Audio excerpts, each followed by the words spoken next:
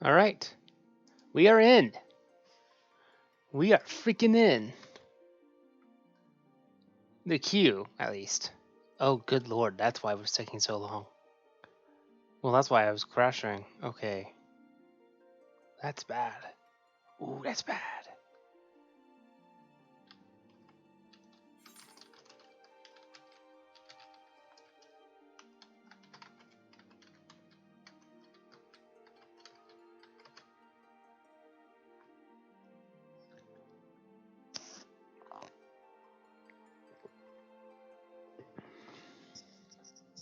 All right.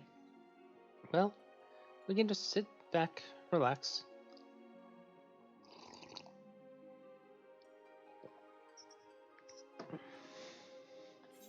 Hopefully. Oh, I understand. If I have to, I'll pull up another game and we can just, goof off until it's finally ready. I've been waiting all day to play this, trying my best to avoid the temptation of YouTube.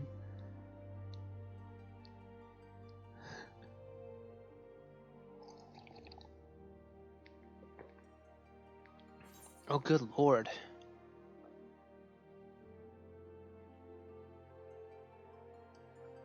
I wonder if you're just really ahead of the curve right now. Or is it just from how congested everything is, I wonder?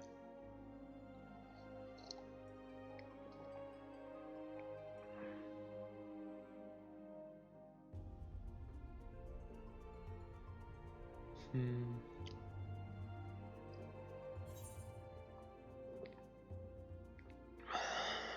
Let's see.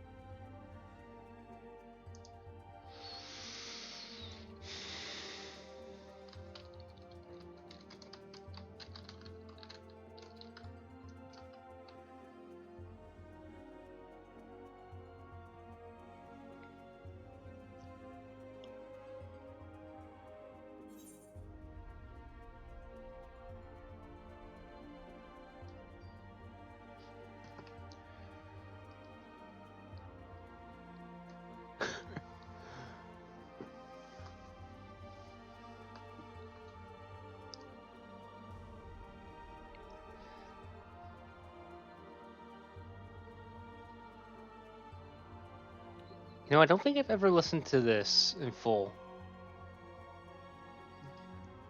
Well, probably have, but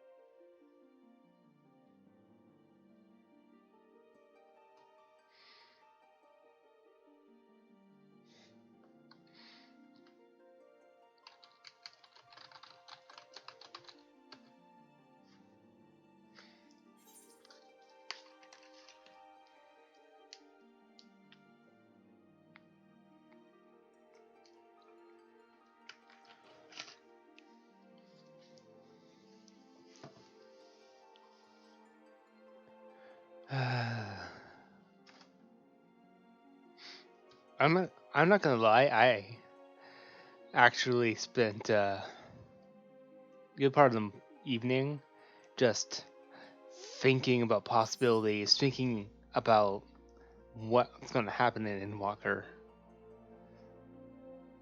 I am so scared. I am so anxious, but I gotta see it. I gotta know. I gotta know if Alvino's gonna live.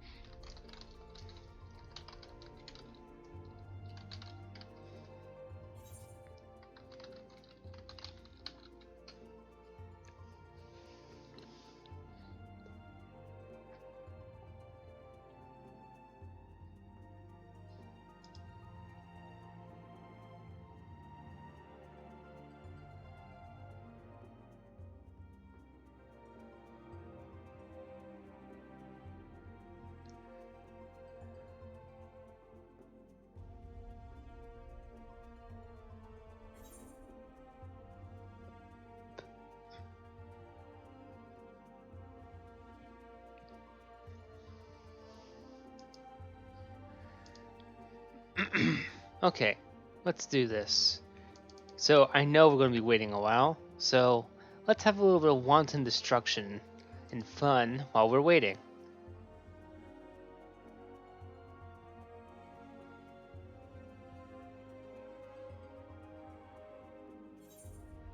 Let's see.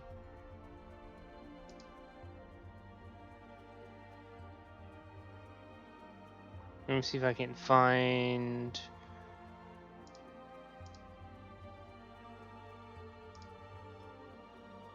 One moment.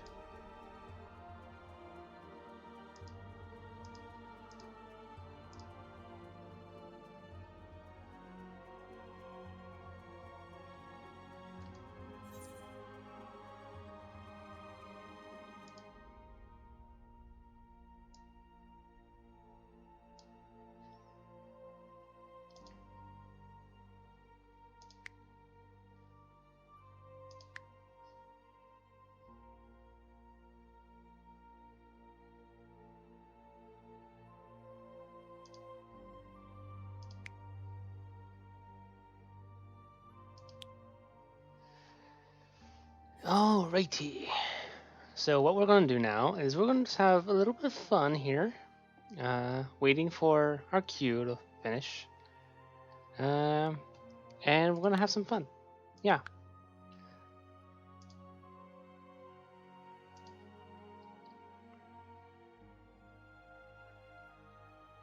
All right. What do I want to do? Okay, I think I'm gonna do this. We're gonna have.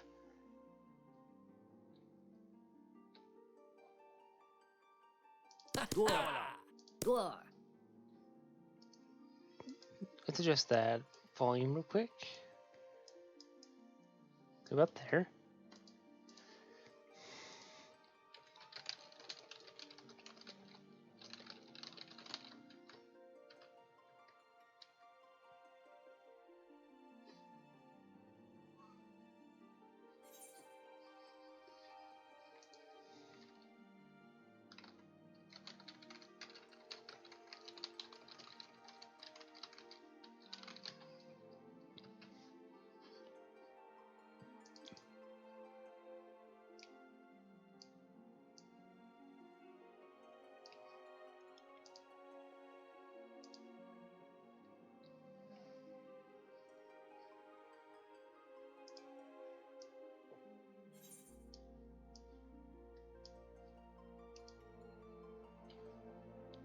Alrighty. So we got the little people over there.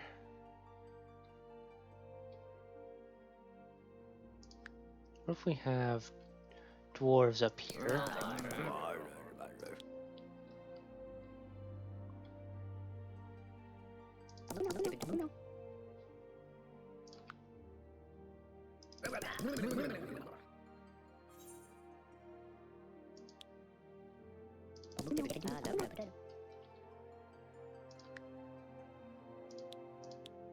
Alright, and we're just going to advance time.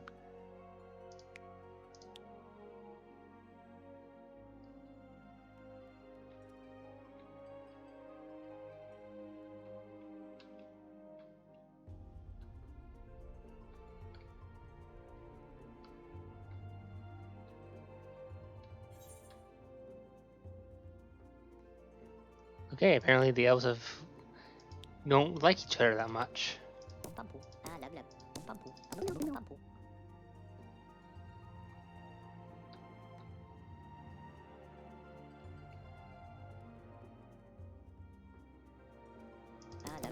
Oh, you're a snowflake, aren't you? Okay, I need to compensate for all these freaking elves. They're gonna get 15 people just cuz.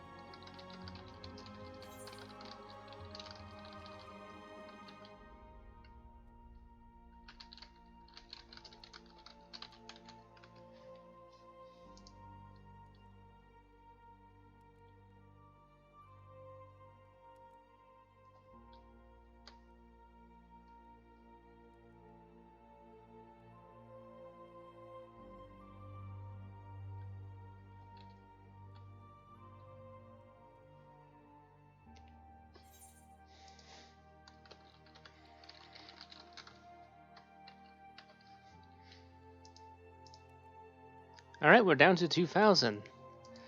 Ugh. This is gonna be a long day.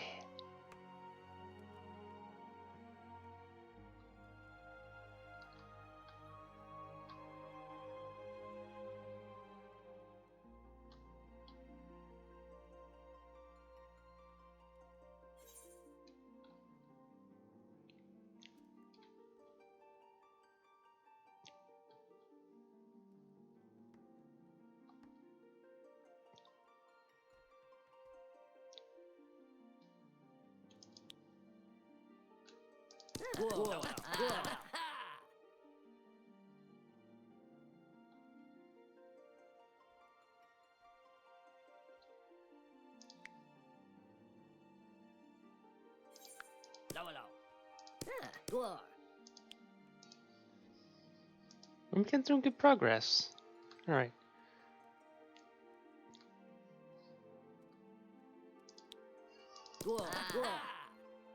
See if these humans can find a place to belong.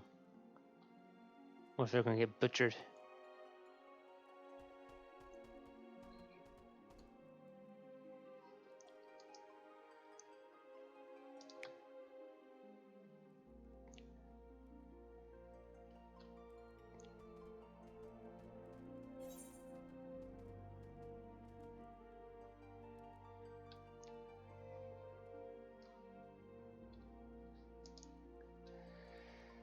Ah, wait times are gonna be fun.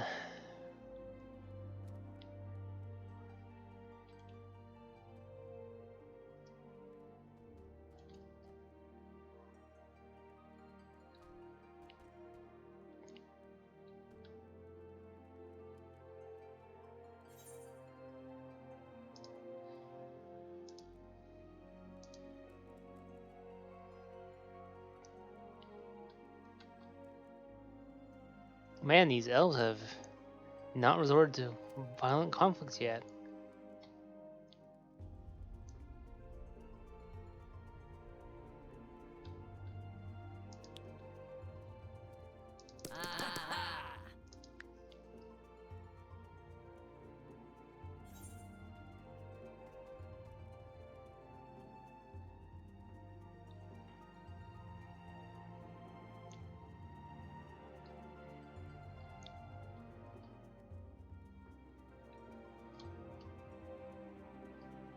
Alright, so these two kingdoms are about equal.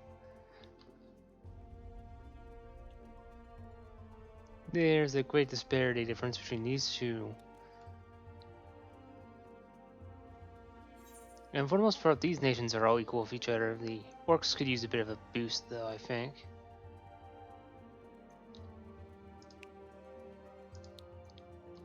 Shh, I'm not helping them at all.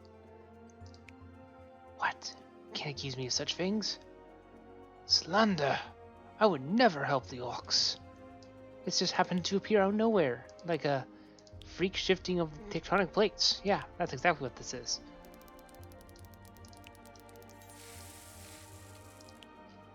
Yeah, just force appeared out of nowhere. I don't know what happened. Yeah, they're gonna need some help to stay relevant here.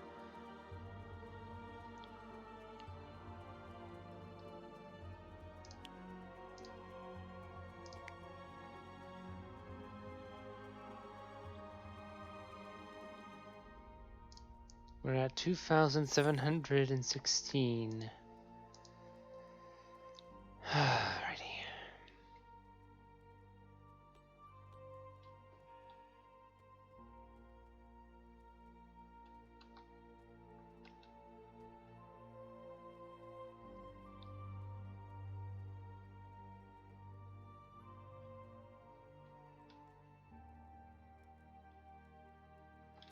Dwarves have settled up nicely into their alpine territory.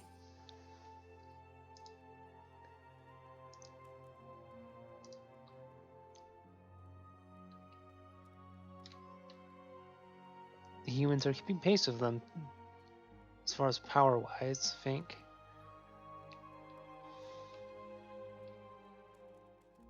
There are way too many elves compared to the other races. Oh my gosh.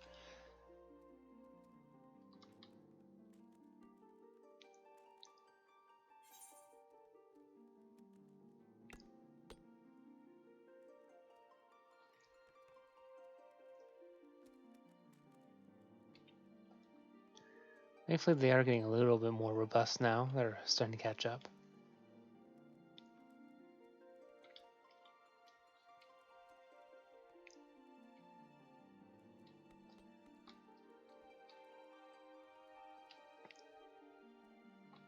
Humans are jumping ahead of the dwarves now.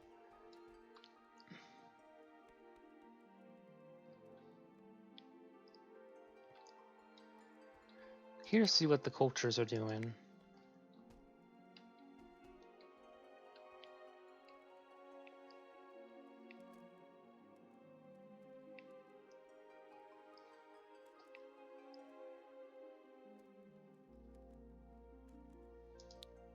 This one's not doing too hot as far as influence.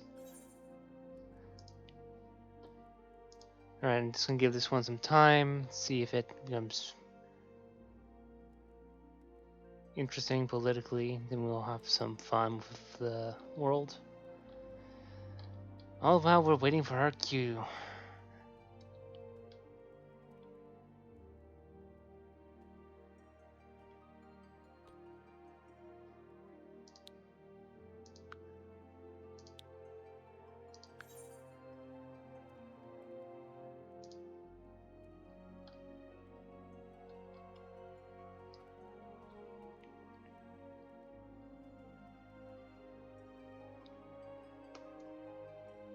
Alright.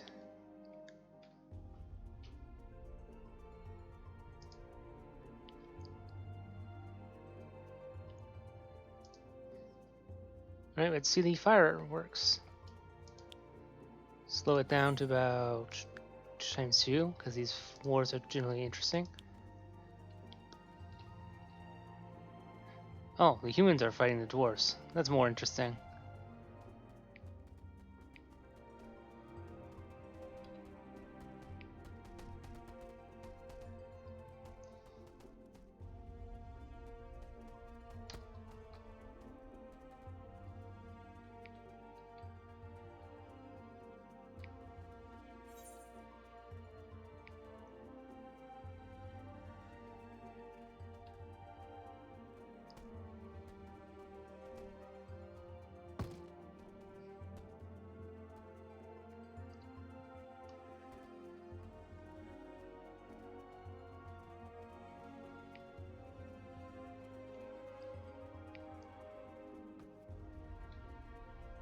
Seems like the dwarves are going to lose this battle.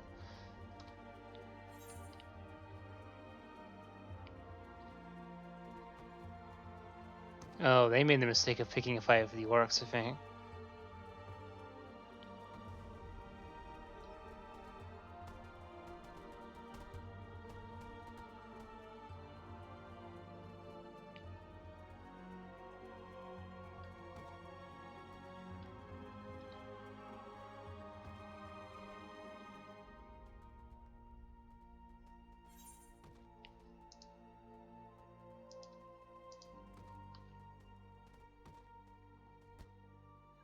They're losing relatively fewer numbers. Oh yeah, the dwarves seem to be not dead yet, surprisingly. Though the humans are certainly burning down a good number of these places here.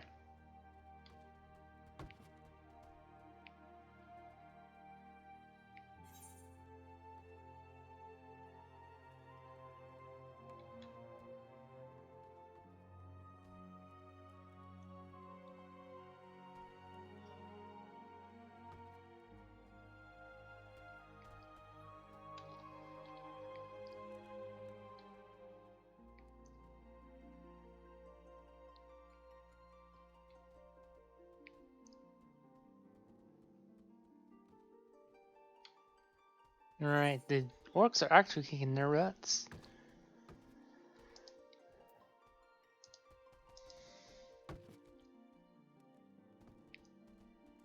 I think this elven nation might be shredded to pieces. Yeah, I think the dwarves are going to go extinct here. And it's going to be mainly a war between the human factions here.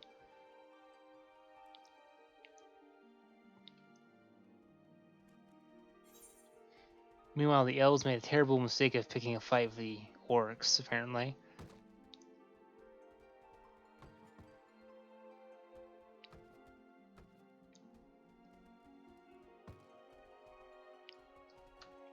It's not a game, which is not a deal breaker because there's a lot of elven peoples here. But this is like the main continent of note.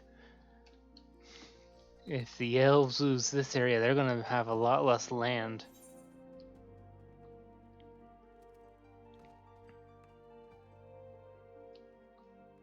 And it looks like the dwarves are no more now.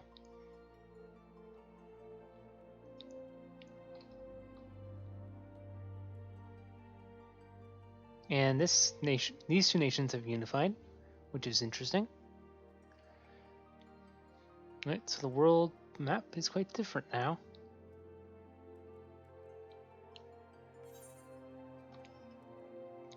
The elves are quickly trying to reassert their dominance here.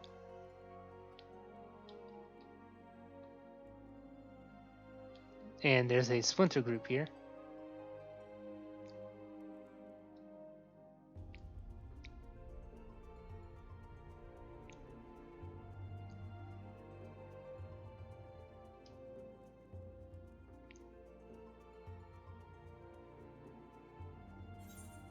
Man, it hasn't even been that long, and already the humans are going Empire!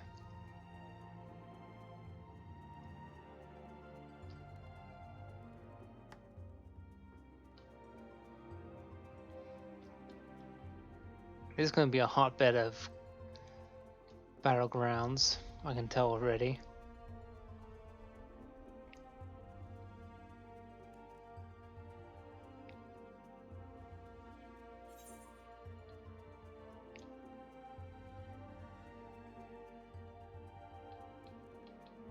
Man, they sailed that far up north? Good grief, these guys are madmen.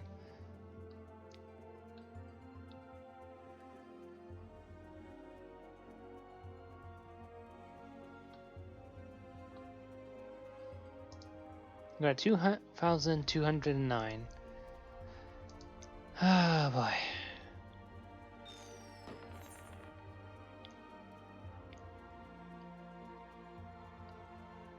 I bet there's a declaration of war somewhere gonna happen now that there's peace. Because these two races don't get along very well normally, and they're right next to each other.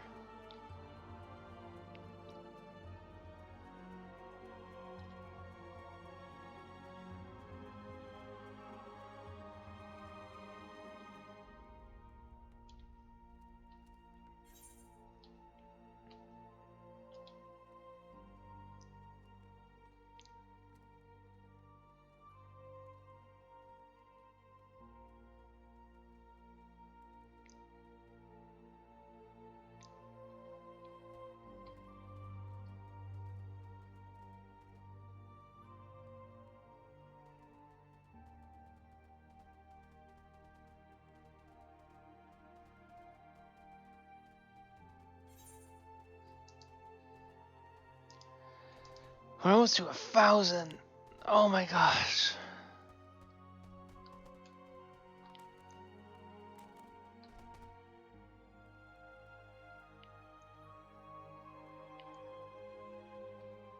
Oh, that's a sneaky time to attack. The orcs might actually win this fight now.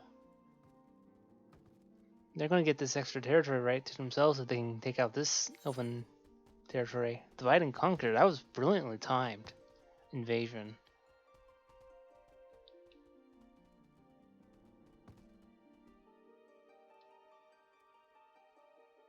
Now is probably the best tactical scenario I've ever seen any of these guys do. Not like just elves or orcs. Meanwhile, there's absolutely no sign of fighting going on, which is curious on that end. Looks like the orcs are going to take over this part of the world pretty swiftly. Man, they made a sharp recovery from being the underdog.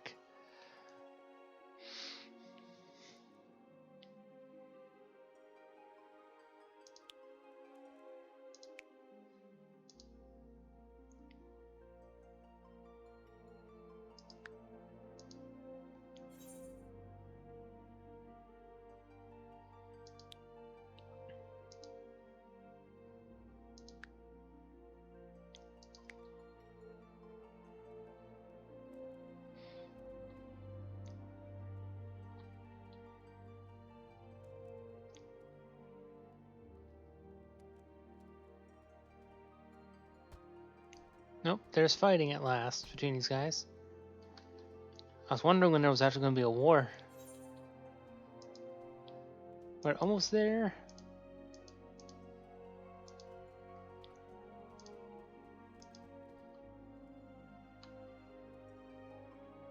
Wow, these guys actually splintered off. What benefit does that serve them?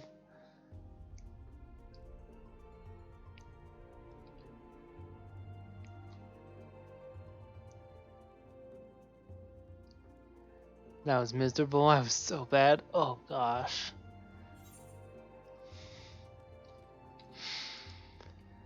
Tomorrow's another day, though.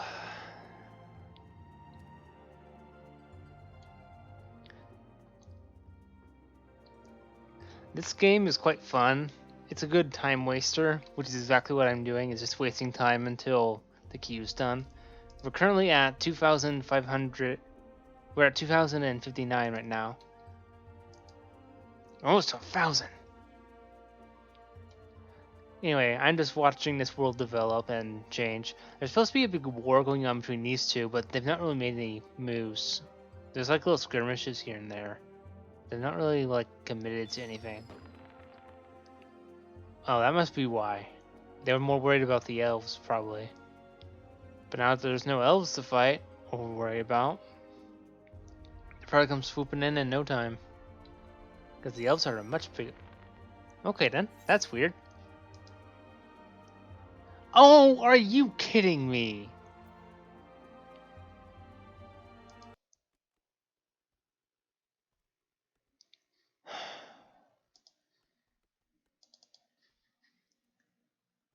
That's not fair. I was waiting.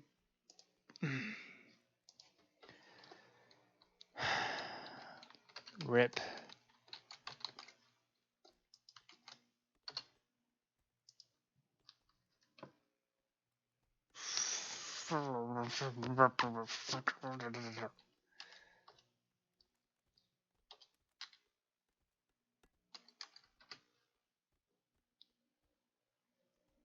Did I just seriously lose my place in queue? Please tell me I didn't.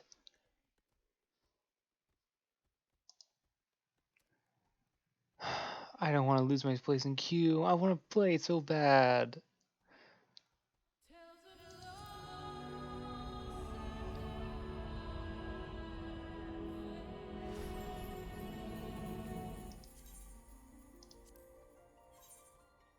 Thank the Lord.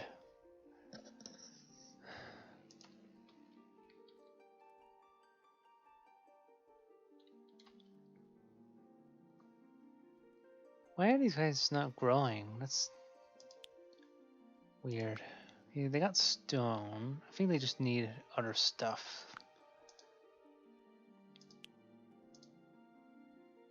Let's give them a little bit of that so they can grow. Give them one resource here, one here, so they can actually compete with the other factions.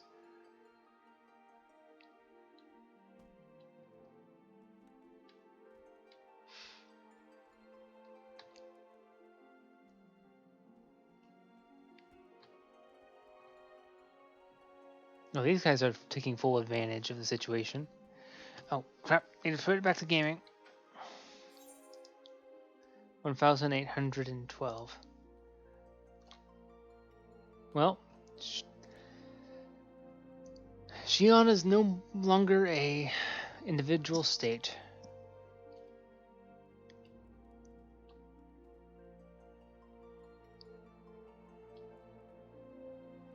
That's not ominous at all. All these guys just staring off at each other.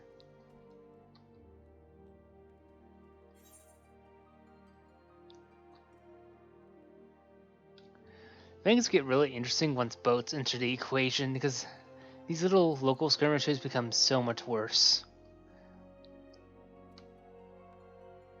I so hope that I get into the game this time. So, tell me, now we have a world that's somewhat stable, what monsters and disasters should we bring into the fold? We have madness, we have curse, we have the plague, mushroom spores, zombie infection. We have tumors, gray goo, crabzilla, flame tower, and ice tower, which summons demons of different persuasions. And we can just blow up the whole damn world if we want. We can also make lava rain, acid, fire, tornadoes, earthquakes, lightning, volcanoes. And we can just summon a whole bunch of rando monsters here too. We can even summon dragons.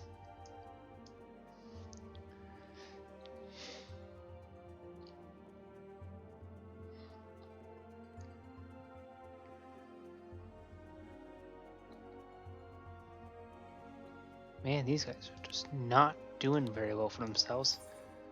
Let's give them a little gold. These guys have almost no resources, come to think of it. Why did they even splinter off in the first place? It's like a terrible idea.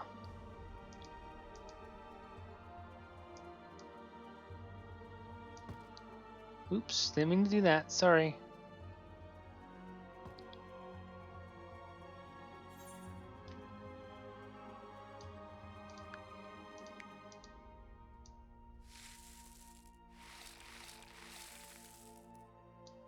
Right now they have a little wood they can grow their settlement from. They got the Godzilla human nation right here. Man, it's a golden age of peace right now. That's boring. Oh, and of course there's a intercontinental war where they can't do crap to each other.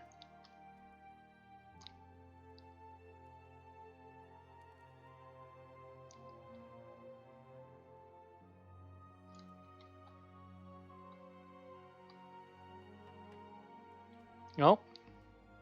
It's gonna be a big empire war.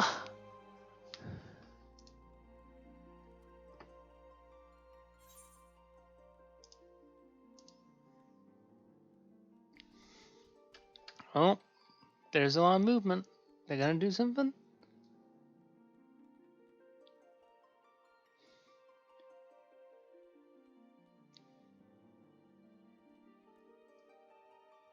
Oh, they've got movement.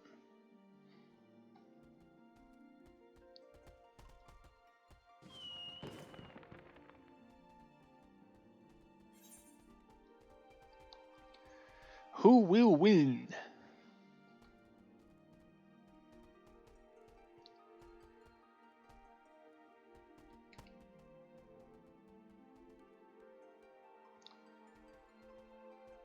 Looks like it's a full-out invasion now.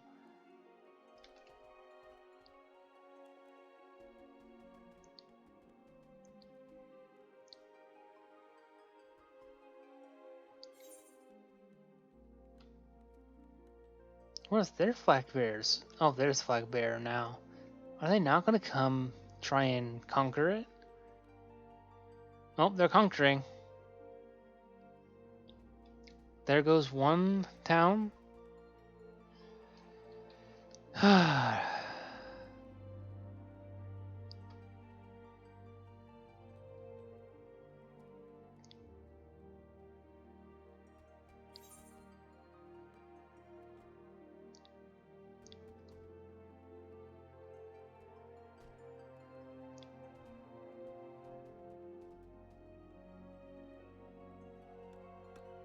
And this nation's also gonna fall, creating the big giant freaking human empire. And there's like a one independent state now.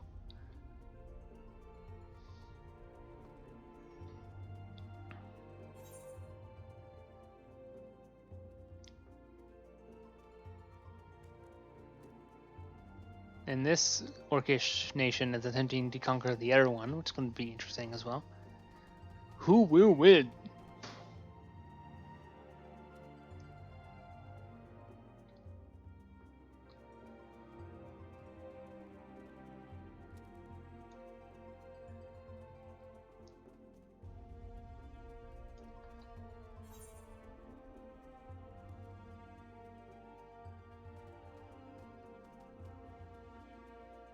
Holy crap, the much bigger nation is getting conquered.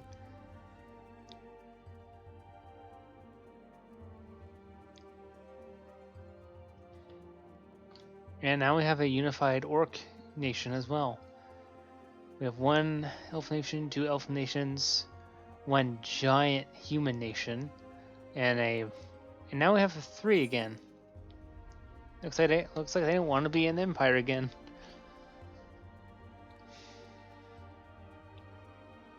No, they're conquering that one too. Alright, all that's left between total human unification is one kingdom. And this one's actually better qualified to take over. Well, maintain control.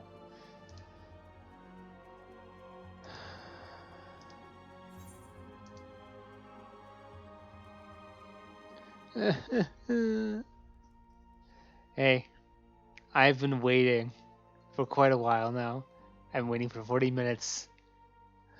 This is my place in queue right now. 1,392.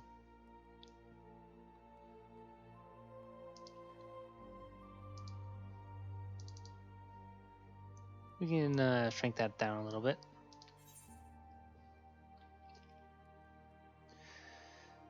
I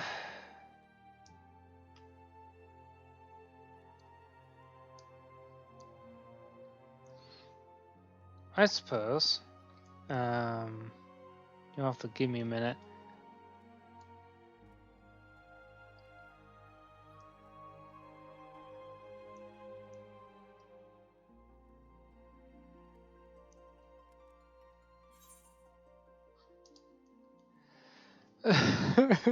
I am not even in the game. This is gonna take us so long.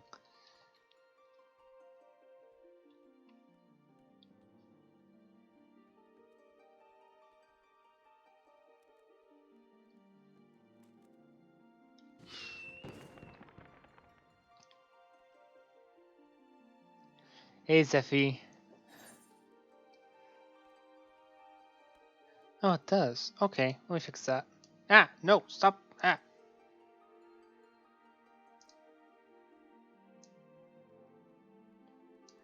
There we go. Hello.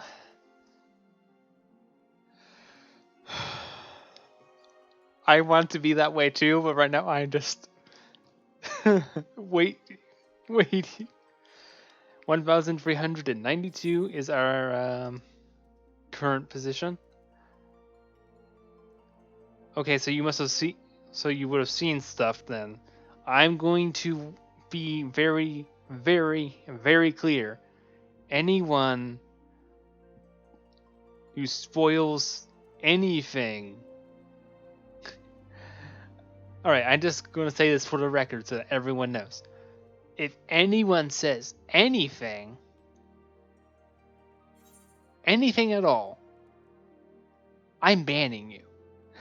So don't try me. Like, don't even joke about it. Because I might not know the difference between a joke and, oh, I'm completely serious. So, please don't even joke about it. Please. I don't want to ban you, but I probably will. I'm going to be really, really strict about it.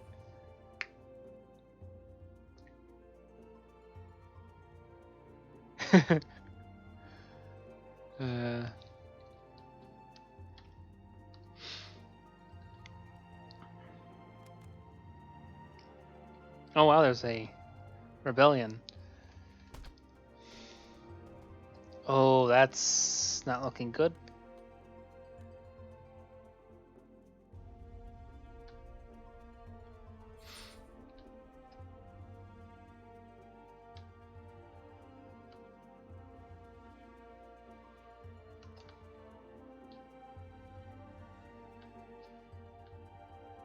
Oh my gosh, you guys need to do something.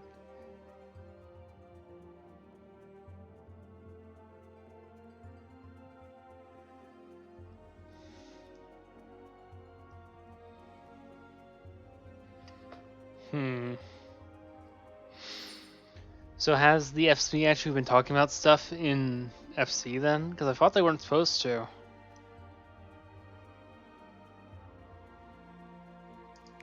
Okay, nothing's happening, so time to do some fun.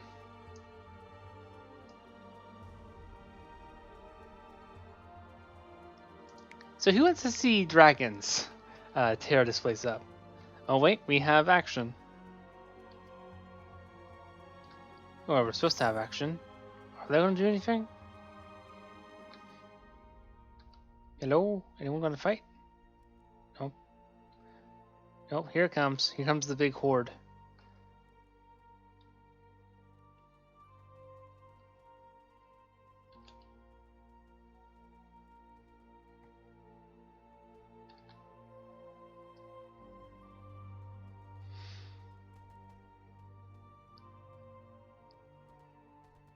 Nice.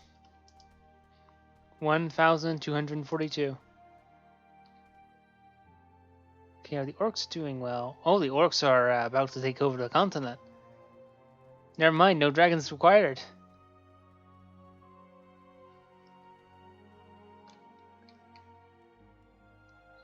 The purple nation that actually just conquered a place. Good job, purple. Oh, looks like the orcs are losing some steam here. Oh no, the elves have bows. That's very bad. Oh no. Oh, that's disgusting. Yeah, in this game, if elves get bows, they're almost unstoppable. They're like god tier when they get bows, because they just create an army of archers, and it's just disgusting. Though they may have just run out of steam, unfortunately for them. Yep, there goes the orcs on another rampage. How's the Purple Nation doing?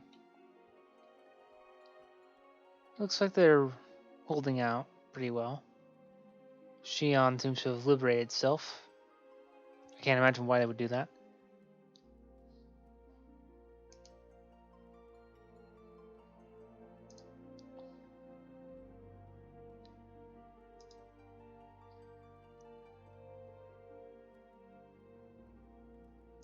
Hello.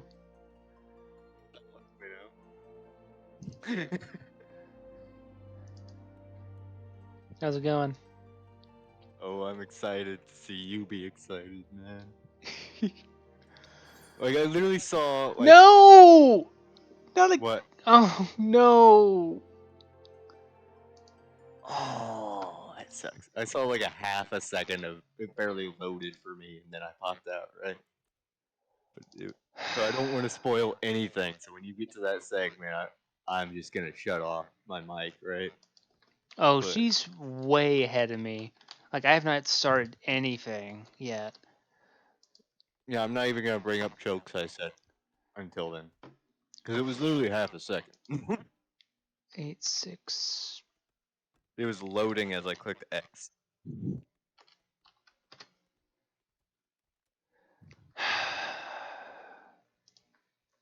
Damn! I hope I don't lose my spot. Well, I'll be so mad. what number did you start at? 3,000. No, so it wasn't that much higher of a number. It's just scary how long it takes, right? Because you have to wait for that many people to go off, right? Thank the Lord we didn't lose much. Actually, we gained some ground.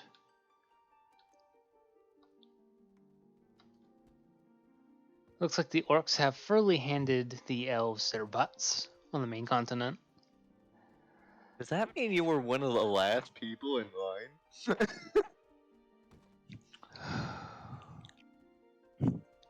Yes! Oh gosh. Looks like the elves are about to be kicked off this continent. They're like, yeet! Ooh, another person joined your stream watching.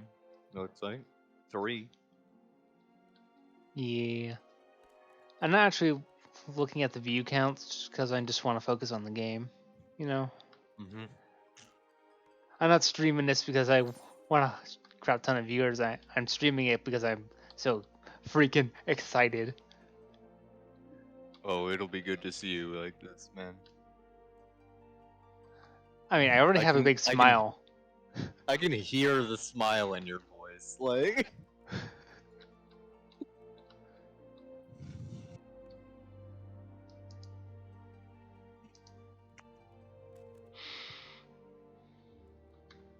It's 15 minutes. That's how long I've been at this, by the way, just waiting. 50? Yep. You've been counting the minutes? Well, my stream program is recording how much time's going on the stream. Oh, so you're just paying attention to that. I'm looking every now and then. Alright, so we have a nice established world order. We got the elves on the middle. We got the humans on the right. And we have orcs on the left. So how do we want to screw this world up? Oh, this nation is so screwed. That little gray one. Yep, the purple one just declared war on it. Oh, there they come. Well, There they come. They're coming. Here they come. do they have like more advanced societies in this game? Past like just sticks and boats and all that? They have different like techniques that they can learn, stuff like armor or smithing and stuff. Like So they some, never get to like actual, you know, city building and all that like we have today. nah, not as far as I know. Not Now even this to a Renaissance this stage. culture right here has roads and stuff, and this one does not What? have. So I can actually see. So see right here, this is a small culture right here that's been eaten up by all the different ones. Mm-hmm. And I believe these ones look like they have roads. These two big ones. This little one never developed them.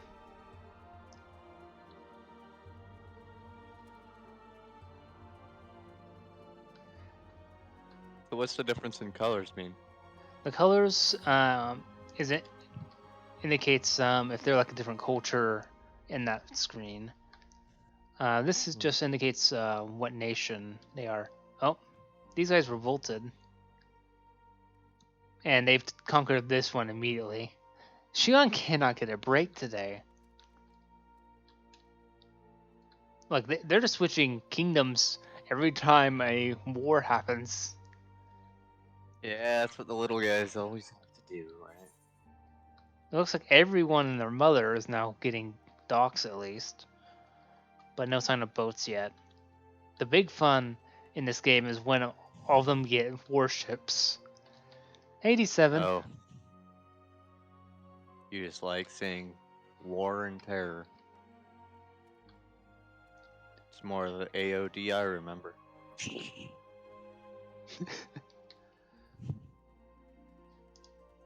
888. 840 and 22. Nice. We're actually making ground now.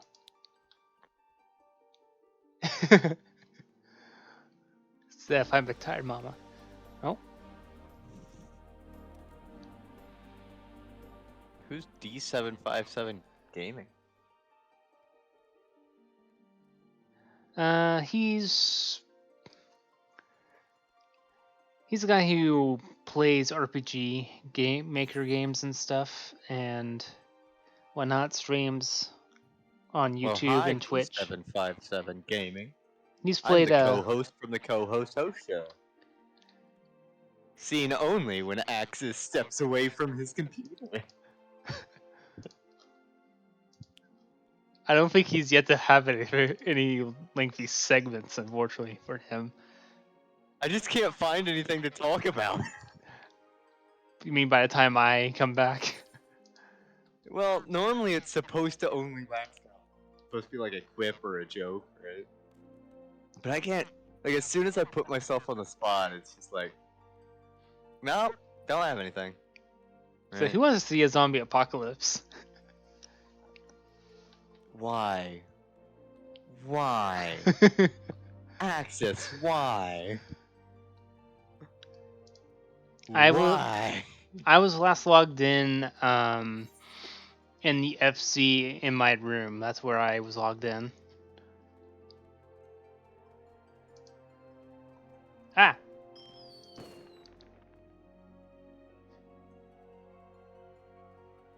Zeph, did you log off already?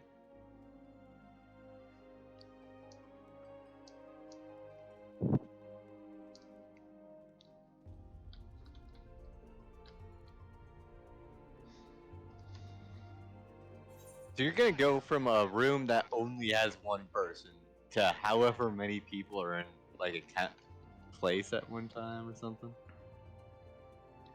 no, it's my personal room, so there's not gonna be anyone in there. That's what I'm saying. It's just you in that room, Mm-hmm. and then you walk right outside. And...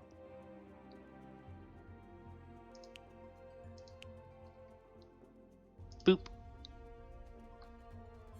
700 when I started, and 100 when I Deseed? I don't know what any of that means. Oh no, a zombie apocalypse just started breaking out. How could this have ever happened? Axis! I'm bored. That is not how zombie outbreaks happen. They don't just spawn.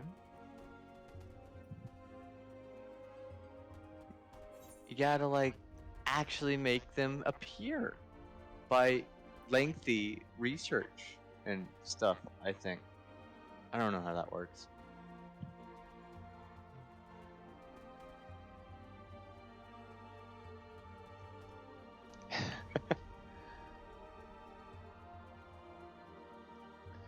Let's hope that doesn't explode in numbers, because looks for now it's mostly confined to that city.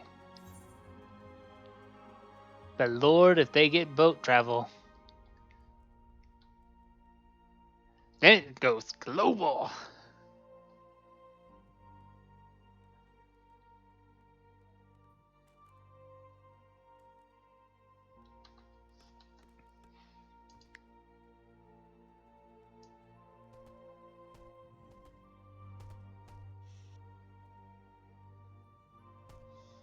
Oh man, the plague seems to have ended. Ah, that's no fun. No, I totally get what you mean. 569.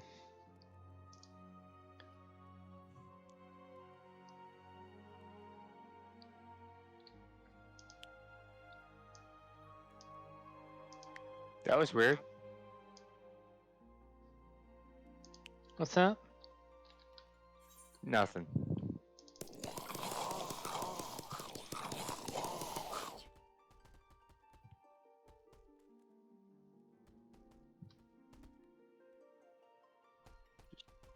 Just finding things, you know?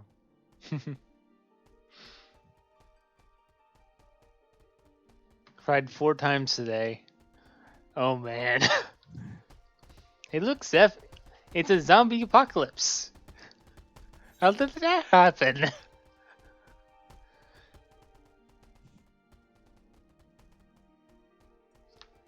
Actually, no. I have something amazing to show you. I gotta find this. Where is it? Oh, yes. Oh, yes.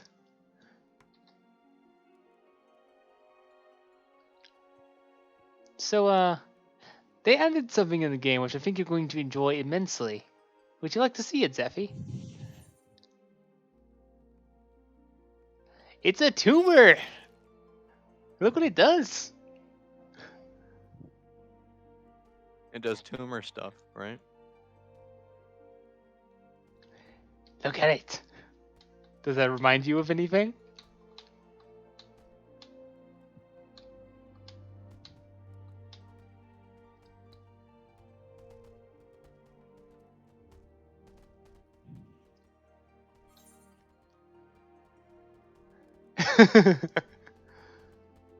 $435. Oh lord, that's a lot of mad orcs.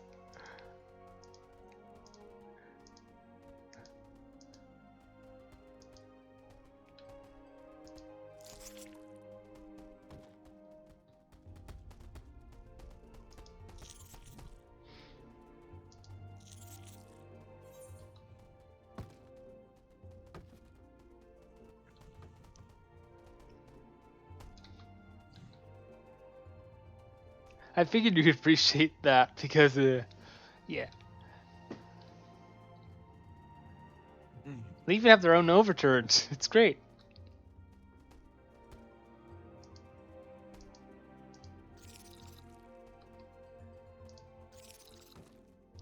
When I'm really bored, I like to do this and just like simulate.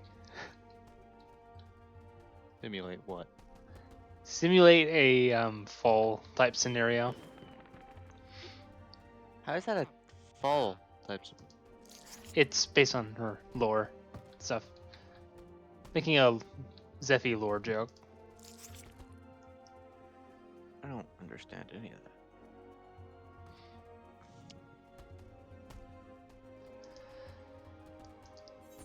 Endure! Must endure!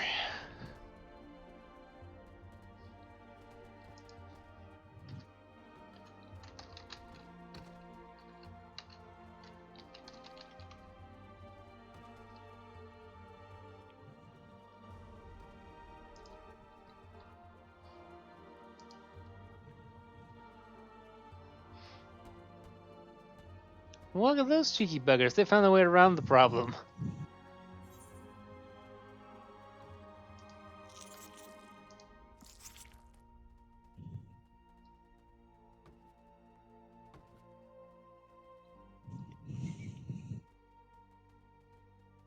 How many people do you think will be able to go for 24 hours straight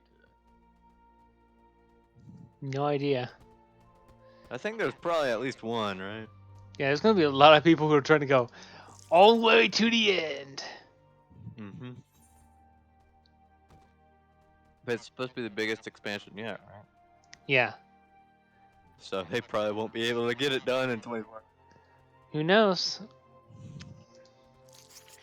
They said it was something like a full-length modern RPG as far as like how big it was. Mm-hmm. You know how long Final Fantasy 15 was? I don't know. Like 40 or 50 hours at least, I think.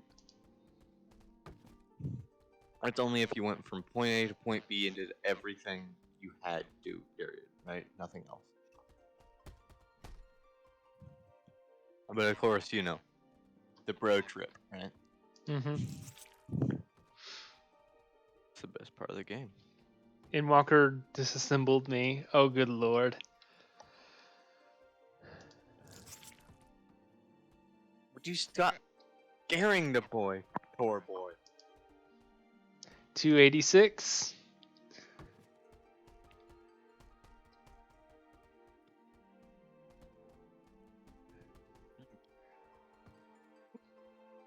Oh.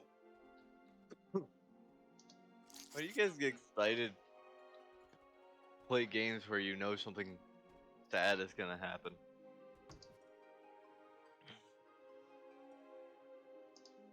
I've never really understood that. All right, I'll be right back. You're only LOL 84? Not even 90?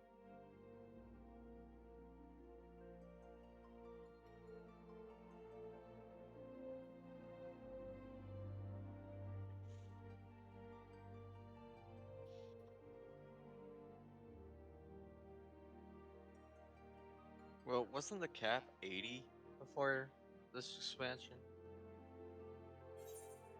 Also, welcome to the co-host host show. In this segment, we will talk about Sunkissed.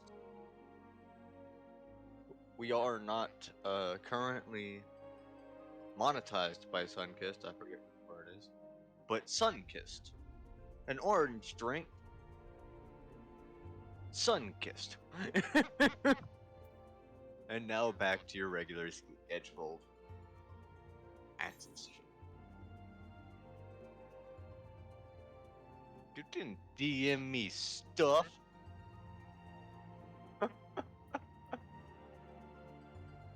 Might have DM'd Axis. You didn't DM me anything. All right.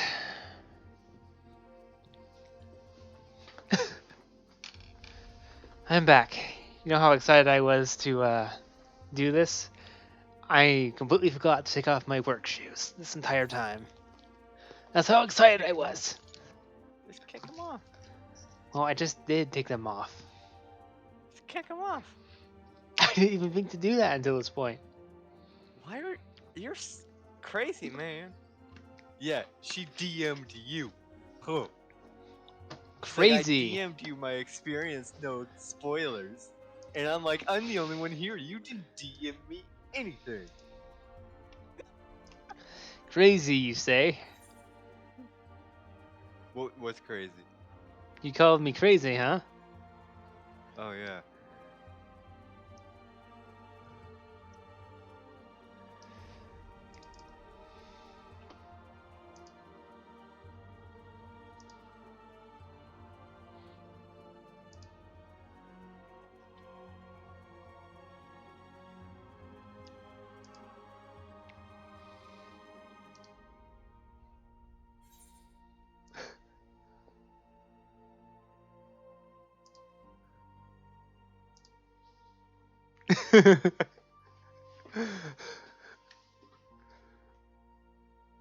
That's what I have to say to you about me being crazy.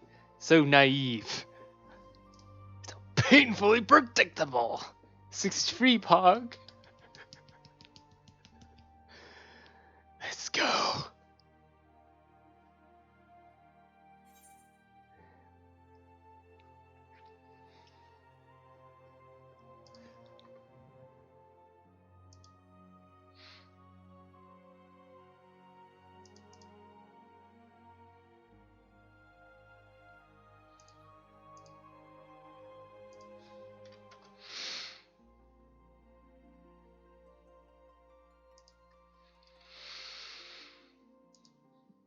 Pain.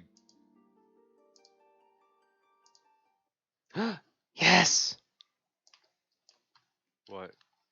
Oh! It's the lag.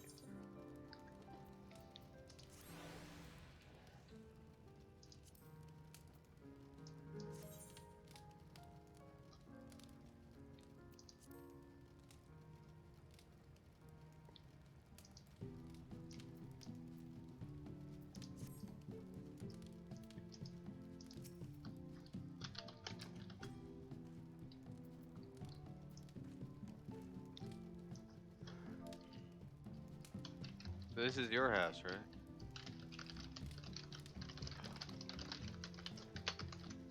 Why are there people in your house?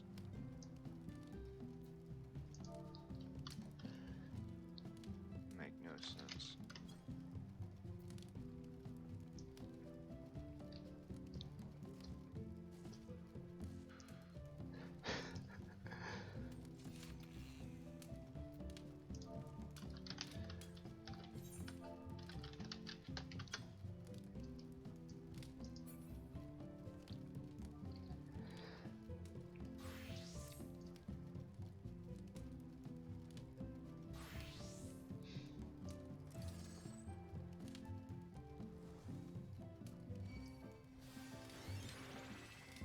Nice. How do you move that?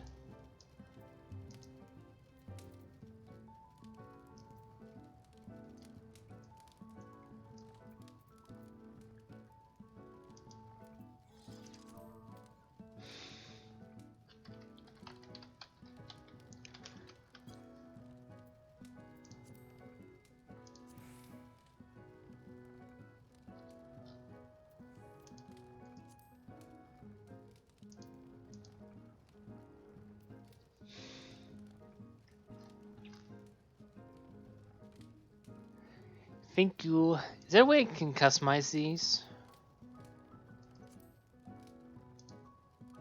Like change what they do or show? Because I know.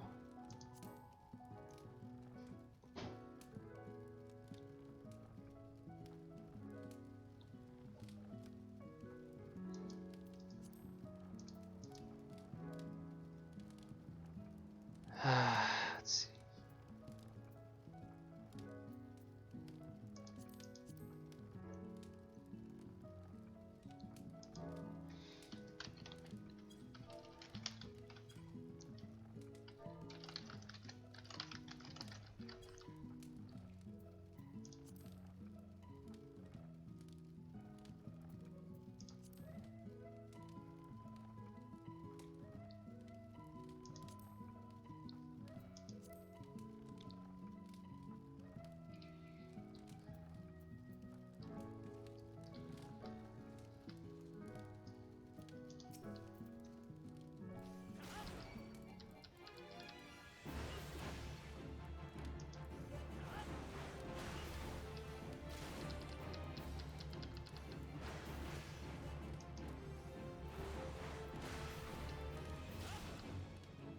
Can you just turn chat off at all?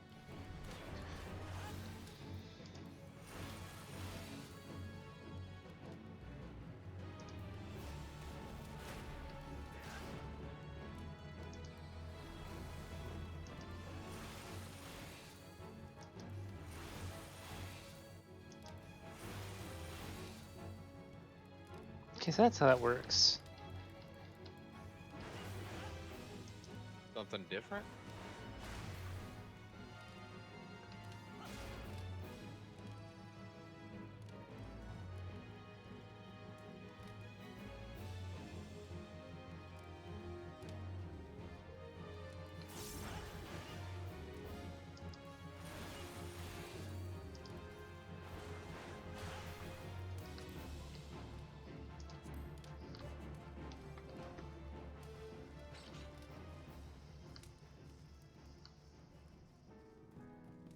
Character settings.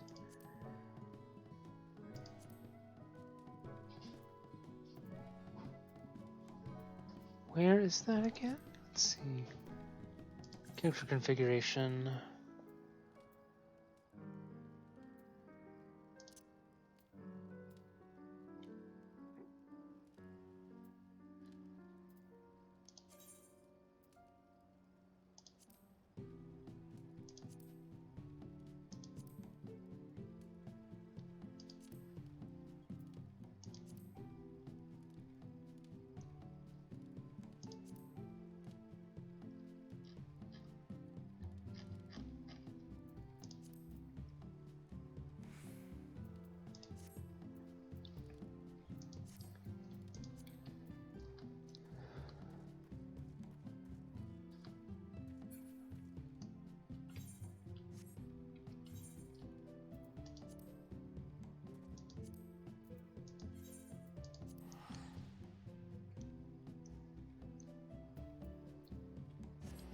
I trust FC for the most part, so I'll leave that going as is. If they prove me wrong, then, well, they'll have very choice words for them.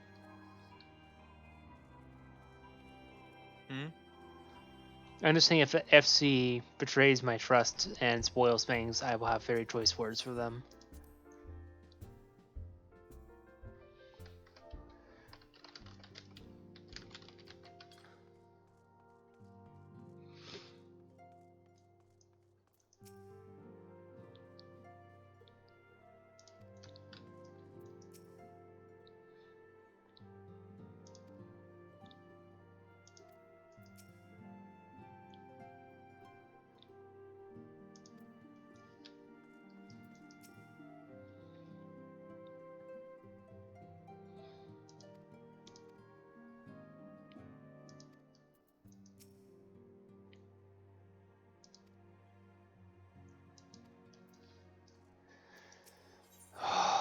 Next ship to sail.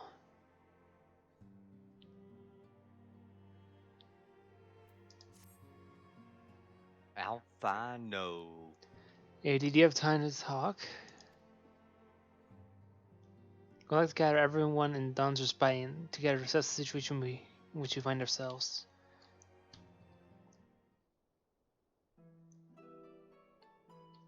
Oh, that's new music. Already. Let us take stock of the facts, shall we? The crisis at hand began with the sudden appearance of ominous towers in a multitude of locations throughout the world. We have since learned that said structures were brought into being by an organization known as the Telepharoi. The Telepharoi's stated purpose is to recreate the final days of eons past, an apocalyptic event which would result in the destruction of all we hold dear. Already have these towers of theirs been the cause of untold suffering. Countless innocents kidnapped and imprisoned, their faith perverted for primal summonings. And unless we can find a way to deal with the corruptive aura surrounding the spires, we can't even get close enough to rescue anyone. Oh my lord, the music. Though shielded with blessing of light, seem able to resist being tempered at least. But after what happened to Arnvald and Fordola, we need to be very, very careful about how we proceed. Yeah, while these threats close to home are of paramount concern, we mustn't lose sight of the situation in Garlemald. As you know, the Telepharoi are under the leadership of Fandaniel and one other delightful fellow, Zeno C.A. Calvis, the Crown Prince and our dear friend. Today he's reclaimed his old body, murdered Emperor Varius, and plunged Garlemald into an even deeper pit of chaos.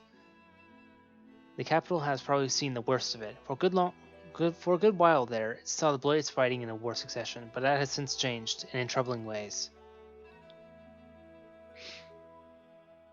Aye, during our reconnaissance, the air was not once rent by the barking of cannons nor the cry of discord. 'Twas a eerie fog of silence which did blink at that ruined city. The inhabitants appeared to have been tempered, and with nary a word spoken did they labor to transform the palace into a soaring edifice born of nightmares. If they were indeed made thralls, it would seem safe to assume that these events too were orchestrated by the Telophorai.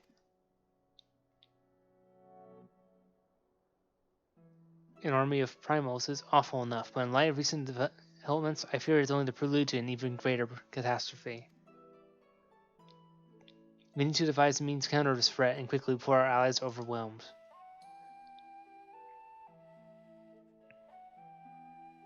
We will find a way in Sharlyan, I am sure of it.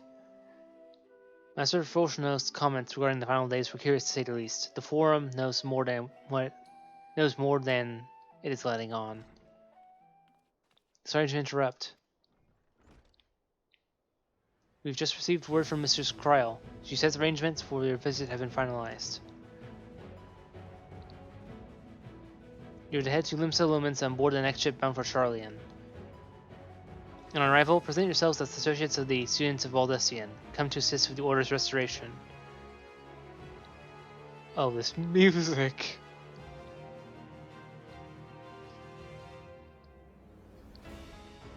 The arrangements may be settled, but what of your thoughts? They must race at the prospect of returning home after so long.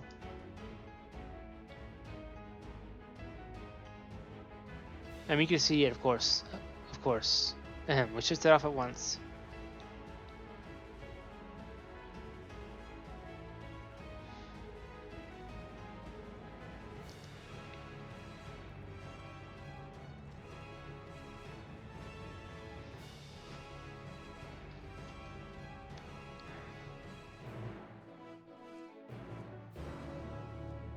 Oh, that quest is there. I'm having such a moment. Okay. So what I do know, I don't think is a spoiler, but I'm going to preface it with what type of information it is. It's just the way your name is pronounced. Is that a spoiler?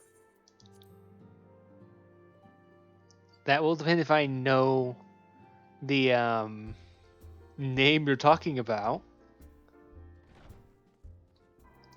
It's like, oh, you just got it mentioned to you. That's what I'm saying.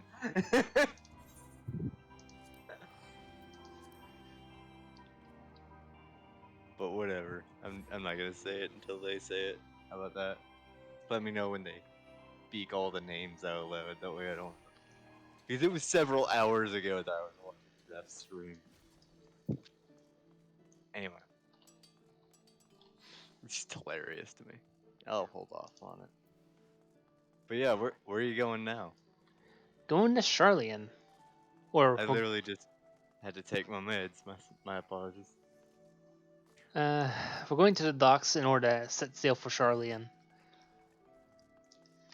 Ooh. That sounds like so much fun, right? Getting on a boat.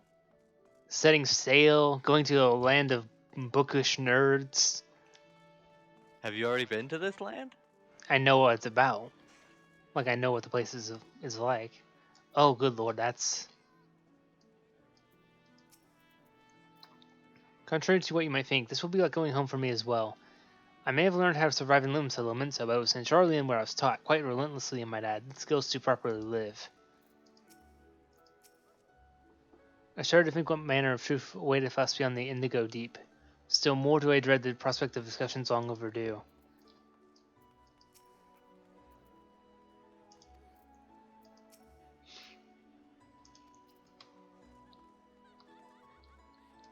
Still,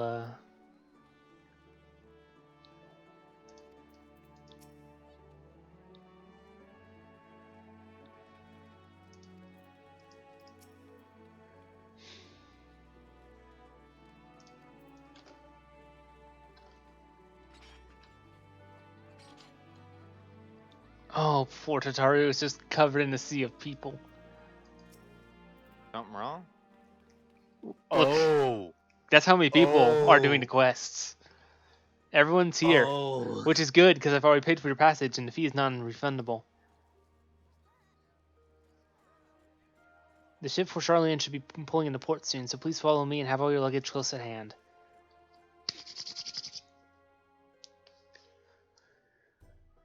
So the Warrior of Flight is not like infinitely wealthy, at least as far as missions go. Tataru is our secretary, and she takes care of most Scion-related funds, so I don't have to pay for them. But she still has to oblige by her contracts. They've almost finished loading our cargo. We should be ready to depart right on schedule, or so I'm told. Excellent. 'Tis nice to have a smooth beginning to one's journey, at the very least. It's funny.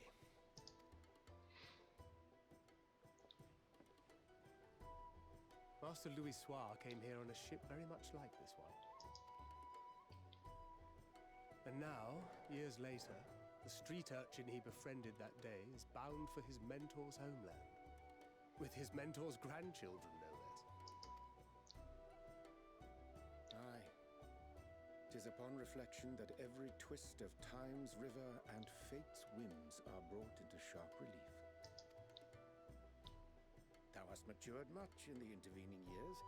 Wert thou not caught attempting to relieve Master Louis Soir of his purse scant moments after he made landfall upon this dock? Is he just that look, man?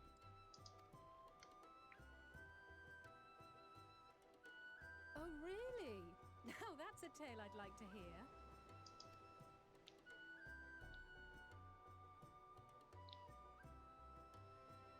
Will this be your first visit to Sharlyan, Sir Estinian?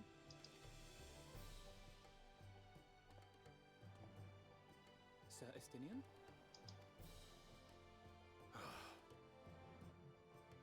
Are we strangers newly met? Why this stiff formality? I, merely meant it as a professional courtesy, since we are now colleagues in an official sense. I'd rather you dispense with the sirs, especially in private company. Or I'll be forced to respond in kind, little Lord Alphino. You've made your point, Estinian. Painfully well.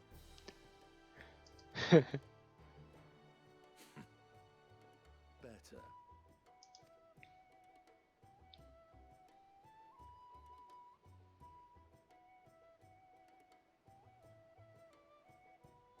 Are you all right, Tataru? You seem positively distraught.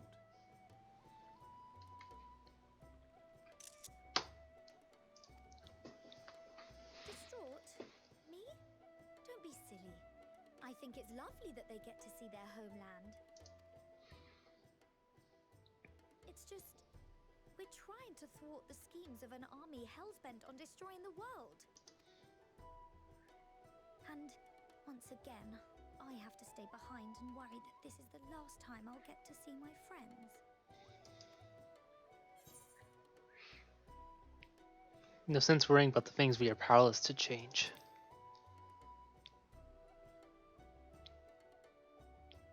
Well, that's hardly comforting. Ah, good. You're still here. Oh, he actually gets a voice line. Hori! Kultine! What brings you all this way? We're to assist the Maelstrom and the Kobolds with a lunar primal operation, so we thought we'd see you off before heading to the tower. Flamine and the others wish you all a safe journey and promise to And keep he's the comfort British. things here until you return. I like the voice. We will too, of course.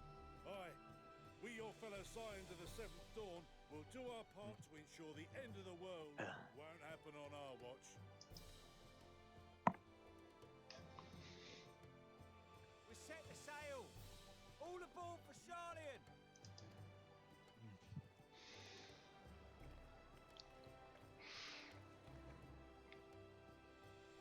It's time. Then we must delay no longer. We will contact you the moment we learn aught of value. Wish us luck.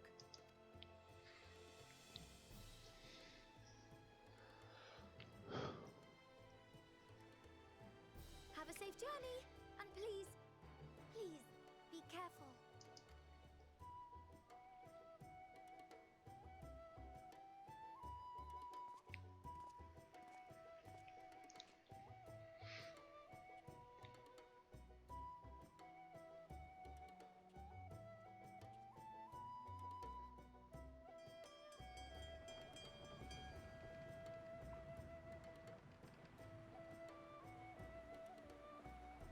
And so you venture forth unto the unknown. A fate beyond the horizon that cannot be divined. A future undefined and in flux. In uncertain times, naught but the simplest words of wisdom will suffice.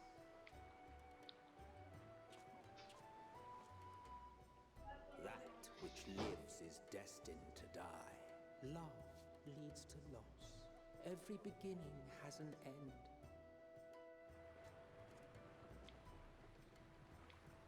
Treasure every moment, every step of your descent.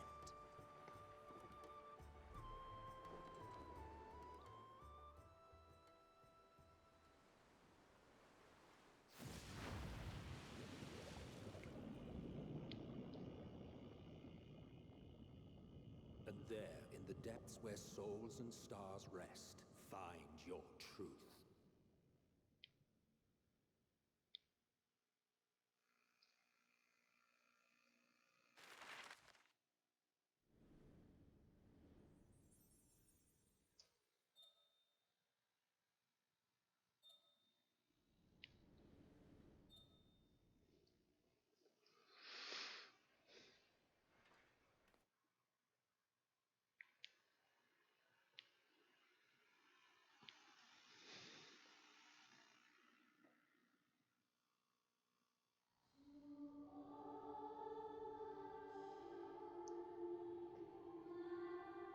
What the fuck?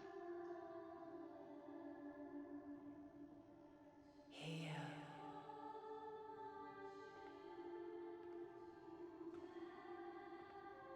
Feel.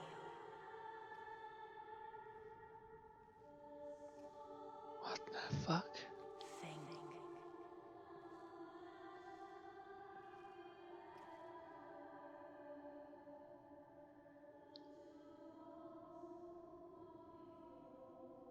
The day has barely dawned, my fellow earlier riser. Though we're hardly alone in that. Envious of those still sleeping soundly, no doubt.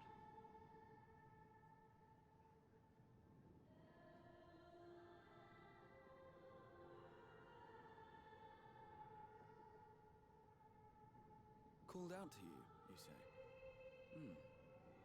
I've heard nothing myself.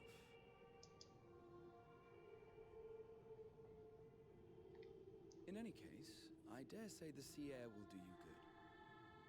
Why not join the others on deck? Sharlyan should be coming into view at any moment.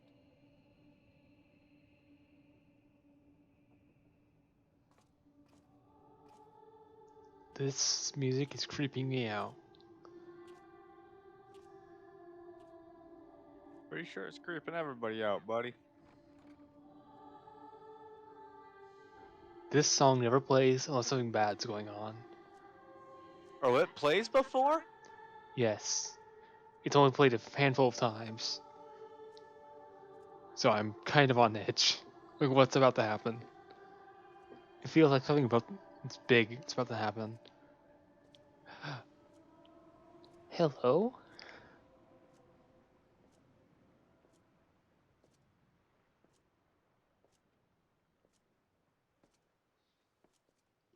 Is that Ramah? That's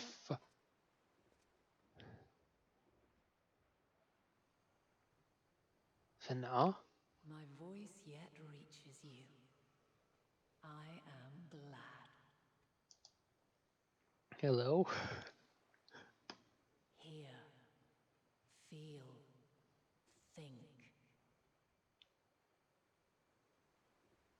And thus do we meet face to face at last. So this is the lady that gets in your head a lot. Light, guided by the crystal.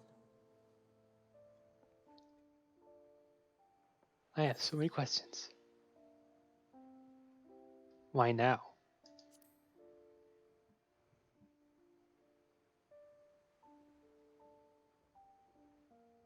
After your sojourn in First, I believe you have your answer.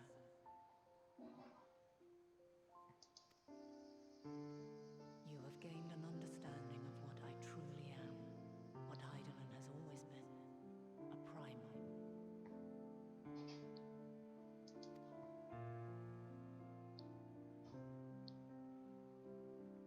Zodiac was created to forestall the apocalypse which threatened the ancient world, and I was brought forth to bind him. Yet 7 times now, those who would orchestrate a return to that bygone era have rejoined a shard to the god I had sundered. The greater his strength grows, the swifter does mine own diminish.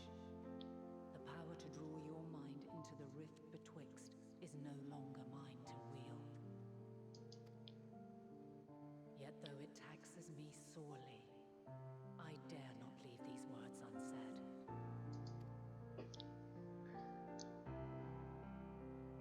Even bereft of my guidance, you and your companions have accepted the burden of this star's troubled past.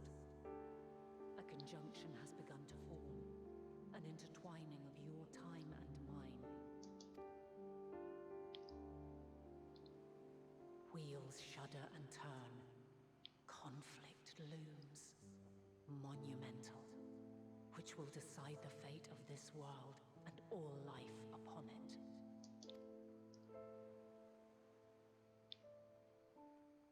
When you truly understand what is at stake, and your journey has prepared you to surmount the insurmountable,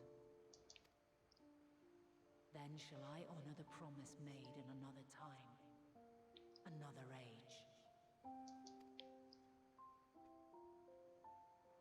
Cast your peepers to the fore, folks. Sharlyan's just over yonder. I will not keep you further. Your traveler's heart must yearn to behold this unfamiliar land. We shall meet again, and soon.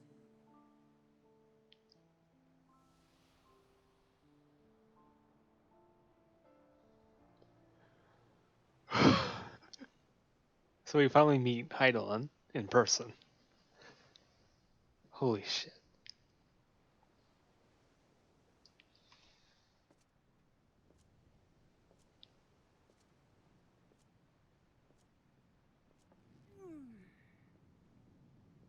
Glad you're feeling chipper. Oh, what a fine morning. Oh, still a bit stiff though. And a good morning to you too. Who's Taking a look at Heidelin? the island already? Then let's go. Let's go. Might still be room in the prow if we're lucky. Still can't sleep. Just met Heidelin. Holy fuck. That music creeped me out until that scene happened. I was like, Ah, the sleepers have arisen. what already? There she is. Good old Sharlyan. Oh, I see it.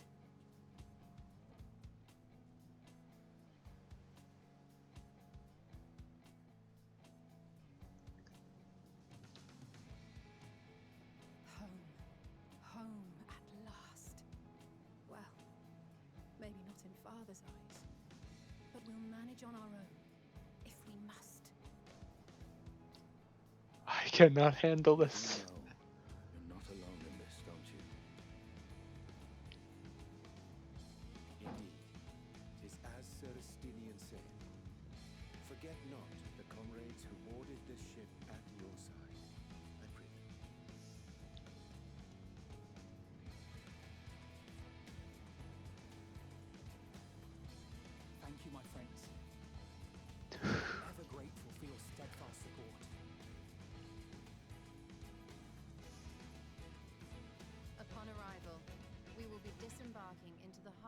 Sharlyan proper.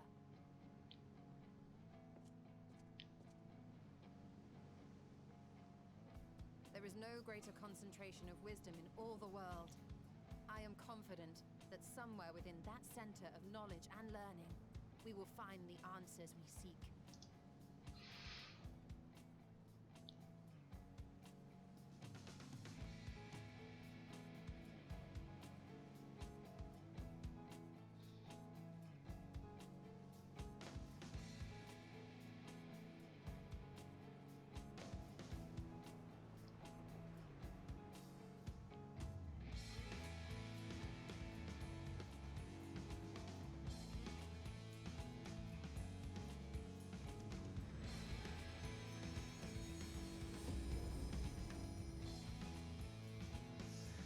Let's go.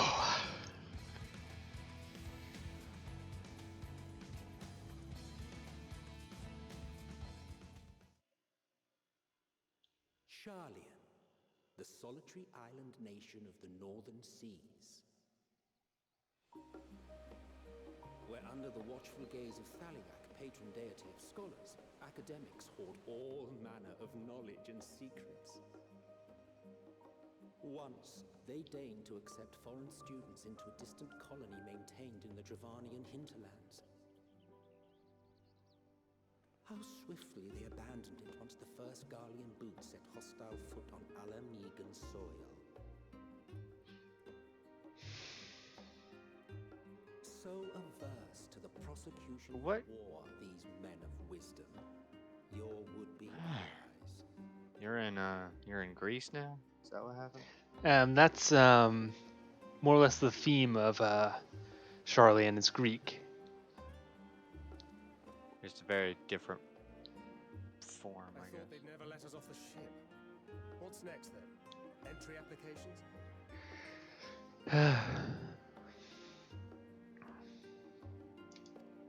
They're like one of the only democracies. That's sad. Hasn't Sharlyan all but severed relations with Seeing as one of them is a bunch of pirates. without direct ties, myself included, may be refused outright. Right? It's true that, as Right? a nation, Sharlyan only forms trade agreements with a select few neutral countries. But from a practical standpoint, an island cannot afford to be overly strict with its borders, especially not if that island's people are wholly devoted to the accumulation of knowledge.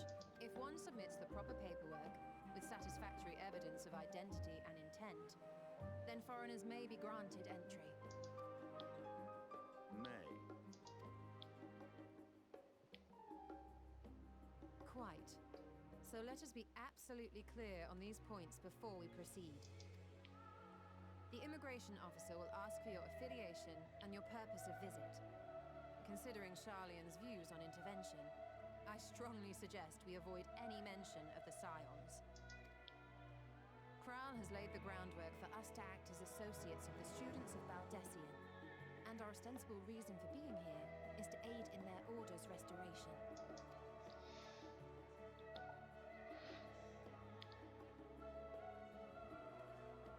Brahatir, it might expedite our progress should an actual student be seen at the head of our little group. Would you mind leading the way? Of course. The immigration officers were this way, as I recall. Shall we?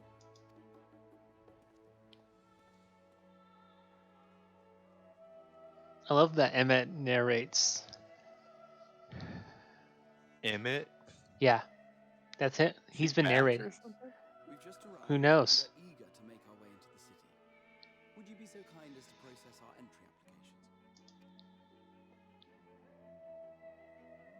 Certainly. I see by your mark you are an Archon. I am. Brahat here of the students of Baldessian at your service. I was assigned to an Eorzean survey team, but have returned to assist with the reformation of my order. My associates here will provide additional support.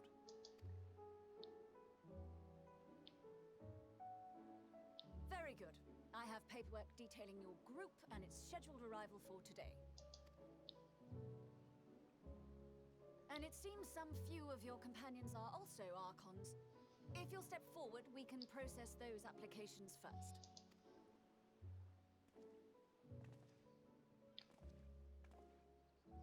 Ishtola rule.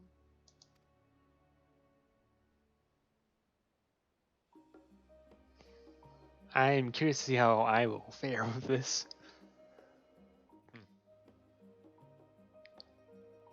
See how it glows. That list is etherically linked with a citizen registry kept in the main repository.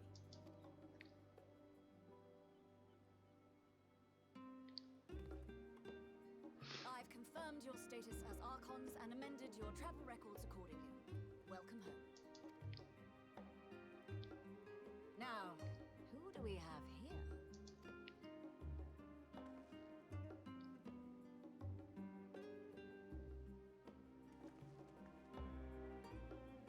This should be interesting. Alphino Leveilleur. And Alizé Leveilleur.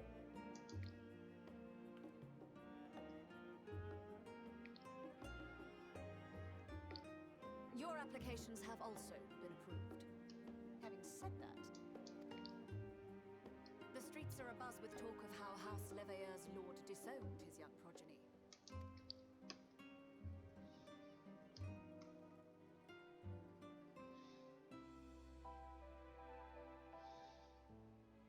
And while such personal circumstances constitute no reason to deny you entry, I urge you to avoid exacerbating your present situation.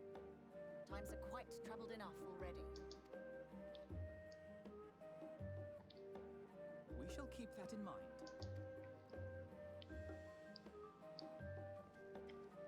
These last two are not Sharlyan natives, but you will find their credentials are in order. An application was made in advance.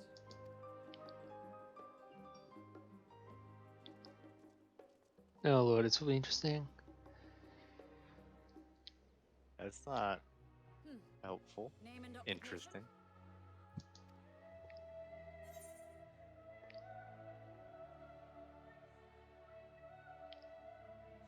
Yod 11's adventurer by trade.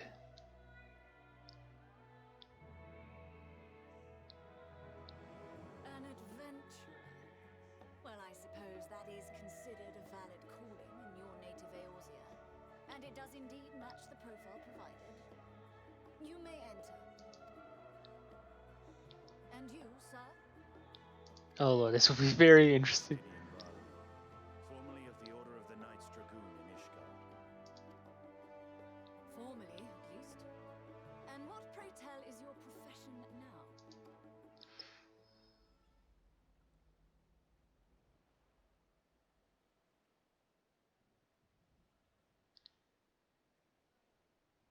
Oh no.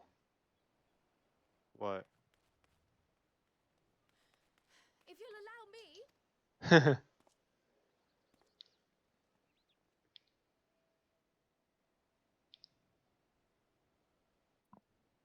my associate is a mercenary, hired for his strength at arms. Surely you are aware of the dangers we often face on our forays into the wilderness. Mistress Baldessian, if you insist on sponsoring his entry, then so be it. But while I appreciate that desperate times call for desperate measures, I find your choice of company concerning.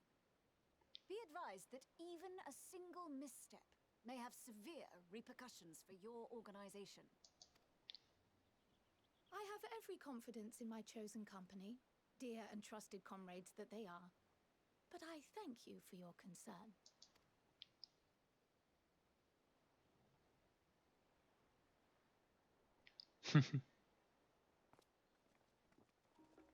Man, if everybody in this place is as uptight as her, it'll look like American politics Croyle, again. it is good to see you. You don't have any idea. Long voyage notwithstanding, you all seem none the worse for wear. There is much to discuss, but this is hardly the place.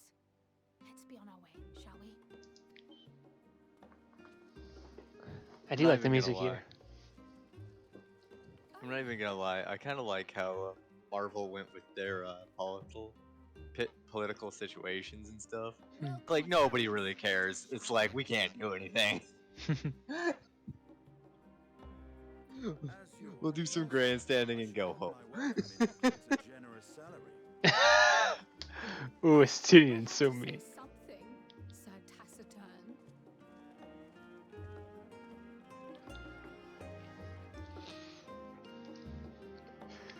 Oh my freaking lord. Oh my gosh, there's so many people here. Whoa! That is kind of alarming. Yep.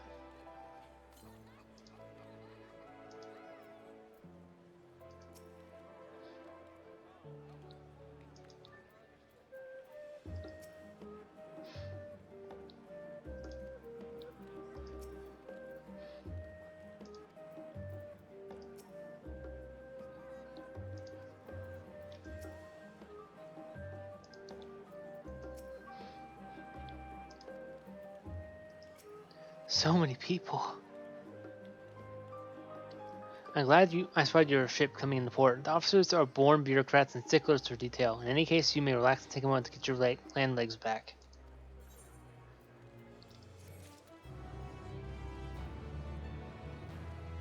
Oh, I love that.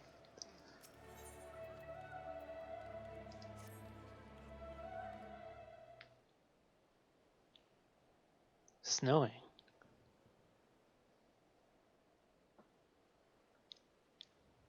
I had thought to launch directly into an explanation of what I've learned and how we might proceed. This is AOD and Sinian's first time in Sharlyan, and for the rest of you, a homecoming that's long overdue. We must have places we should visit and people we are dying to see. Therefore, I propose we postpone our agenda so that you all may have sufficient time to recover from your journey and get your bearings in this city. Once you've settled in, we can reconvene at the Baldessian Annex. How's that sound? Here's a fine suggestion. We may not be welcome at the levy or estate as such, but I should like to know us around the neighborhood all the same.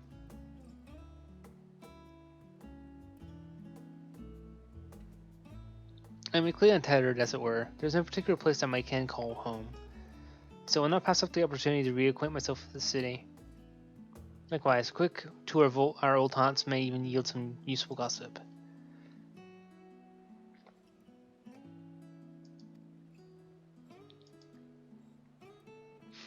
First thing I'm doing is Averite. I too have places I would be remiss in not visiting forthwith by I leave.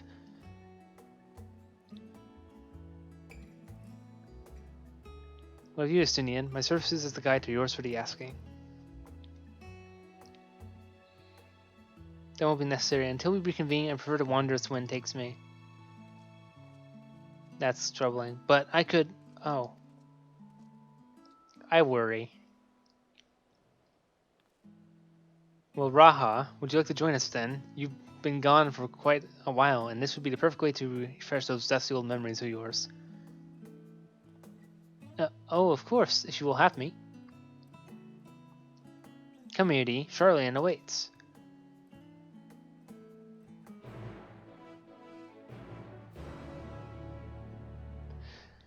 I love the music, man. I freaking love the music.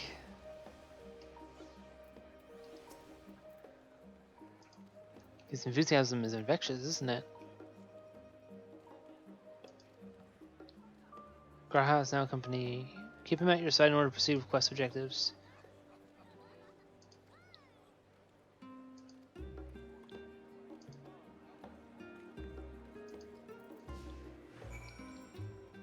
Oh wow, this is that new system.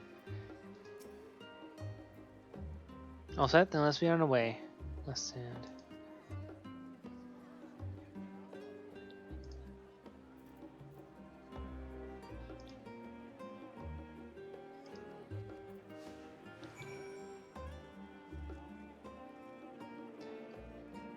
Dude. Look at this. Are you looking at this? Graha and Carl are actually following me.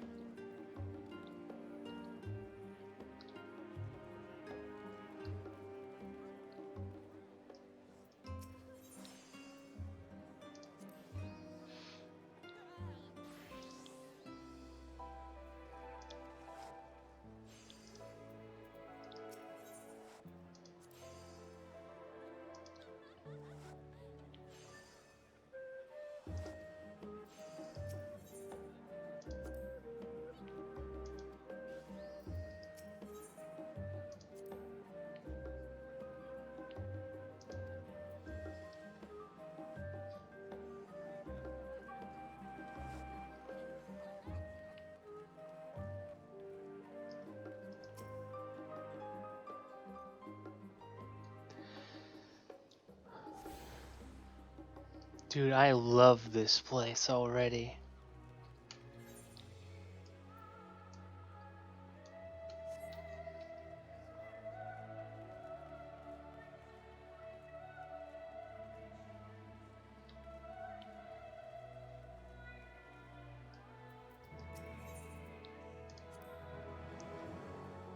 The great statue of Phallic. As a student Balisian, I was usually quartered on the Isle of Val, but I would gaze upon the scholar's wise features every time I returned by ship to the city.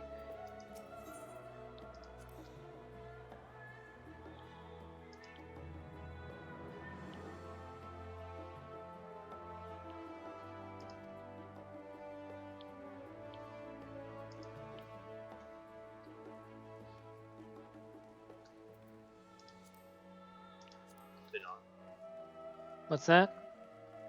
I've been on mute. Do they get to talk to you at any point during the game? There's specific points you go to that show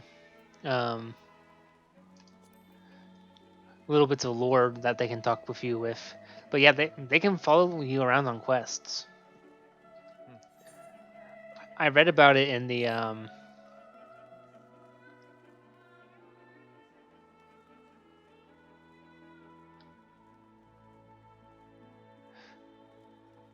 I heard about it in the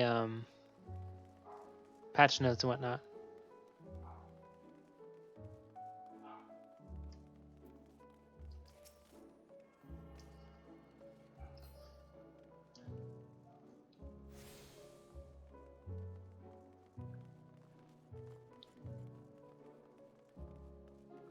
Alright, so only I can see what they're doing. Okay, that's cool.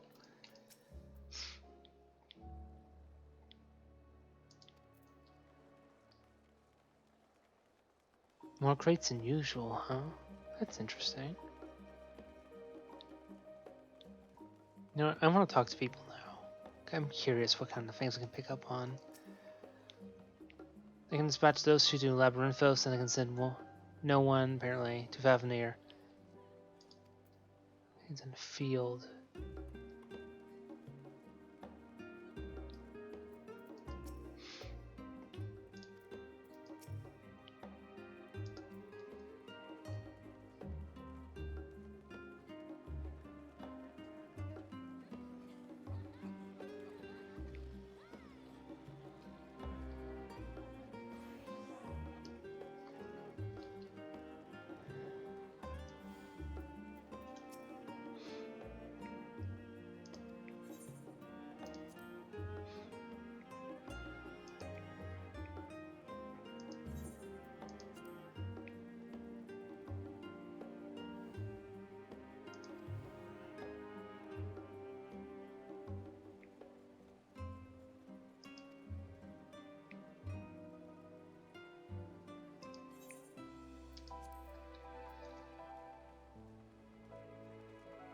Now we can actually enter the statue, looks like. That's really cool.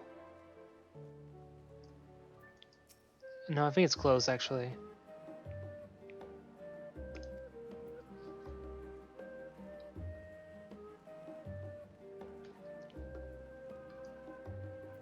Smutia. Cool if it was.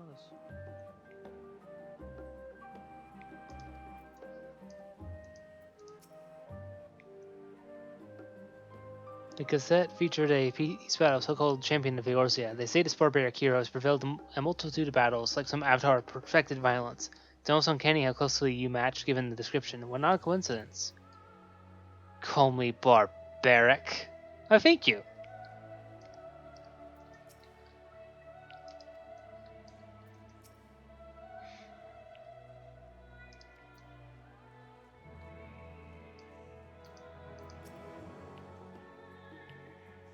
You have the look of an outsider and have little must discuss with foreign barbarians.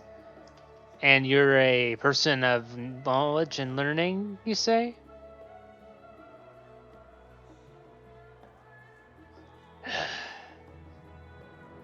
Stuck-up brat.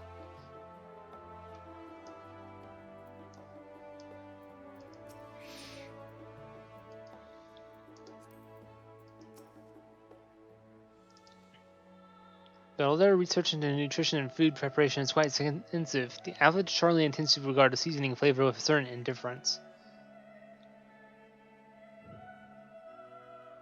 How can I put this? The food is, it's bland. As encapsulated by our infamous Archon loaf, the prevailing sentiment towards cuisine is dietary value first and taste a distant second. There's one pupil at the studium, however, who could stomach the school's insipid meals no longer. So he quit his lessons and poured all of his savings into building a proper eatery. So the last stand came to be. It is, as the name implies, the sole dedicated outpost to fine dining in Sharlayan, the one and only bastion of the culinary arts in an isle of otherwise mediocre fare.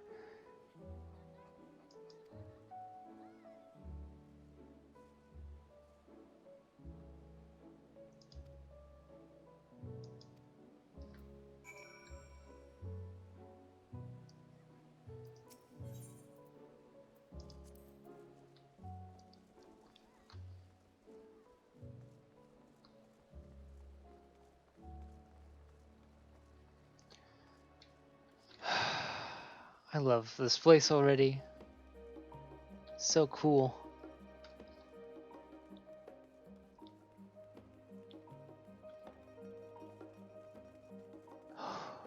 That place is cool, huh? It looks like you're in Greece. Why don't you go visit the actual countries?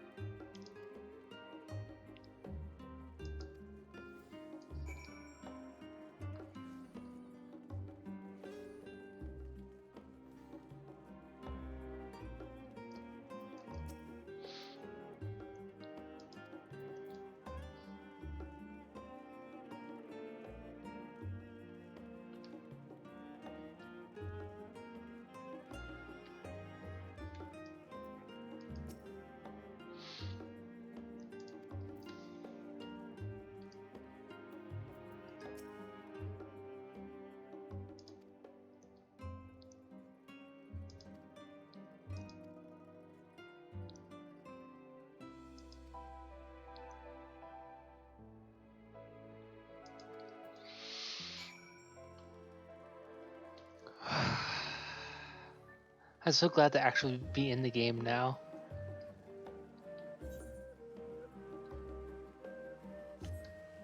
I feel that.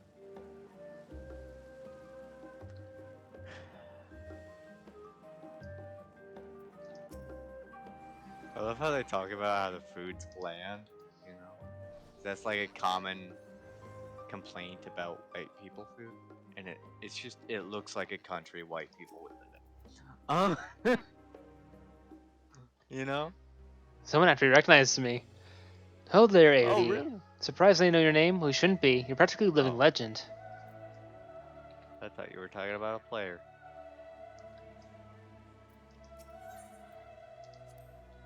That's what I've always thought. Like, if you're a living legend, why don't people recognize you more?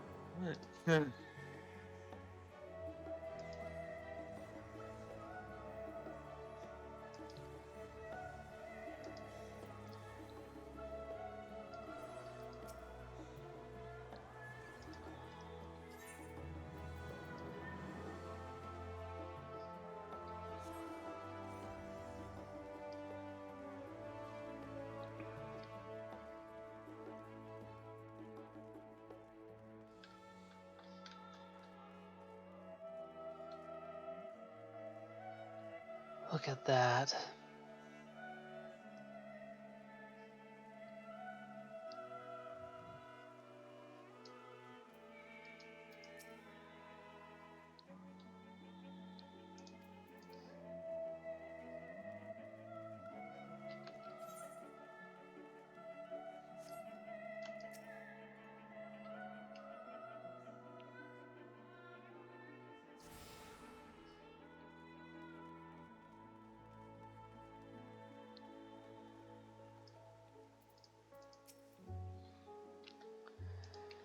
The name refers to the original public platform erected here upon which a forum of elected representatives would deliver orations and debate policy.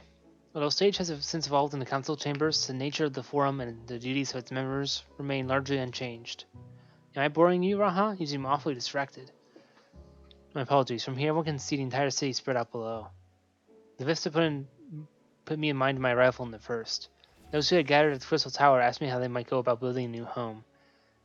Naturally, my answers were all inspired by my knowledge of the finest settlement I could think of the great city of Sharlyan. And bit by bit, those few buildings grew into a town, the community, the Crystarium. I can almost see its echo. I see. Feel free to come up here whenever you wish. I don't think the consulars would object to you simply enjoying the view. Such memories should be treasured.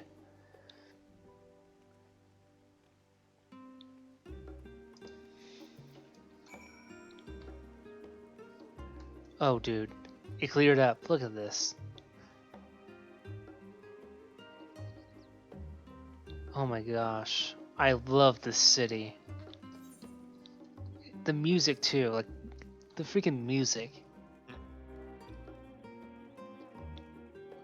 I think this is actually going to be one of my new favorite cities. Your favorite still being the. Crystarium's easily number one. Oh, what's Crystarium? Crystarium number one. This one number two. Limsa 3. Wow. Limsa went down to 3 since I went.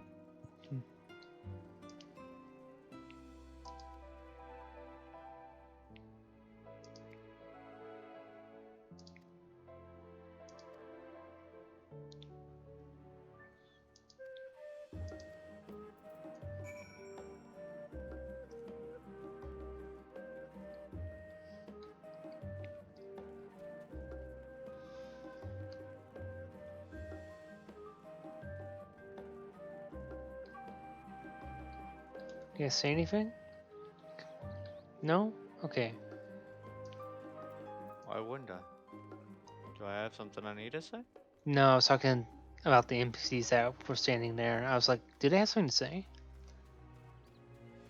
I was kind of hoping for that.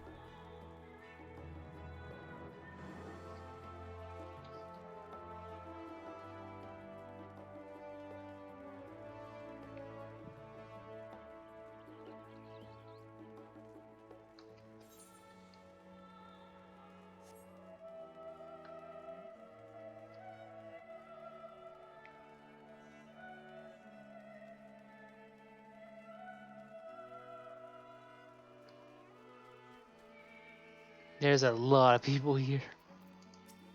Well, yeah, you've said that a few times. Seems like people want to play. People want to be excited and smile through their voice like you.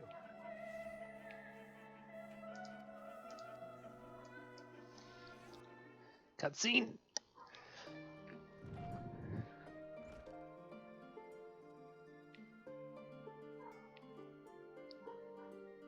I'm back and I brought Aodi and Raha with me. You're right about the ship then. Hello, Graha. It's nice to see you again. And it's a pleasure to finally meet you, Aodi. I've heard many tales of your exploits. Ojika Sunjiki. Jika, it's been an age. That is a name. Ojika, Administration Officer for the students of Old Sharlyan. He oversees the day-to-day duties of the Annex. The champion of Eorzea is featured prominently in Kryl and Graha's reports, so for me this is akin to seeing a fabled hero come to life. It's an honor to make your acquaintance. This place is like a second home for the students. The Isle of Val serves as their main headquarters, of course, but we often had occasion to visit Sharlyan, where to make use of the city's research facilities, attend conferences, or procure supplies from distant shores. An annex here was built to provide lodgings for our members while we engaged in such activities. Ever since our former headquarters, along with the Isle itself, vanished, the annex has served as our base of operations. Yet it feels so empty, with so many lost to us. Our organization is a shell of its former self. The day will come when we'll see the students rise again. But first we must ensure that the Telophori fall. Through that door on the left, there is the main hall, where we can discuss our options moving forward. Once everyone arrives, that is, you probably have time to rest before our discussions begin in earnest.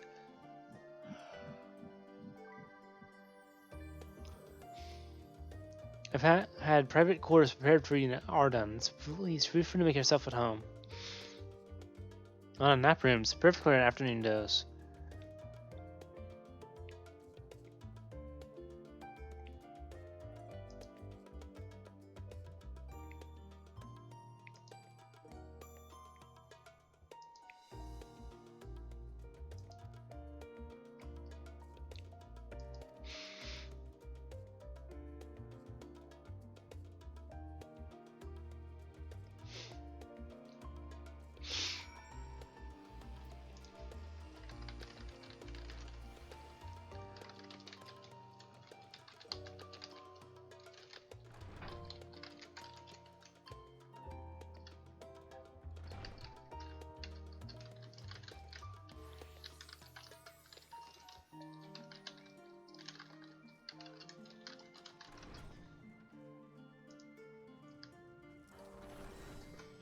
Be right back.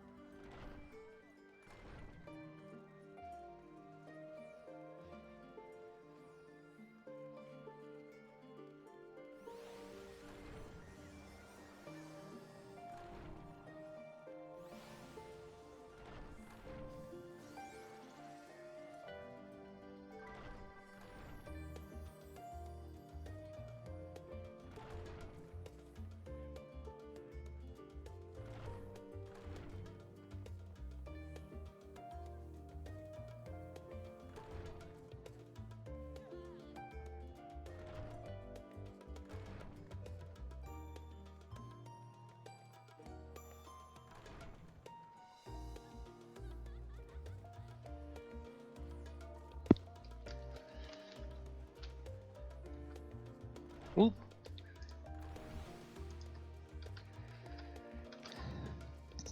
Alright, I'm back.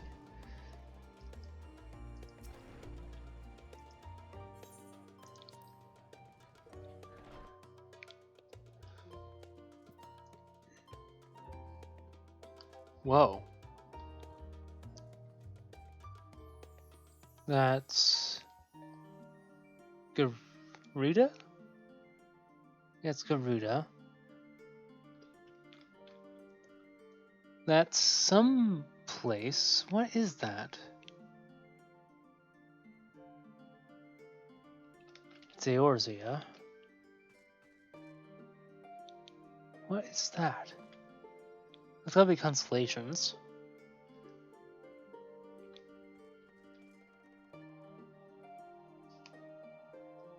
Spread hand is there.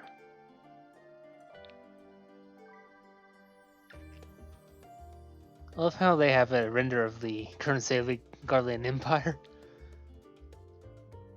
That's funny to me. What is that? What is that? What is that?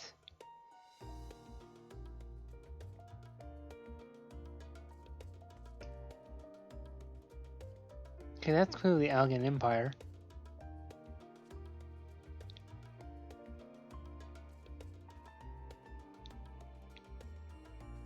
There's gotta be like an Algan ship thing. What's that?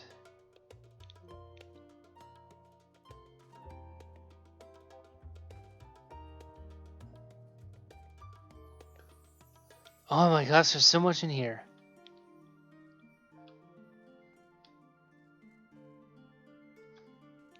Oh my gosh, there's just like so much in this one room.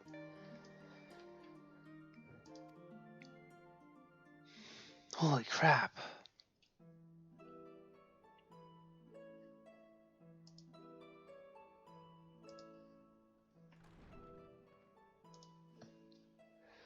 Pray forgive me. I was delayed. It's fine, Oriange. We're all here now.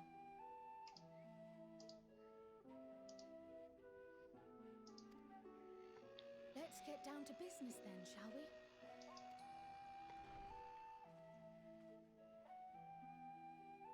What is Obsidian, actually? Come what may, we must prevent the Telophoroi's plans from coming to fruition.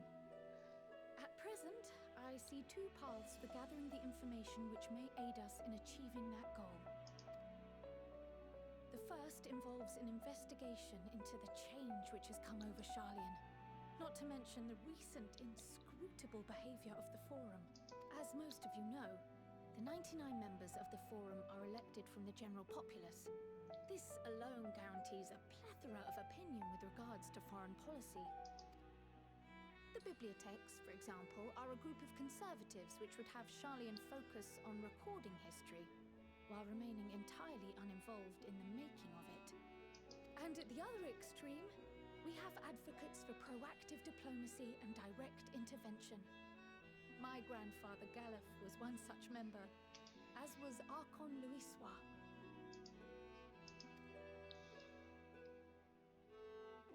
Yet despite our diverse factions and philosophies, the recent vote to deny Eorzea's request for assistance was unanimous. Even more concerning was the fact that many cited other, more pressing duties as justification for their recalcitrance. Fortuno's refusal in Gridania had those same undertones. 'Twas as if, having stared unblinking into the face of impending doom, he had simply turned away to pursue something more important. But what could that possibly be?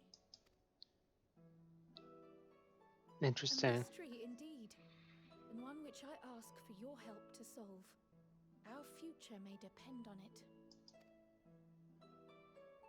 As for our second potential path, it concerns a request made directly to the students of Baldesion. Our organization was founded primarily to study strange and unexplained phenomena the world over. Mysterious relics and ruins, arcane disturbances, and so forth. Compared to our more isolationist Sharlyan colleagues, we have strong connections overseas, namely with scholars and academics who share our passion for the unknown.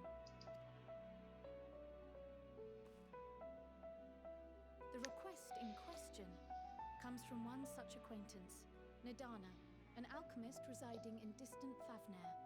Her missive describes the sudden appearance of a tower, and the subsequent summoning of what I can only assume is a lunar primal.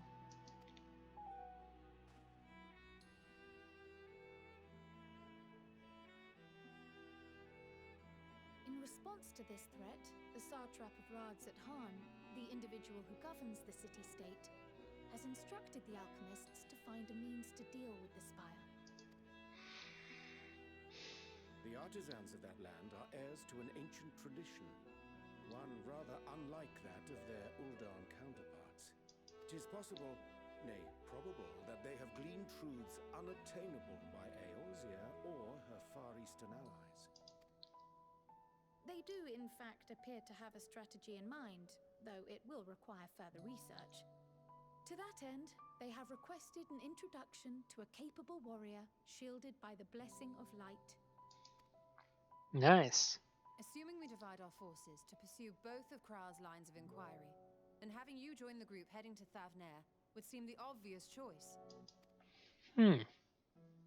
But the investigation in Sharlyan is of vital importance as well. Equal, I think, to the Thavnarian one, given that the fate of the world may hinge on the results of both. Yes, it is quite the quandary.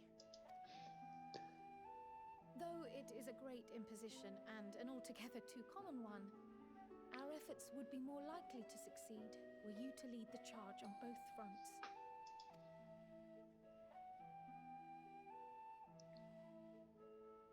You are indeed our champion. As to which task to tackle first, we will defer to your decision. Let us next decide how everyone else might best be assigned. As for myself, I shall continue what I've begun in Sharlyan.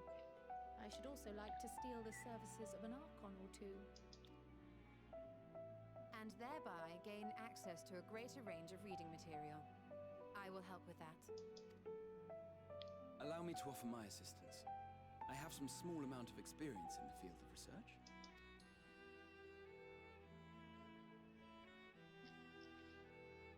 Alize and I would also like to help, if you would have us. Anything to understand even a fraction of what our father and the Forum might be thinking. Interesting. Of course, the more the merrier. Right.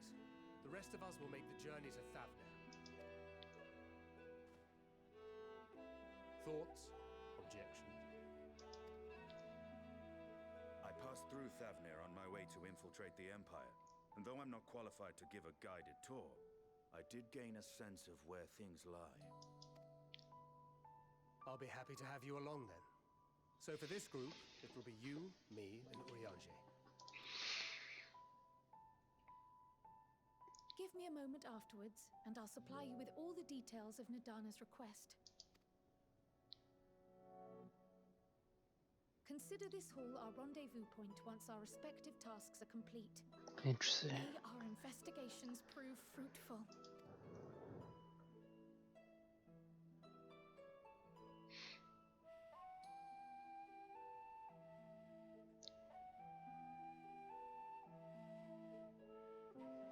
Very interesting.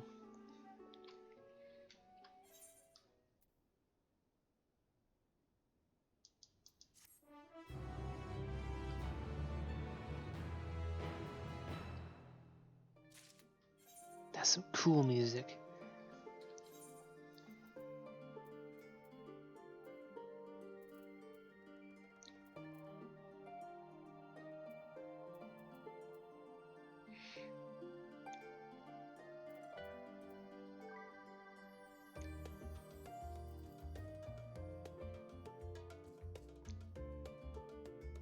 $5.15.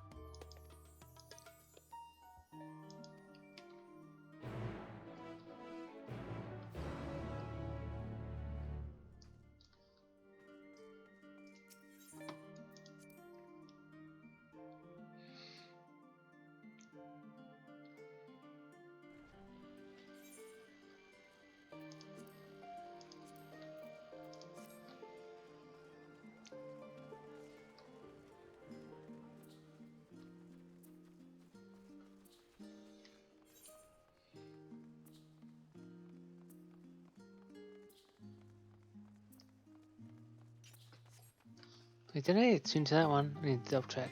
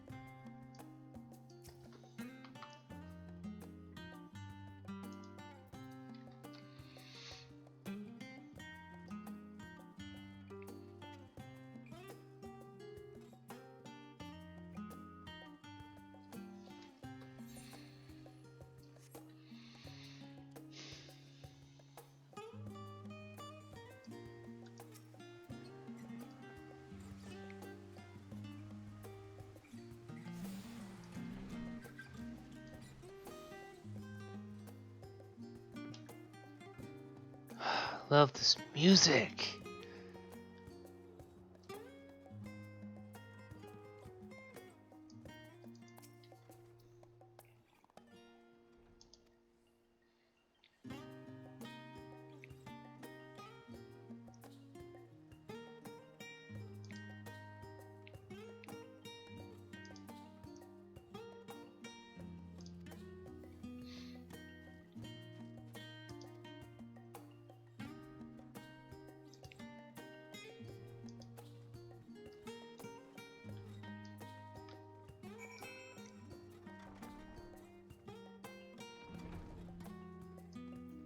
Oh, this place is cool.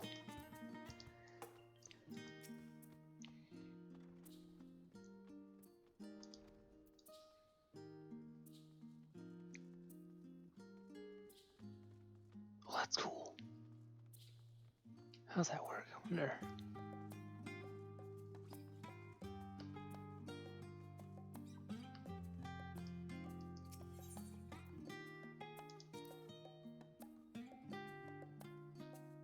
During the chaos of the Sixth Umbral Calamity, Archon the Young Crimp, founder of Sharlyan, bore witness to the madness and savagery of men brought to the brink of despair. On raising settlement on an island in the northern empty, he instructed his people thus: renounce the ways of war and pursue enlightenment through knowledge and reason. Did you have a good time hosting the host show?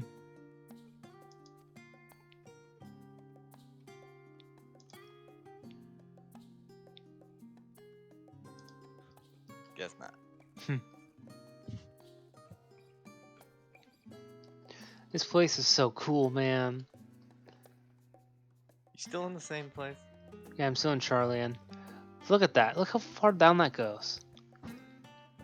Can you actually go that far down? Hold on.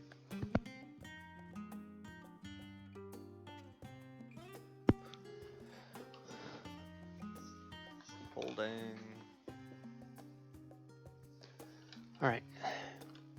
I am not certain if we can go down that far or not, but it's impressive. If we can't, what's the point? Blue covered book. An introduction to the heavens. Interesting. Have you ever gazed at the skies above and contemplated the mysteries contained therein? Some think the dome above must be a finite space, yet amongst the leading thinkers of our age, one scholar's depiction of a boundless sea of stars has firmly taken root. Now, I hate to be that guy, but how did you know it was that specific book? It is the technologists of Alak who came closest to understanding the laws which govern that starry abyss. It was they who launched Dalmud and sought to expand beyond their earthbound existence. Having read of their ancient ambitions, I wonder, has your interest in this field of study waxed or waned? Well, if I were to tell you that the eternal constellations were arranged differently in the distant past, that their positions continue to shift almost imperceptibly, but measurably as we journey into the future. This book is on the wrong subject. Search for works which contain details on the forum or mission history of Sharlyan. Still think it's interesting, though. Who cares? Letterbound tome. The voice of a growing city. In the years which followed the founding of Sharlyan, civic policy and other matters of import were decided at the Excelsia, a public forum at which every citizen was eligible to speak. As the city's population grew, however, this format became increasingly impractical. The larger number of participants gave rise to ever longer debates, resulting in significant delays of vital resolutions. In the year 201 of the Sixth Astral Era, it was ultimately decreed that Sharlyan would transition to a new form of governance. The nation would now be led by a body of 99 members, citizens chosen from among their peers by means of nationwide vote. Thus was the forum as we know today conceived and created. Oh.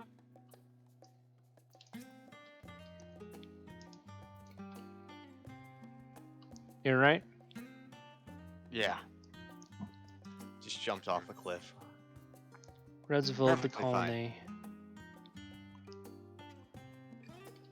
Are these just random books you're finding or something?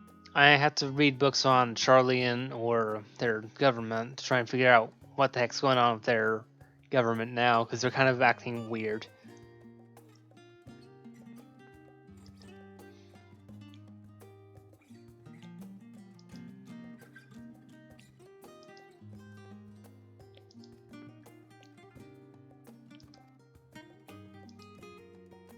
So how would a bunch of books tell you what their government currently is doing?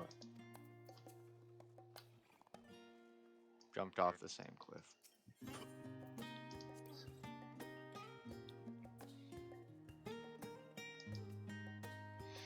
This is gonna take me a minute. Oh. Jumped off a new cliff.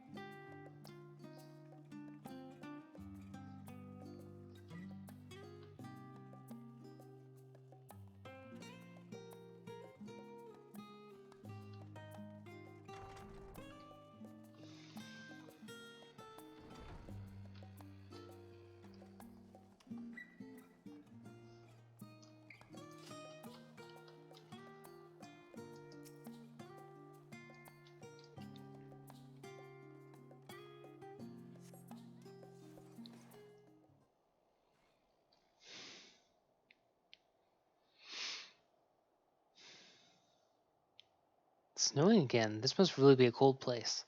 Sorry, were you waiting long?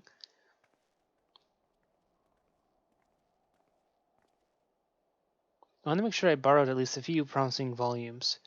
Alphino and Cryo should also be along shortly. I was delayed in similar fashion. As far as I could see, no titles in the Archon stacks mentioned the final day specifically, so we had no choice but to start with the tangibly relevant tomes, if they are even that.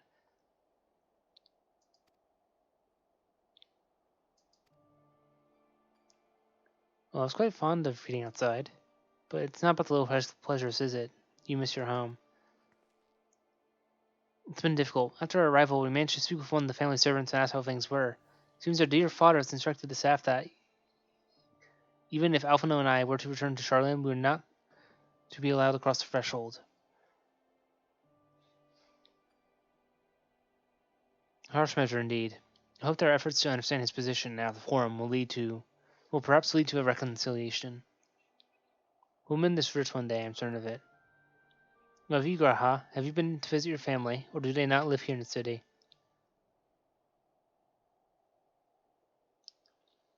Well, my situation is also somewhat complicated. I was raised in Sharlayan, yes, but I was born rather further away.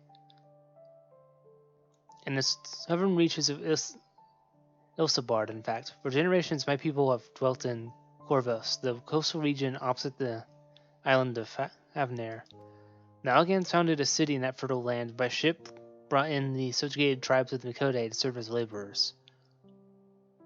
Of course, the massive earthquakes of the fourth humble calamity brought an end to the empire's reign, and when the fifth calamity froze the sea solid, many of the tribes still living in Corvus braved the journey back to Eorzea. My ancestors, however, chose to remain, that they might prevent the remnants of Algan technology from being misused. Isn't Corvus under Garlean rule?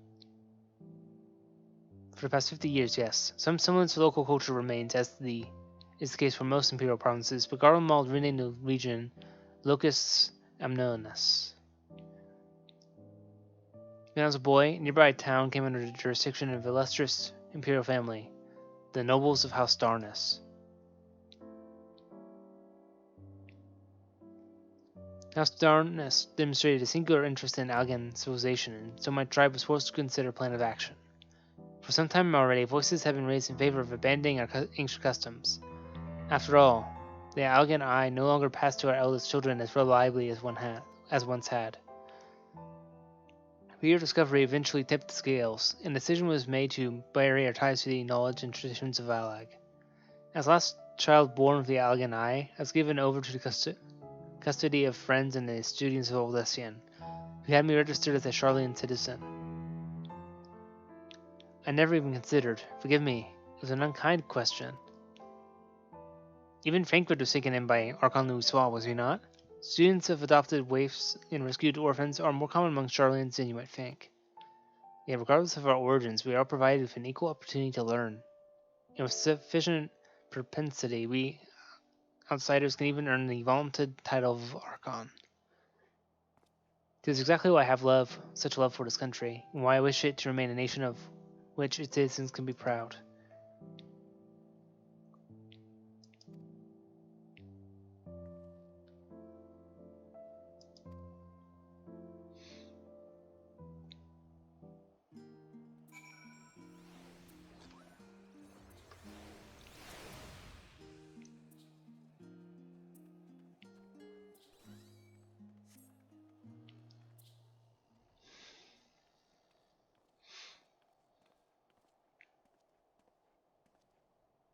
We return to our selections. Though I must say, the pickings were slim indeed. Mistress Kryl has already flicked through every history book devoted to disasters, and more than a few which barely made mention of them. As such, we'll be looking into research papers into the Umbral calamities, as well as articles written by prominent forum members. I might ask you a few questions related to the final days. I'm the only one here who didn't witness the events of Amarat firsthand, and I fear I may be overlooking critical details.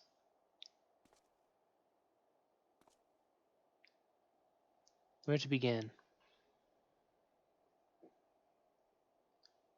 First things first, what kind of phenomena did the ancients encounter as the final days drew near? A complete destabilization of creation magics. Yes, the unfolding catastrophe brought havoc on all manner of life. The chaos extended to the ancients themselves, causing their powers of creation to spiral out of control. Fear and despair manifested in terrible, tangible fashion. Meteors raining from the sky, fire erupting from the ground, indescribable abominations prowling the streets.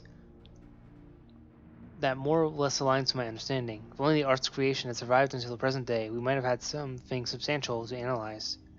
To the best of our knowledge, however, those techniques were not preserved or passed on. Vishal summarizes that the closest known magic is that of the summoning rituals promulgated by the Ascians. Was there aught else of note which heralded the approach of the days? They say it began with a keening sound from the land itself. Oh yes, the Almartines spoke of it, didn't they? We never did hear the sound ourselves. Of course, thrust into the midst of the madness. But it seems that each and every one of the catastrophes was preceded by this ominous noise. Eventually it resounded all across the star, and not even Amrat was spared. So the ground was crying out, you say? To be considered a harbinger of doom, it must have been quite distinctive, and probably quite loud. I have to speak of one of Numaran's mammoths, and ask after any book which makes mention of any such a sound.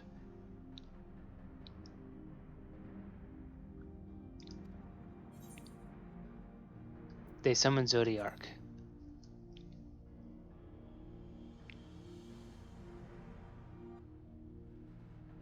Yes, with Elizabeth serving as his heart. So many gave themselves in sacrifice to bring him into being. We do not know exactly how Zodiark brought salvation to the star, only that by his godlike will were the flaws of nature set right. Then once the balance was redressed, the ancients offered up a fervor sacrifice to heal the ravages of the final days. Lives sprouted anew, and with those sludging souls they intended to render unto Zodiark, a trade that would have allowed them to resurrect the shades of loved ones absorbed by the primal. Or might have had Vina and her fellows not manifested their opposition in the form of Hydaelyn. Thank you, both of you, for the detailed review. I feel much more confident now in my understanding of events. With all that freshly in mind, it does make me wonder why the Telophori truly mean when they speak of bringing back the final days. We've seen what they are doing with the towers of theirs. It's forcing people to summon primals a kind of catalyst. Are they attempting to mirror the conditions caused by unstable creation magics?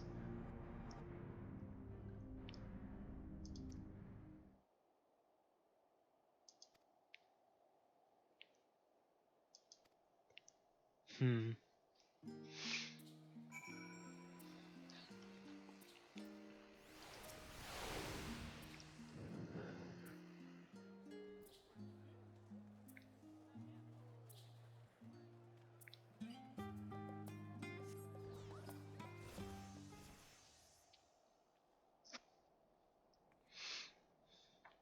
In the last semi, well, my extended search of the Archon stacks procured one or two possibly useful books, but won't get your hopes up. If you recall, Irianji learned of the sources of reflections from the Gurvan oracles. For its potential to cause panic and confusion, that tome seemed apocrypha and sealed away in the great Gabul library. 'Tis even less likely that knowledge of the unsundered world, not to mention the horrors of the final days, would be left sitting on a shelf for any curious scholar to find. Stands to reason then my colleagues, be they archons or counselors, should be largely ignorant of the subject. When you confronted Master Fortunato with knowledge of the Telophran and Recognitions, he scoffed at the suggestion that they posed a threat. He seemed adamant that the Forum would know if the final days were truly upon us. It only supports the conclusion that whatever privileged wisdom is guiding the Forum's behavior is being kept secret from the rest of the nation.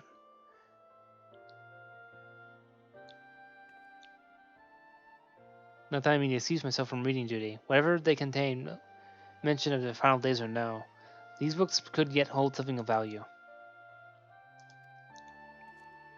I love that he just flinched.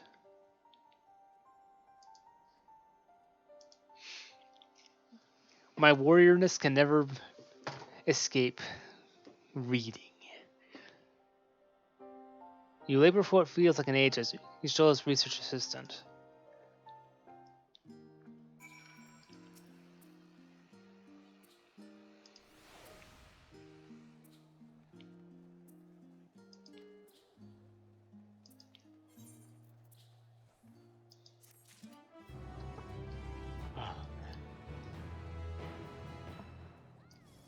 I love how I play games,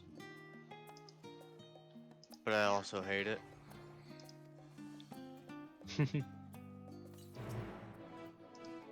Like the way I set myself up last time, I spawn in with less than a quarter of my health, with a million enemies around me. And I knew it wouldn't be until now that I played it again. I hate you past me. I'm pretty sure he hates me too. It's like, dude, you were supposed to be dead. Have I mentioned how much I love this music? Yeah, a few times, but only a few. I love this guitar, man. I freaking love this guitar. It's so good. You've actually sent me the artist that made that, and he makes fucking beautiful music with a guitar. He knows how to make that thing sing. I also love these percussion. It's just, this city is so chill. Chill. I could probably listen to this in the background for a month and just art to this. You know, I might actually get the soundtrack for this when it finally comes out. I'm serious. Like, I have not done that before. It. I might actually purchase it. Oh wow, I forgot to show support. Would you actually play it like at work or something? Yeah. Dude. I love this. I don't have to open up the map to see where something is. Holy crap. This is such a good change. You mean you don't have to pull up the big map, right? Yeah, I can just open up the map. Open up the Averite and boom, the map's there. Holy crap, that's such a good change. Thank you.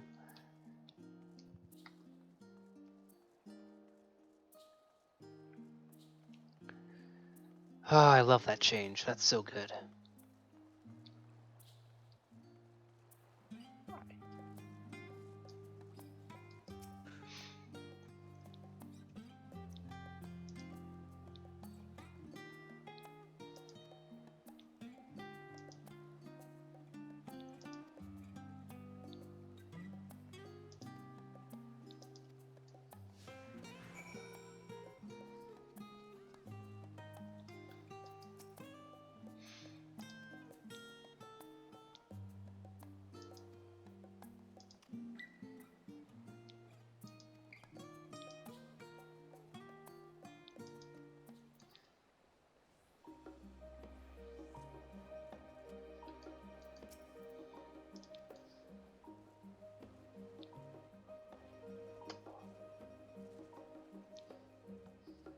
How's the enough very subtle?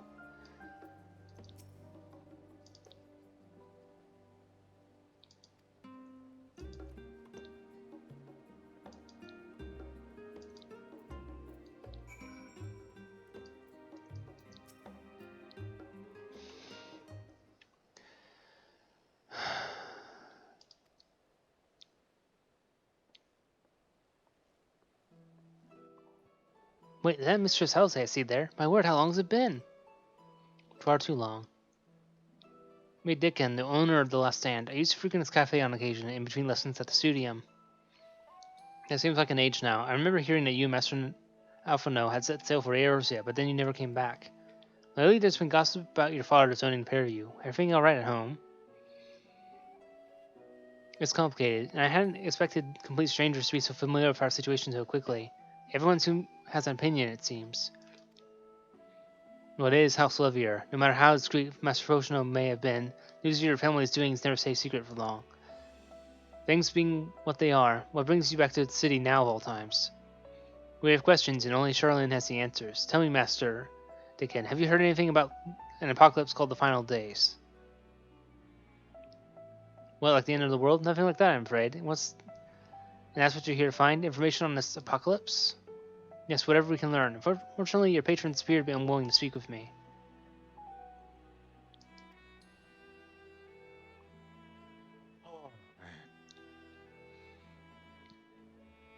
You're a visitor to Sharlyan, aren't you? Then few will know your face. We should be able to pass you off as a server if none the wiser.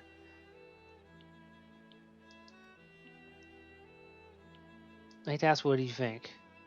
Well, I look a lot more clean than I did before, so... What do you mean you look a lot more clean? My hair's not as shaggy and unkempt. It's actually managed. Yeah, but the shaggy and unkempt almost looked less edgy than this. Almost.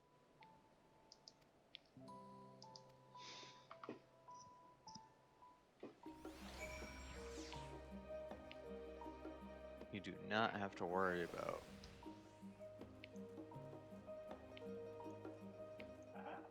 not looking argy.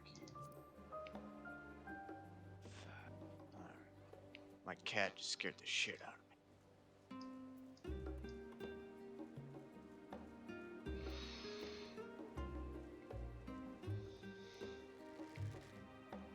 Okay. Gotta take inventory of every bullet I can find.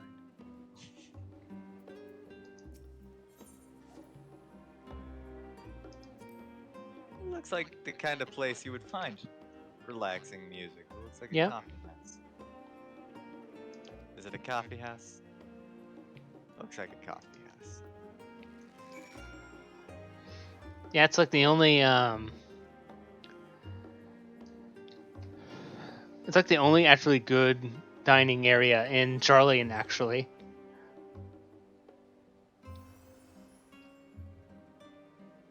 That's, not my favorite thing to hear.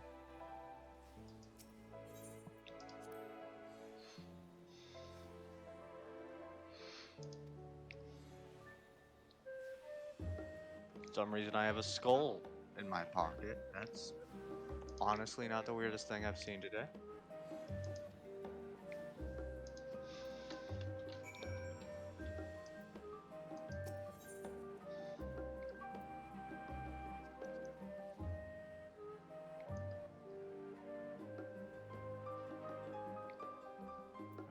Cat, I'll pet you first.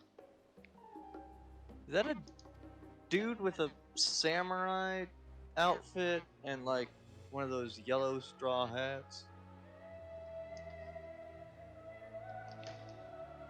Goddess of the land. It's a chick, actually. Yeah. Guy is just something I refer to ever.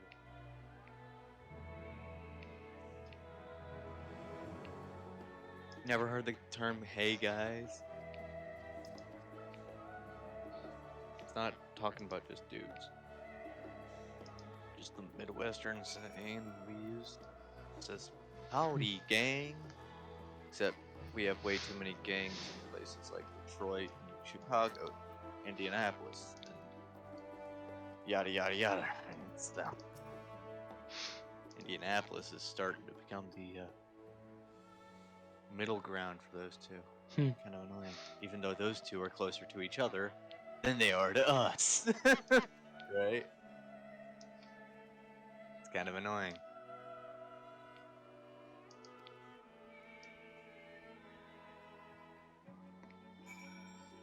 Oh no, they're giving me health. This is not a good sign.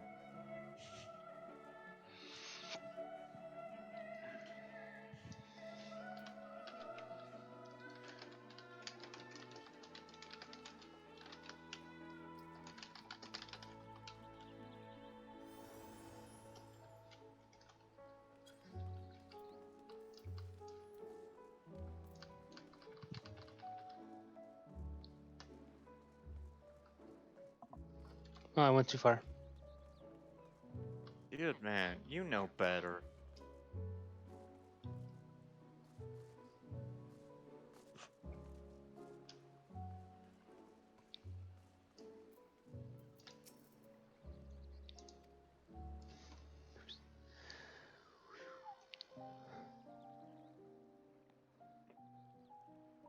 Excuse me, sorry.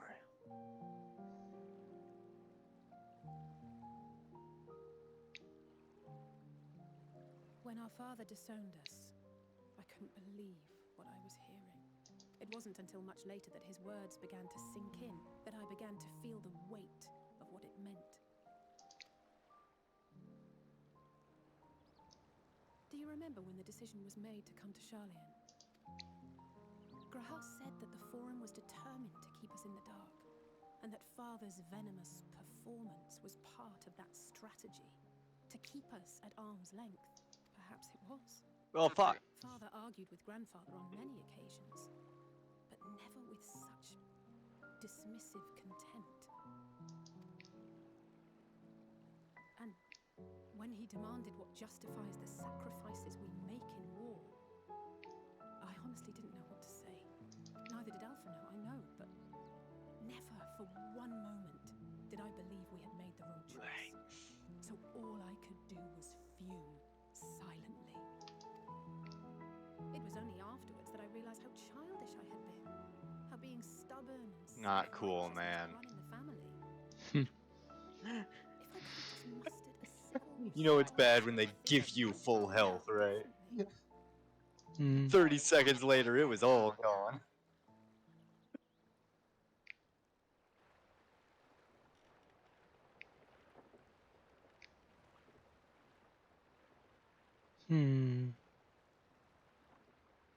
Curious. They must be ferrying goods to Labyrinthos.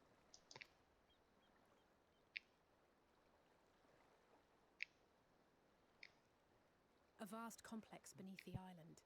Sharlyan is famous for archiving knowledge from around the world. Well, that knowledge is not preserved exclusively in dusty tomes and desiccated samples. Our living library, comprised of all manner of flora and fauna, is housed and studied within that underground facility. Still, that did seem to be an unusually large shipment. When I lived here, it was rare to even see such cargo transported by boat. Interesting. Wait, didn't you hear something in the last stand about the gleaners coming and going more than usual? Well, I think they're the ones we saw manning those boats. And gleaners answer to the Forum. of the Telophoroi prompted this sudden burst of activity, then Labyrinthos may hold a clue as to what the Forum is planning.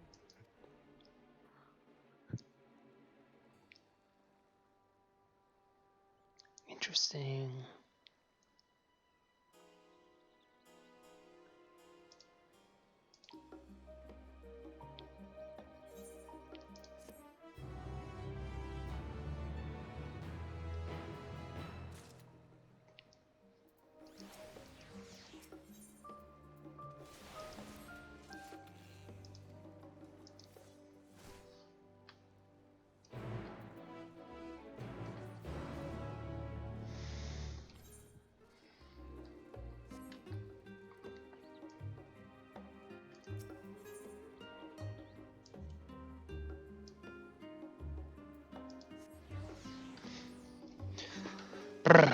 All right.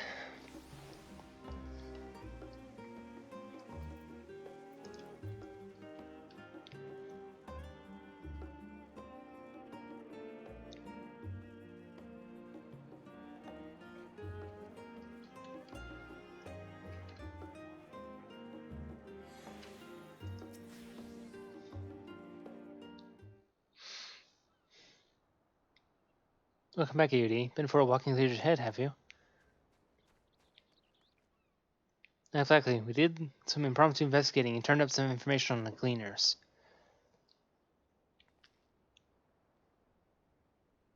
Yeah.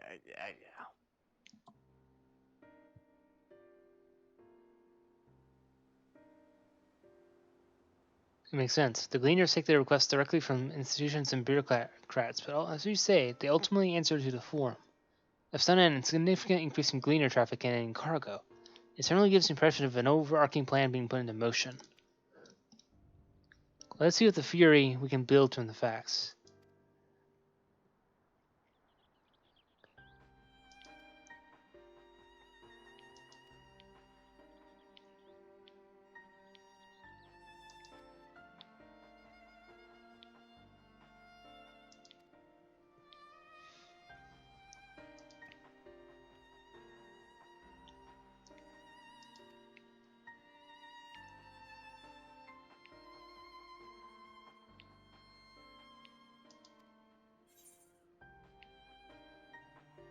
What should we expect down there?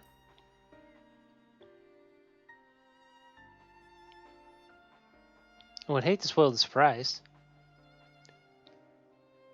As for myself, there are a few more subjects I would like to research. I may join you later, but feel free to leave behind your borrowed books and be on your way. I'd see to it that each is returned to their proper place.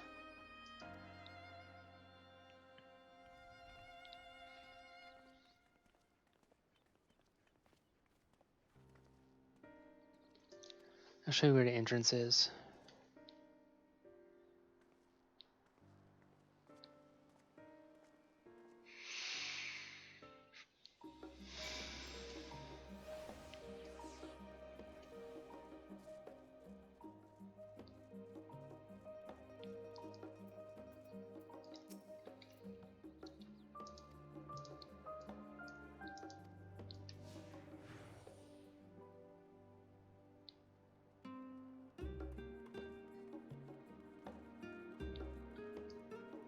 Okay, she's gonna walk the way? Okay, then I might as well walk with her.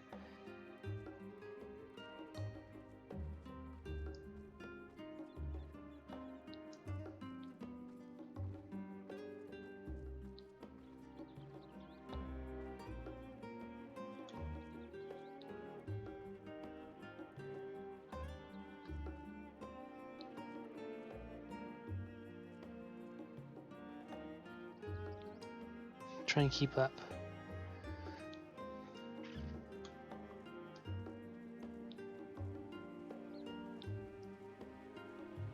Keep the path straight ahead.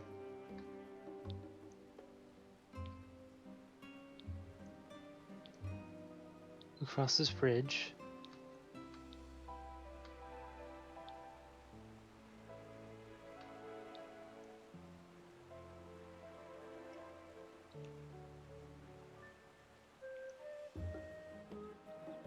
Up here. So many borders. kind of hard to jump out of a corner when you're just trapped by things taller than you Well, and that's a enough cliff. for now.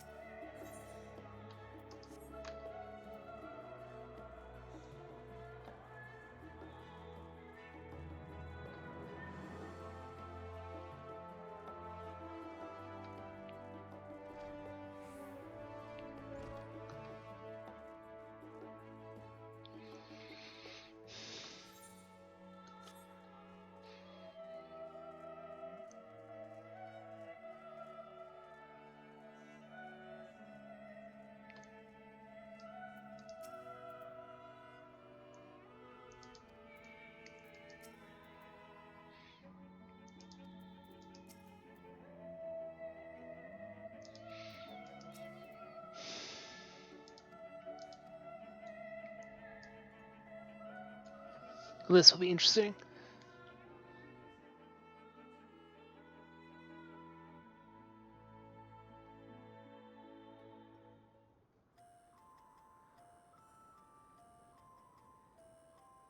Deep beneath the scholar's city shines a false sun within a fabricated sky.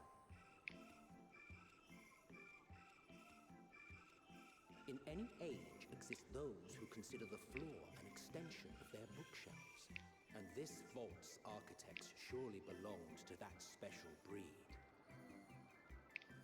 If the stack grows too high, start a new one. If no room remains, then make more rooms. A simple solution at first, and then bit by bit, a profound transformation. Knowledge buried beneath knowledge, a growing, creeping labyrinth from which there is no escape.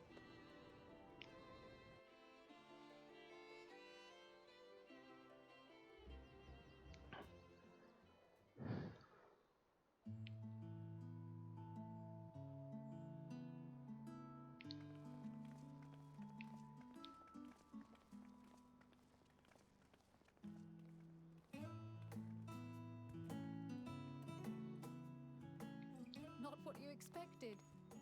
I must admit, the artifice is very convincing. But I assure you that we are beneath Sharlyan itself.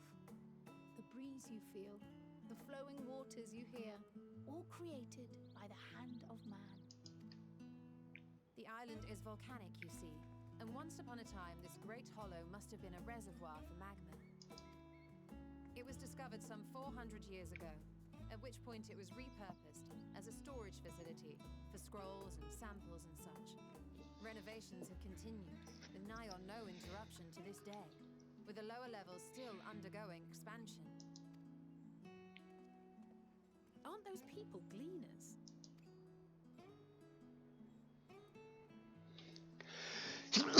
Excuse me. Aye, judging by their dress. They are said to work alone as a rule, but 'twould seem that rule is being enthusiastically broken today. It may be as you suspected, that they are engaged in a task apart from the norm.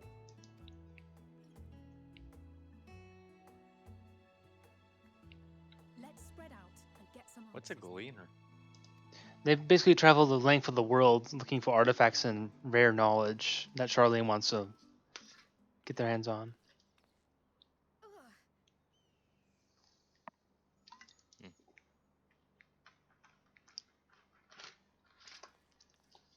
Did you call to me just now?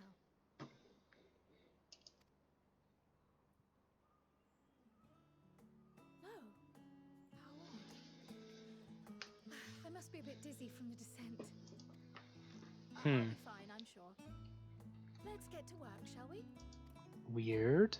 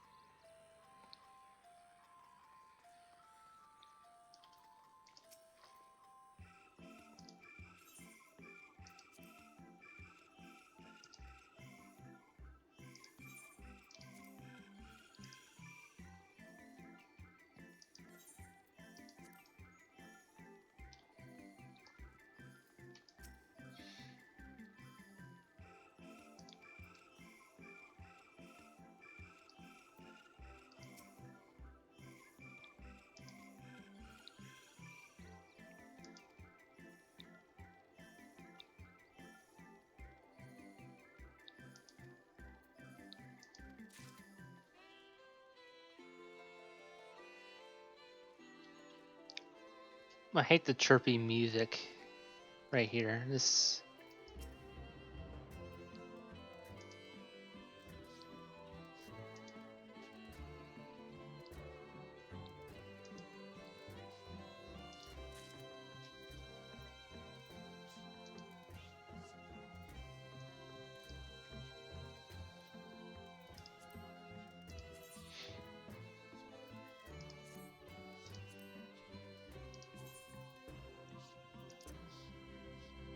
That whistling at the beginning was kind of weird, but it's growing better. Mm-hmm.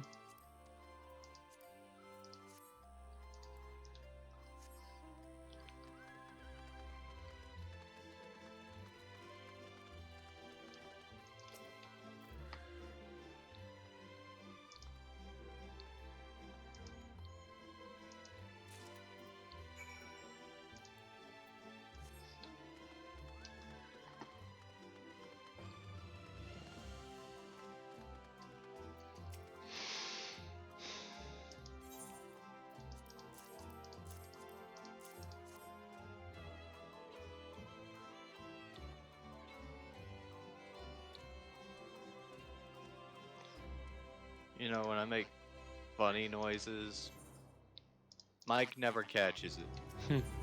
But when I like swallow or like slightly cough, you know how it goes. Mm.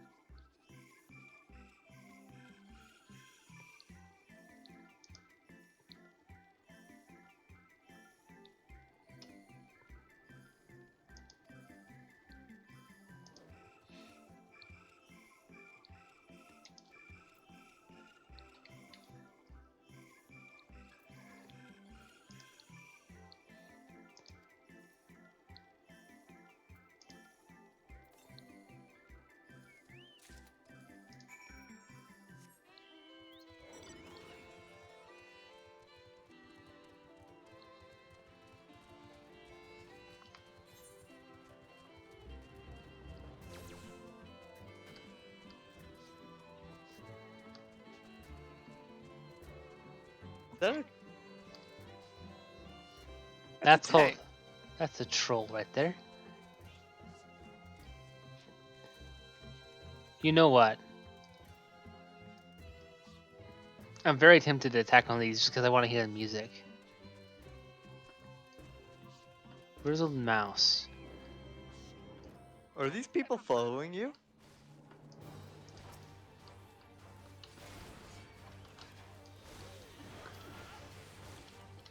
Oh no, they're just doing the Excuse me. same mission, aren't they? Yep. Oh, this music. Oh, this music.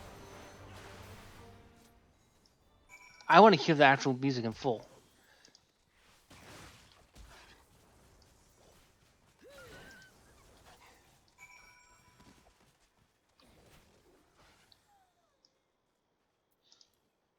Man, I want to hear that music. Okay, I'm not mistaken in assuming you've said the same thing about that. No, I want to hear the combat music in full. Okay. Just making sure you weren't having a seizure.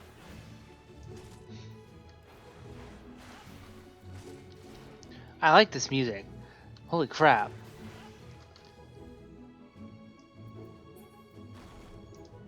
There's something oddly calming about this section. Well, to be fair, it is the preamble to the most cataclysmic event in this realm's history since the original Final Days. So, you know, starting off a little calm is warranted, I would think. Okay, when you're talking that fast, that double voice got me, you know? You know what I mean? Ooh, that hurt.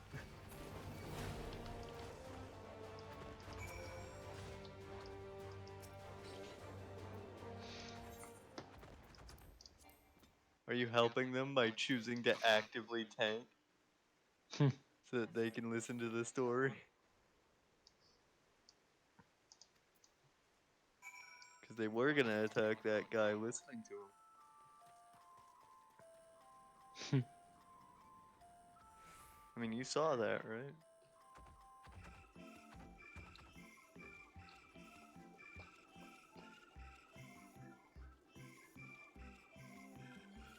I don't like this particular set of music as it starts. Once it gets going, I like it more. So you can't fly because you don't have Aether. Yeah. So this is a brand new place for you. Yep. How many new places have been there? Have there been there since each expansion? Each expansion. Several, at least 3 or 4, possibly 5, 6. Like it just depends. Like there's a lot. So I imagine there's gonna be a lot here too. I just don't know what to expect because they have not told us everything we're gonna see. Well, I They hope not. they specifically said that there's one place they don't want to tell us about, and they won't even show us screenshots because that's spoiler-ish apparently.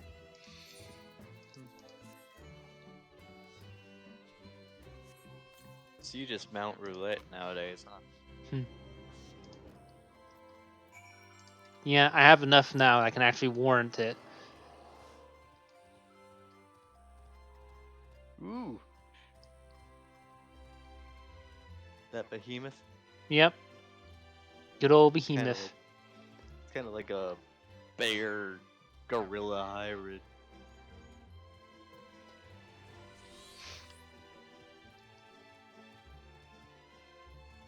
If it was in Avatar: The Last Airbender, it would just be called Bear Gorilla.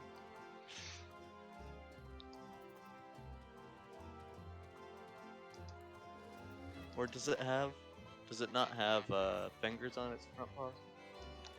I think it has fingers. I don't know. Because if it has like horns and no fingers, it might just be reindeer gorilla or reindeer beer.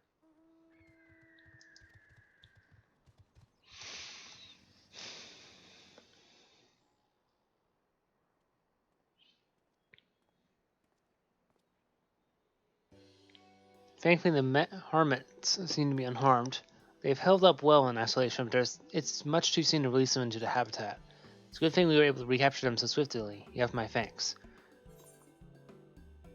What will you do with the hermits now?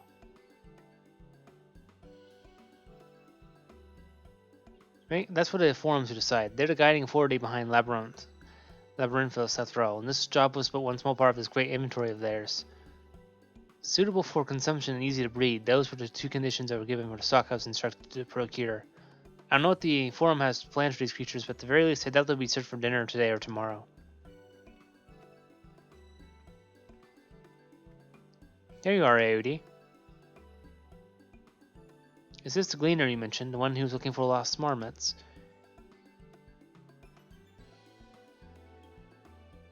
Interesting company you keep, friend. Who are you folk, anyway? I am Kryle, the students of Baldessian. These others are my associates. Truth be told, the forum's decisions of late have not sat entirely well with us. That's why we made a descent into Labyrinthos. We hoped by seeing these decisions put into action, we might fully understand their reasoning.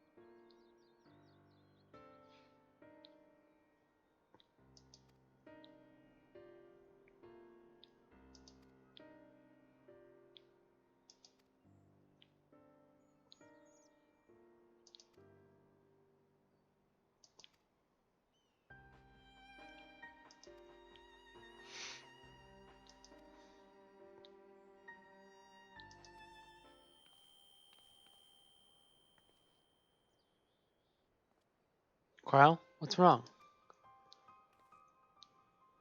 I'm fine, truly. Sudden descent has left me with a bit of headache, that's all.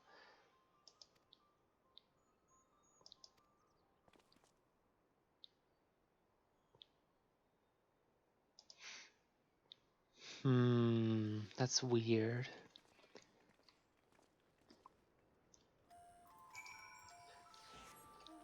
Very concerning, actually.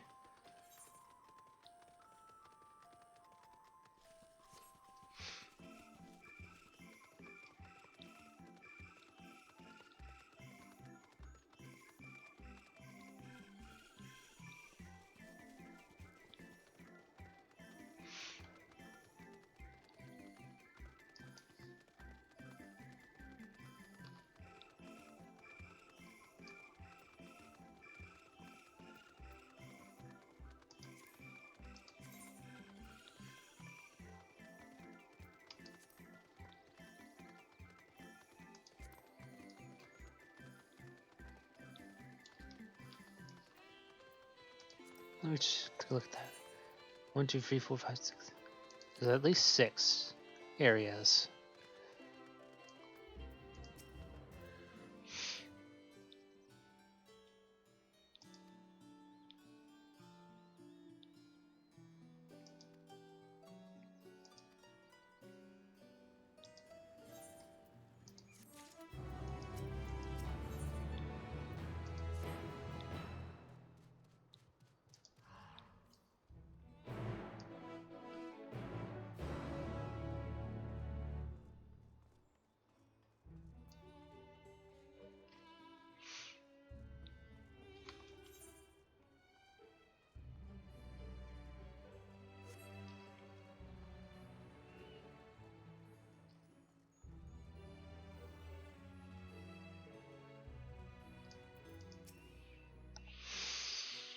Hmm.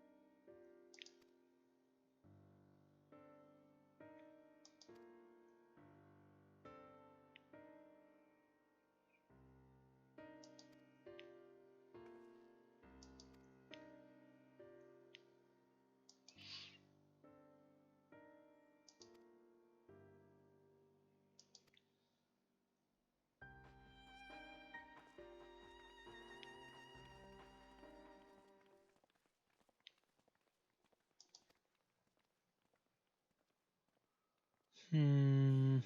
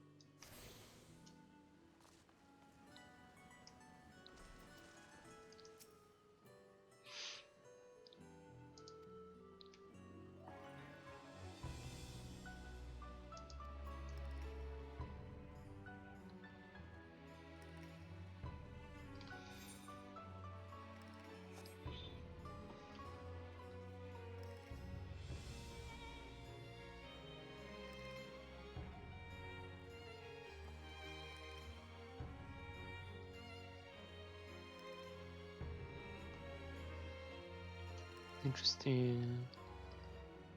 Alright, did I miss anything? Nothing too much. Carl's having strange headaches and they won't let us go down further. Okay. Fine, you want to bother me in the bathroom, but you don't want to actually get pet, you just want to go through my legs? Stare at me like a pathetic jerk. Yeah, I know, I love you anyway. Having dreams? Strange headaches. Kind of holding her head and like, like that ringing in your ears kind of sound.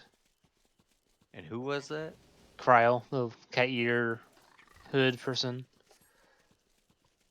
Is that the small person? Yeah.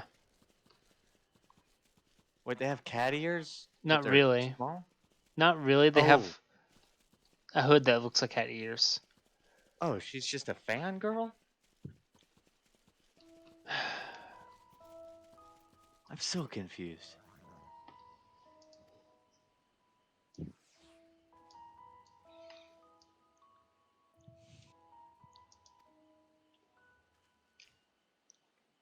Oh, wait, I did want to ask you this, but then I had to go. The bathroom. I'll wait for this.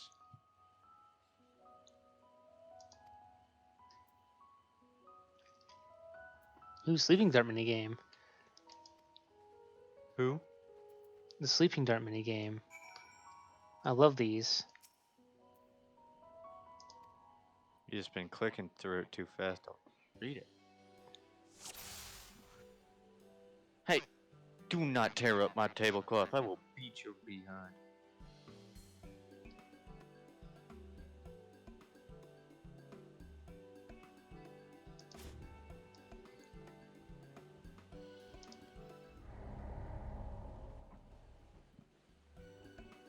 Oops.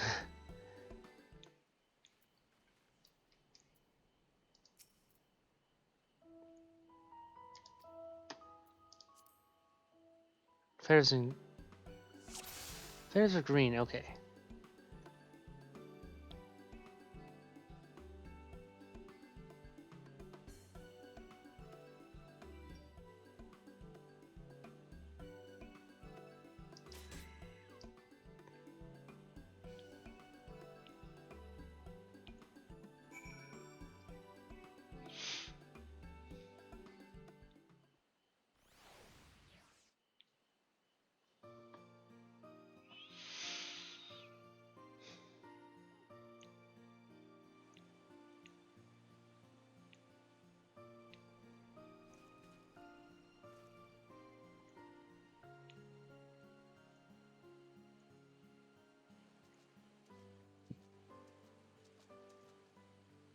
Fair shot. Nicely done. Let me truss this one up, and I'll make my way over to you.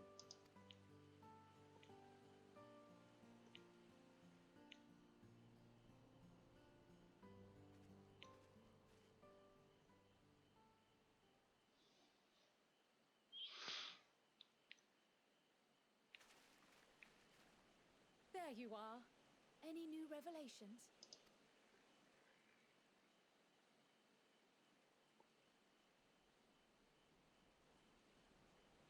So you met with that gleaner again, this time to capture a hornbill. I understand catching and bringing in creatures from the outside, but what's the point of chasing after ones already here? Oh, it's a simple thing, really. Occasionally, we remove specimens no longer needed for study, or those we've had difficulty raising. But we can't simply turn them loose. Safely returning such creatures to their native habitats is another facet of the cleaner's duties. Interesting. But not in this case, I'm afraid. I've been asked to bring the bird below.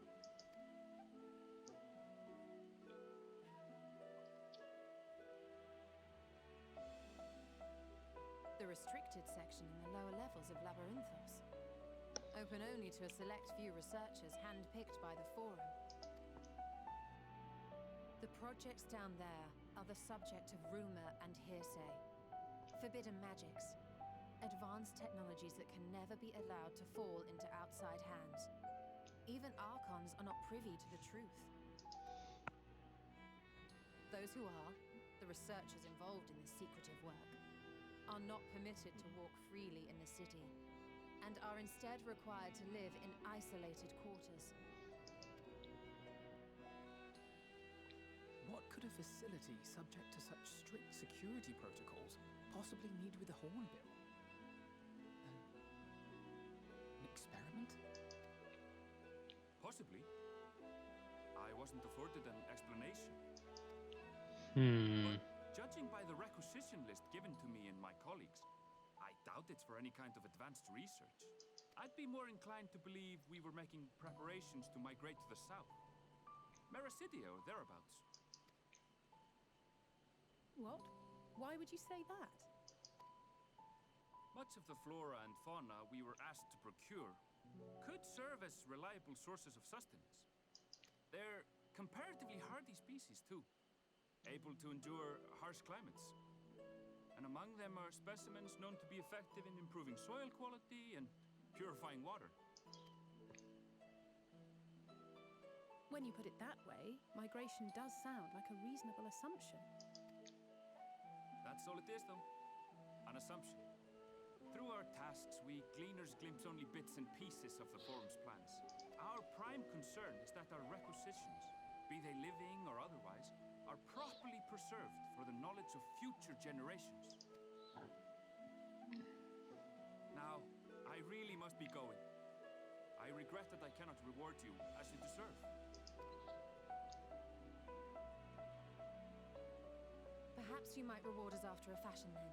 It is imperative that we reach the lower levels. And seeing as you are already set to descend with your assigned cargo, mayhap we could accompany you as your assistants. I'm afraid that won't be possible. Once the animals have been prepared for transport, we Get this boy in trouble, you are. I will of course follow after to make my report. Poor boy ain't got nothing to do with you. When there's nothing left to carry.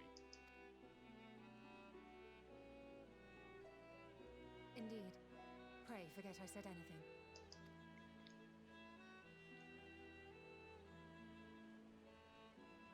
How do you feel about climbing? If you've strength and the courage to brave it, then there is another way down. This path leads to the 33rd facet, a mine shaft excavated during one of our expansions of Labyrinthos. While I cannot guarantee that the passage is safe to traverse, it should provide access to the medial circuit below. I never even knew such a place existed. Thank you. This is the perfect solution. You're quite welcome, but consider yourselves warned. If the going proves too treacherous, you'd do well to turn back. I bid you good day. Things are just getting more and more interesting. I bet what they're doing is Hardly an option, not when we've come this far. Let's go and take a look at this mine shaft. I bet they're making a doomsday vault.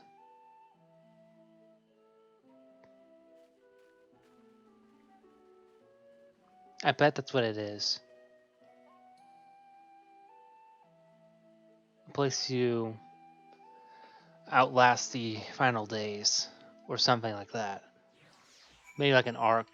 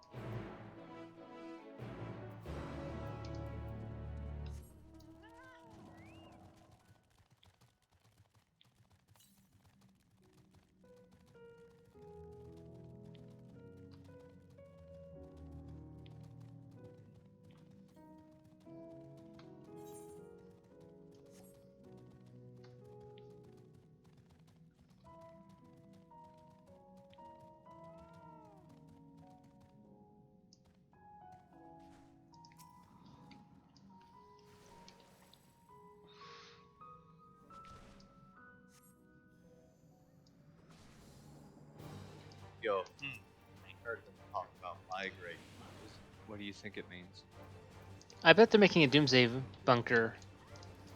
Something to outlast the final days, or attempt to.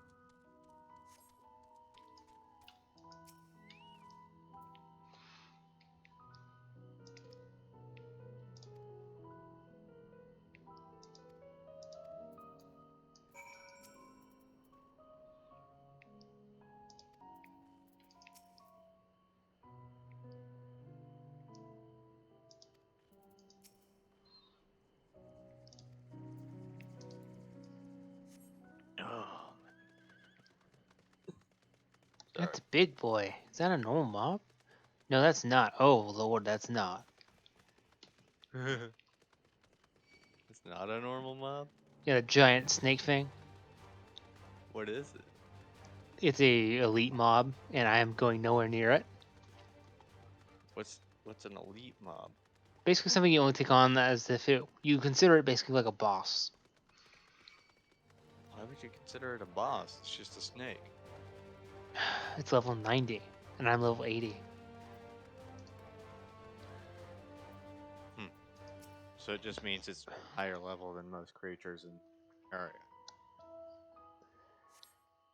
Because you can reach level 90, right? Yeah. In this expansion. Okay. It's weird how animals can get as strong as literal gods. You know?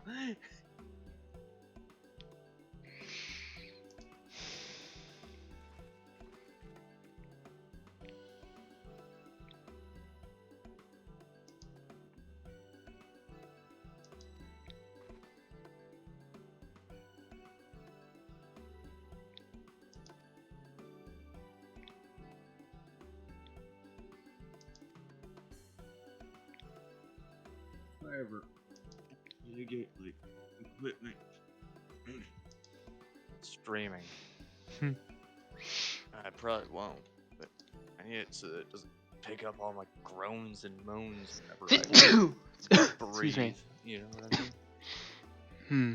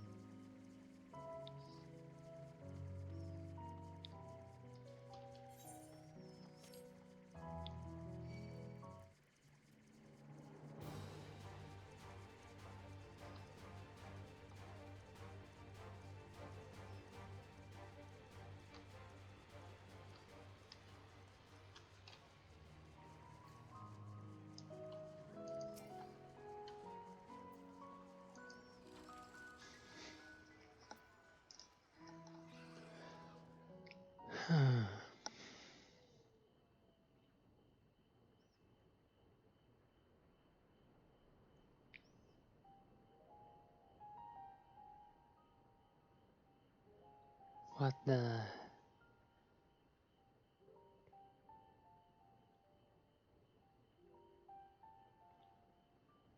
Hard to look away, isn't it? That color's familiar. But they're more than pretty flowers. Heart blooms are attuned to ambient emotion.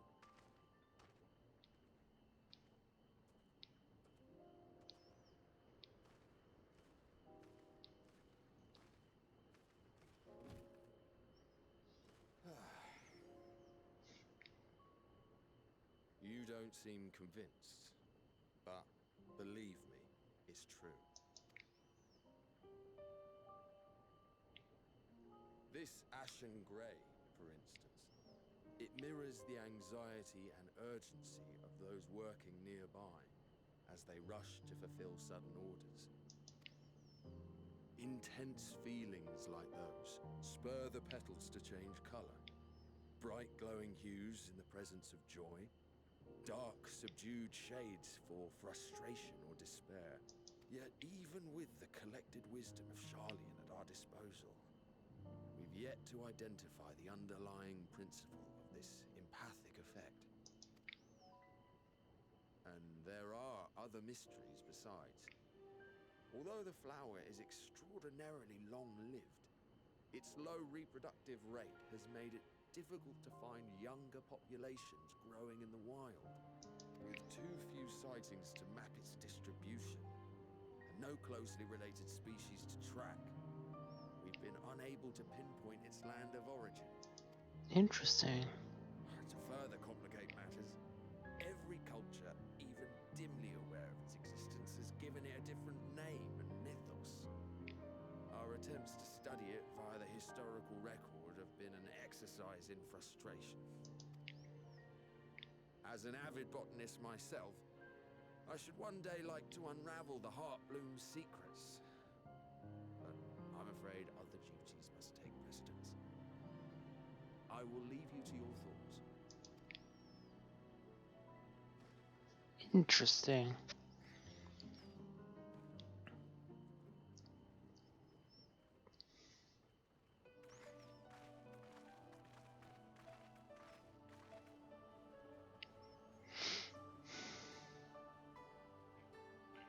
Have you learned aught of interest?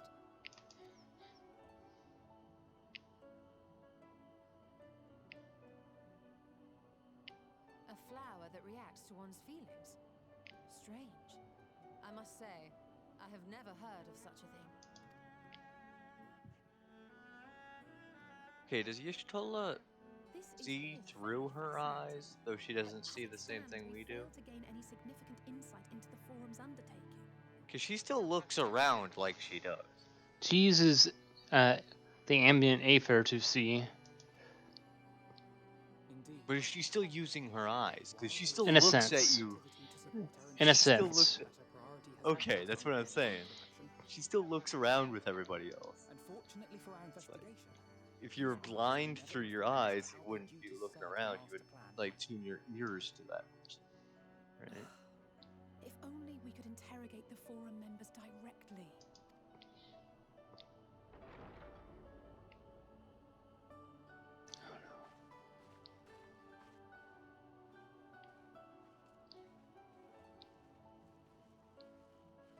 Isn't that the entrance to the arcade?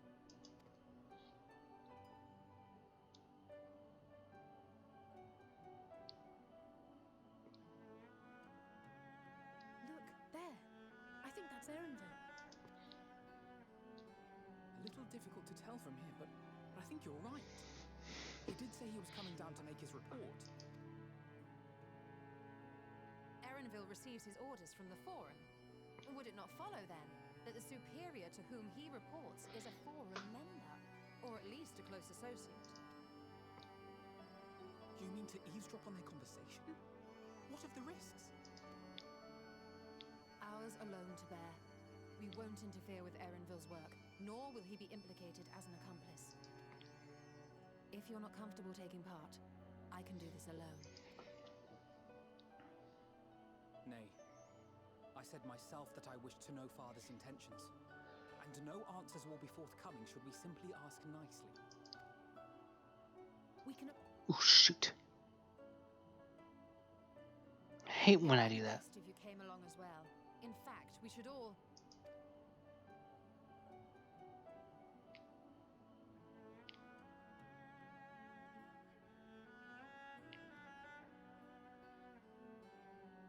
Crier?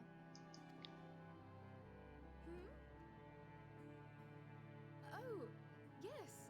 That certainly sounds like a plan. I'm glad you agree.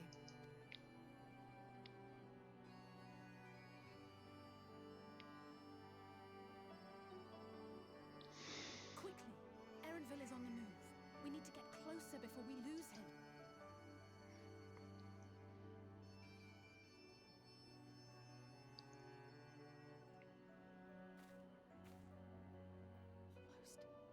I can almost reach you.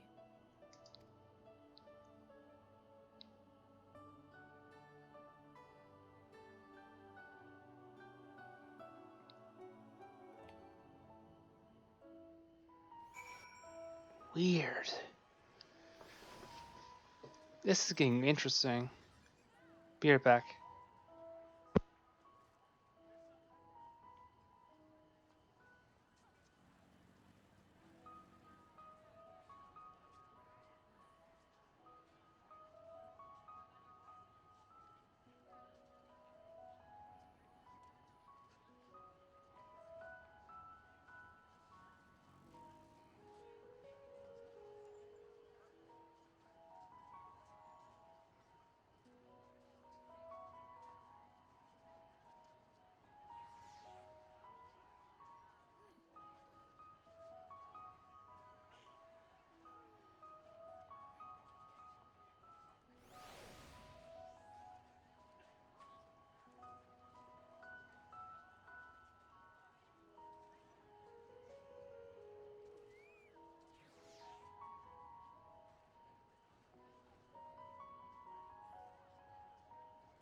All right, I am back.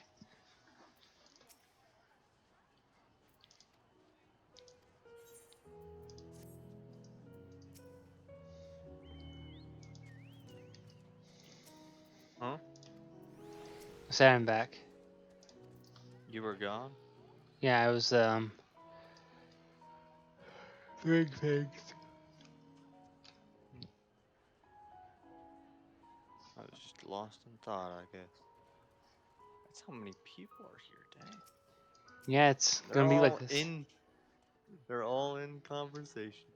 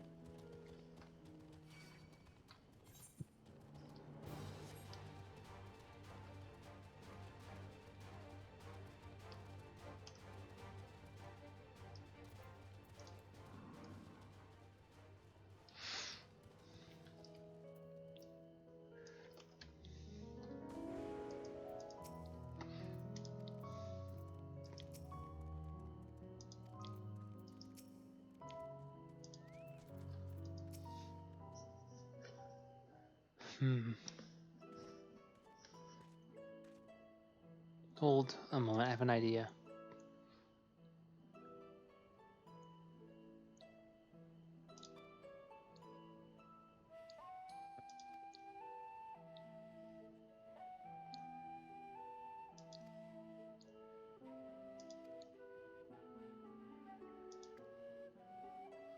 I think I came up with the next co-host host show topic.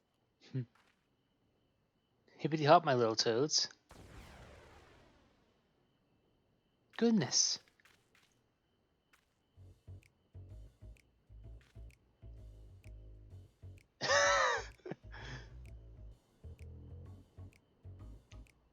Toads?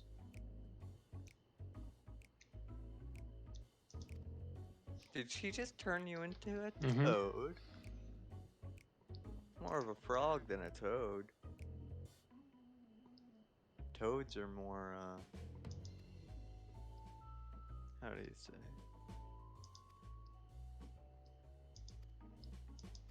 They have more bumps. Surely how you distinguish them. Frogs are more colorful, more smooth.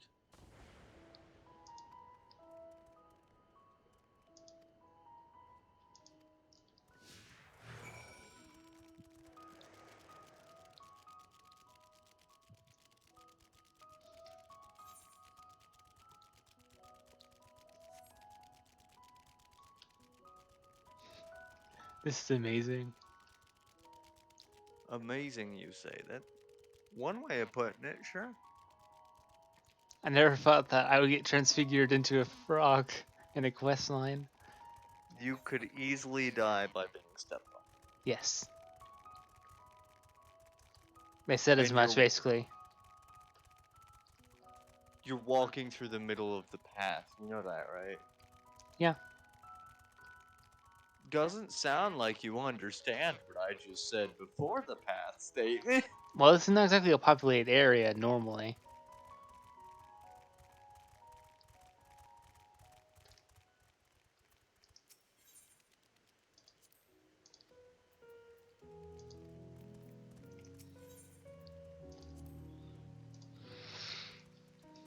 Alpha Toad? Alpha Toad! Oh, that's good.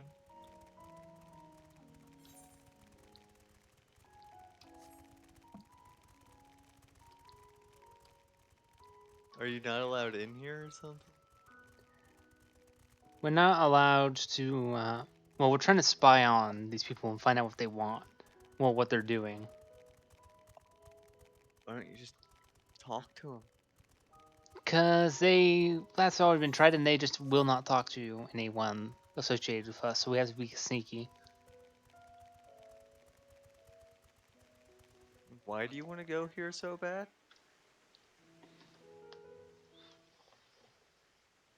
Trying to spy on them and trying to avert the world's end, basically.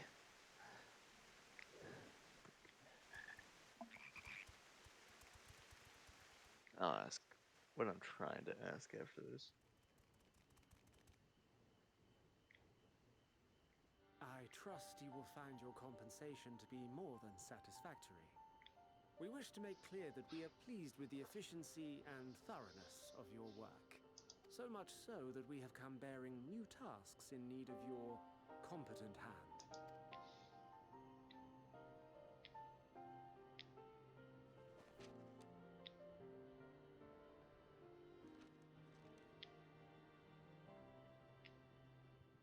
Another lengthy list. If I may speak frankly, the Gleaners have been pushed to the point of collapse by your unending demands. We are not familiars to be exploited. We are Sharlayan scholars, and we deserve an explanation for this unseemly treatment. What warrants such urgency?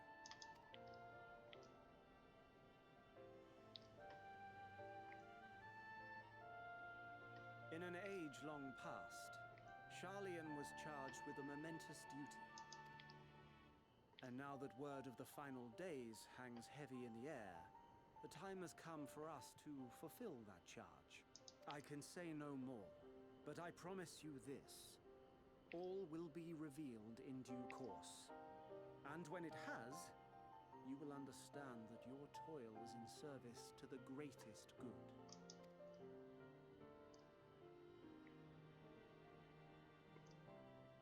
Then I will do your bidding. For now. But unless you wish the Gleaners to rise up in protest, I advise you to offer tangible improvements for our working conditions. Your promised revelation does nothing to address present circumstances. A fair point. Your concerns will be conveyed to the forum.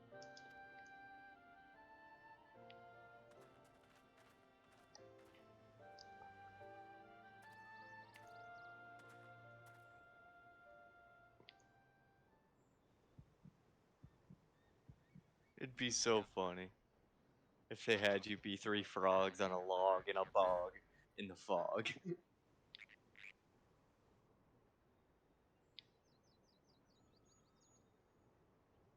I hope that was informative.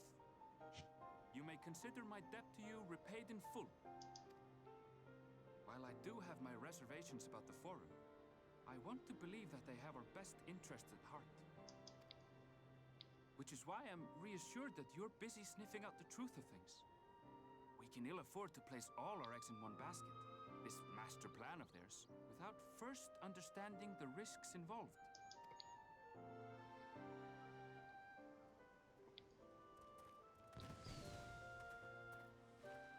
Wait! How did you know it was us? If you mean to impersonate a toad, try studying the real thing. And don't try to fool an expert. That's great. Yeah, because you guys were frogs. That's amazing. I love that character.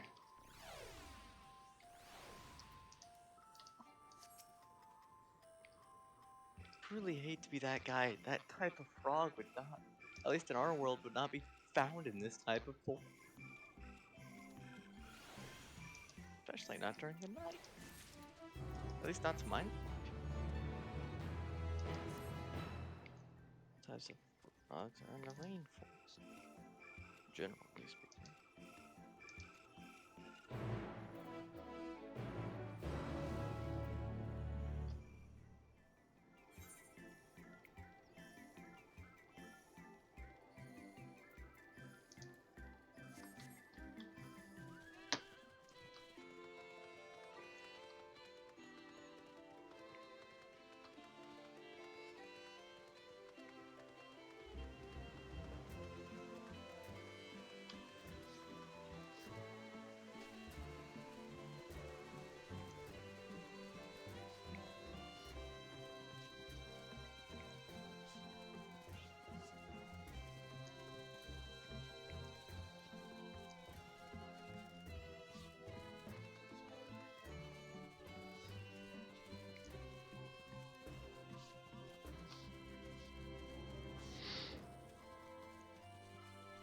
I'm very curious to know what all's going to happen with Heidelin, because that one conversation with her was very interesting.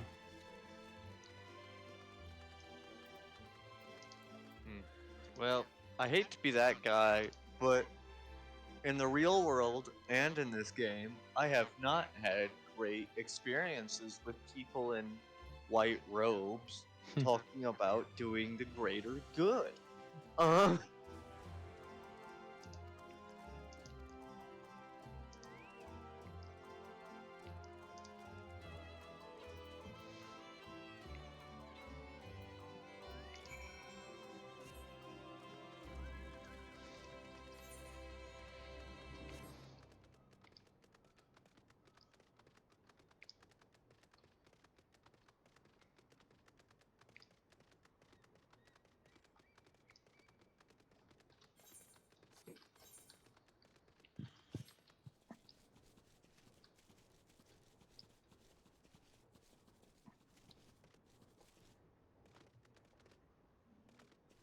Was that a Gundam? It was something. I swear that looked like a Gundam. I wouldn't put it past this game, honestly.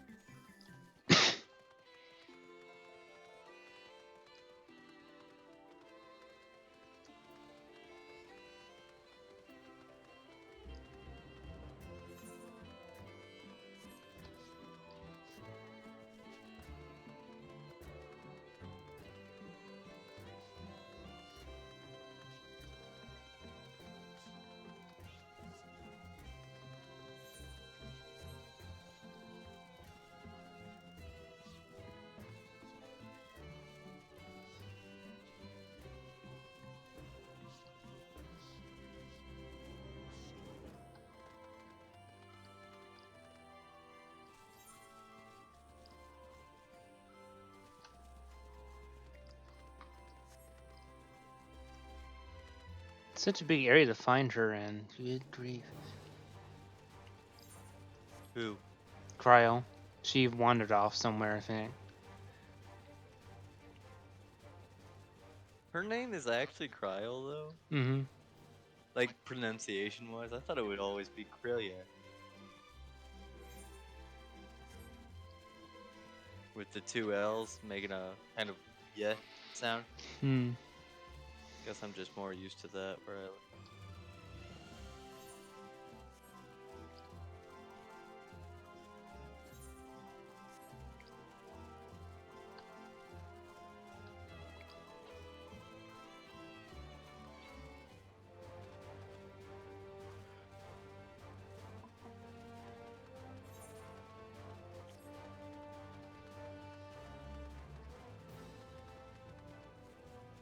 Well, maybe you should go up on the hill. That's what I was thinking. Because you could see the bottom of the hill from up on the hill anyway. There we are. I found that this was where she was, but I just couldn't remember how to get to this place. Yeah, she's looking at the flower again. So what's the deal with the flower then?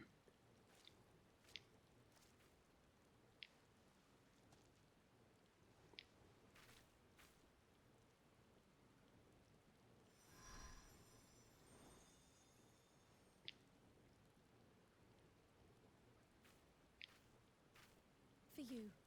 The spell will keep it from wilting. She said you would need it for the journey ahead.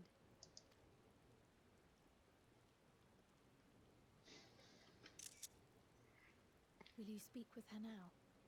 I can Who said that? Clarity, of course, but Heidelin, probably.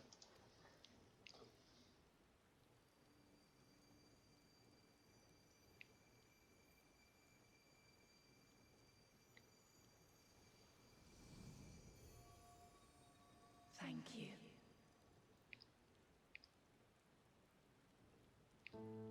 Do not worry. She has lent me her body for only a moment. Just as I could not save the first from the flood of light, it has become arduous for me to interact with the physical world without assistance.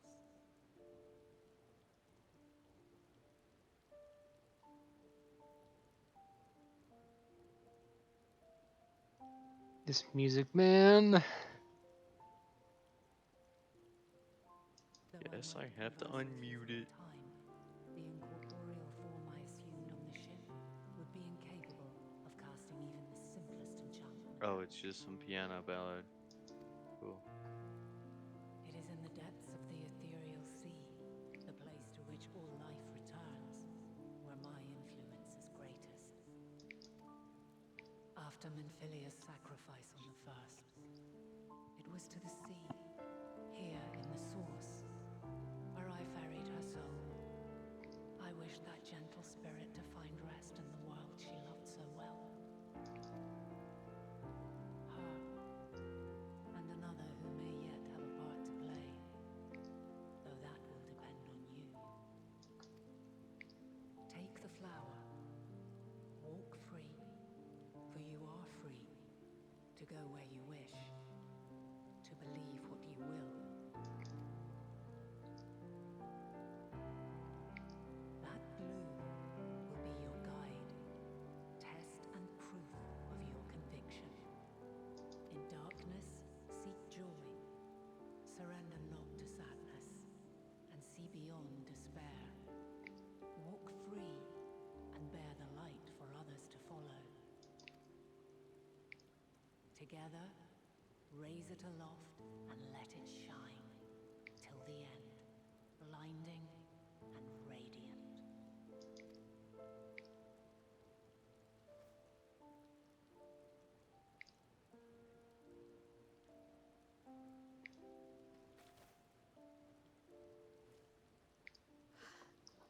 that was all too brief. Already she seems so far away.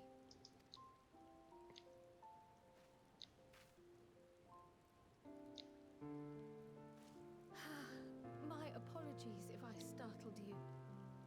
Ever since we began our descent into Labyrinthos, I had sensed another's will, straining to reach out. Even with my particular talents, though, I was unable to make a connection at first. So weak and tenuous it was. Once I took hold of that wispy thread. Imagine my surprise to discover it was Heidelin herself. Needless to say, it seemed wise to learn what we could before letting go. Her answers were more cryptic than I would have liked, but at least she left us with a guide of sorts, that unusual flower.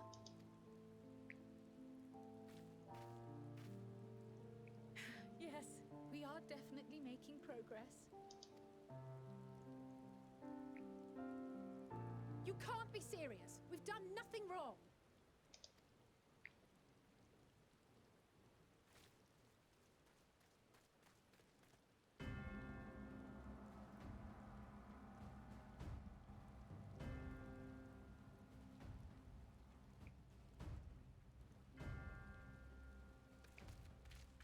Master Fortuno, what business has the Forum with us? Obstruction and suppression, apparently. Mistress Baldessian, our records show you facilitated the Scions' entrance into Sharlyan by claiming them as assistants for your organization. We are aware of your investigations. After alerting the major institutions to the presence of potential troublemakers, we received word from Archean Custodian, a group operating under the auspices of the students, skulking about Labyrinthos and engaging in clandestine behavior. Clandestine? We may not have entered Sharlyan as Scions, but we did naught to conceal our identities. Our only purpose in this city is to seek the truth. I can think of no reason why our actions should warrant the Forum's intervention. It is not our way to discourage the pursuit of knowledge, but the timing of such pursuits must be considered, not to mention their potential impact. With the world in chaos, we, the true caretakers of wisdom, have committed ourselves to an undertaking that demands the utmost The true caretakers of wisdom. Sounds like and we will not risk its success by turning a blind eye to disruptive foreign elements in our midst. What then is to be our fate? Will you put us on a ship back to Eorzea? The Forum will convene to examine your case. The results of said inquiry will determine your future in this city. As for your absent companion, he has already been detained. Graha! But why? Is reading a crime now, too? Reading is encouraged, celebrated even. Not, however, of the volumes shelved in the restricted section of the library.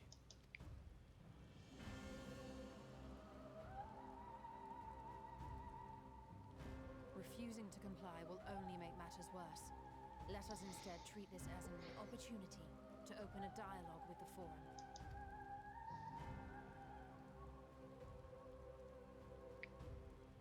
Silence is often one's best defense. I would advise against prolonging the proceedings with frivolous discourse.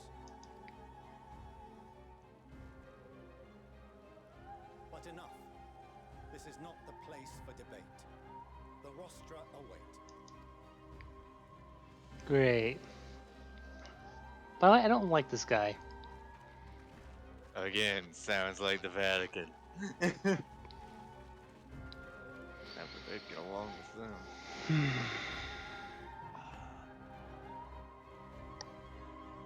I still go to Sunday Mass.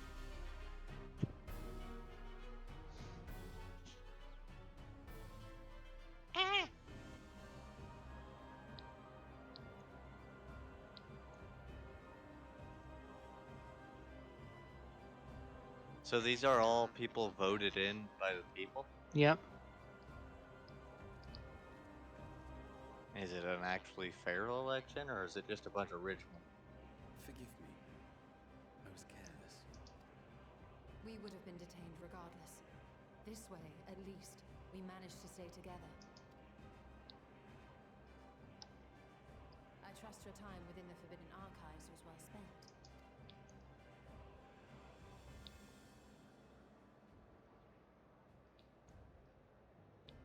The forum will come to order. This inquiry is now in session. As Speaker-elect, I will be presiding over the day's proceedings. Master Fortuner, would you be so kind as to restate the matter which compelled you to summon your colleagues with such urgency? As you are all aware, we recently denied Eorzea's request for Sharlyan assistance. Since then, certain individuals dissatisfied with our decision have taken it upon themselves to interfere with our work. They entered our nation masquerading as associates of the students of Baldessian. But these malcontents are better known as the Scions of the Seventh Dawn. These militants wield influence with both the Eorzean and Eastern alliances, and are inextricably involved with the crises presently afflicting the world at large. Loose in our city, these warmongers sought to meddle with and expose matters of state secret. What are they, if not a dire threat to be expelled?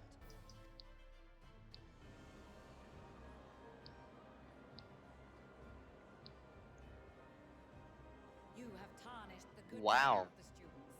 Galuf would be ashamed.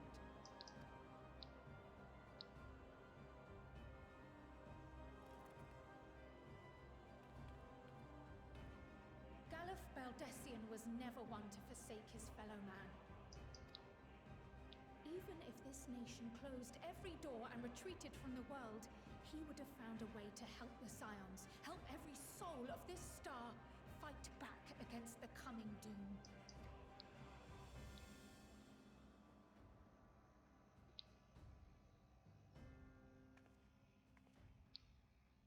A terrible enemy stands poised to lay waste to all we hold dear. In the face of such madness, Eorzea reached out to Sharlyan, a respected ally, in the hopes of forming a united front.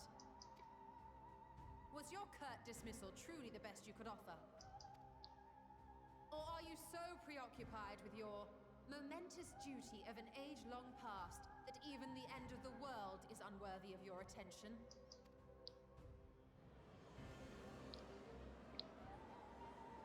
Whence came this revelation? From the mouth of a forum member within fortuitous earshot. Then it seems your findings support my own.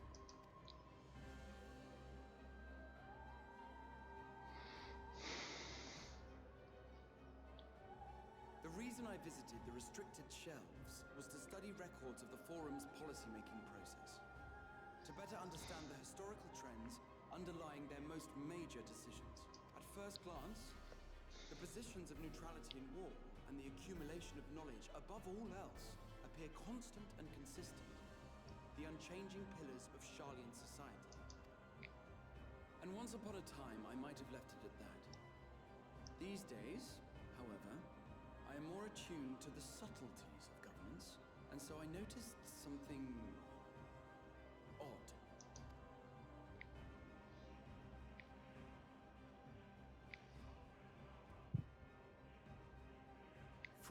Dramatic pause for effect. The purpose of these policies shifted. No longer was knowledge preserved for the benefit of society. Rather, society was to be gradually reshaped to ensure the preservation of knowledge.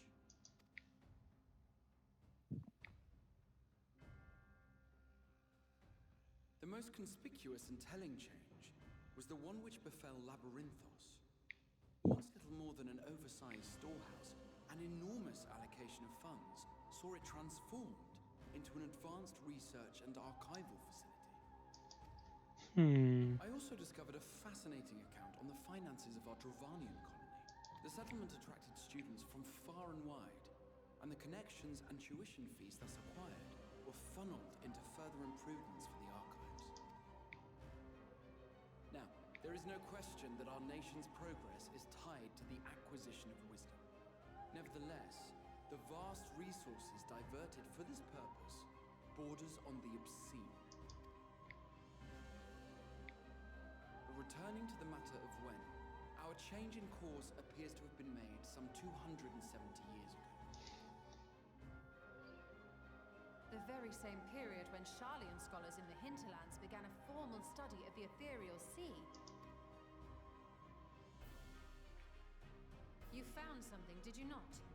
And whatever it was, gave rise to your oh-so-important duty. Mind your tongue, Archon. If you had seen...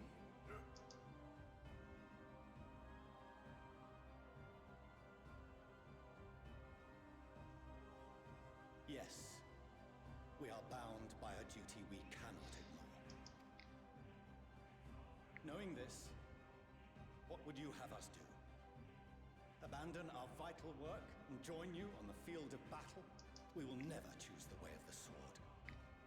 We will fulfill our mission not through strife and bloodshed, but survival.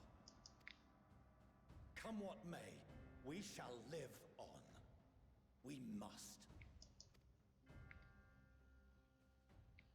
Do as you must, then. But we Scions will fight until the heavens fall, until our last breath.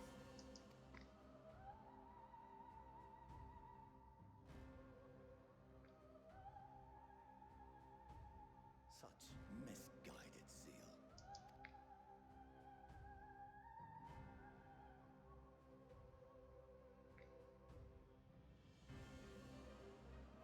Father,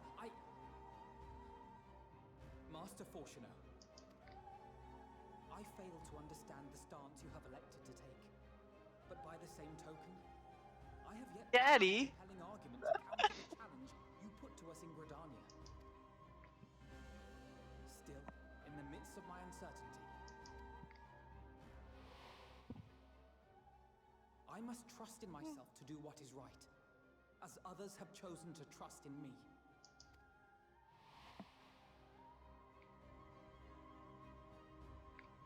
So I will continue, as I always have, weighing the consequences of my every action, and allowing my hope for the future to inform my decisions. That's quite enough. Have you all forgotten the reason for this assembly? Skolok Monteshane. He's the head of the studium and an old friend of... I don't disagree. Honestly, every discussion devolves into some interminable debate. Terrible habit. Let's return to the topic at hand, By their own admission, these Scions have resolved to fight alongside the Eorzean nations against the doom which swift approaches. But there exists no evidence of an attempt to incite our citizens to do the same. Furthermore, while our decision may well have been the correct one, we cannot simply bull our way through these disagreements without inviting doubts or objections. Put yourselves in their place. Who among you would leave a tome unopened if an elder forbid you read it with no reason given? Now, if we're to quell further discontent, then we must conclude this matter with a fair and even hand.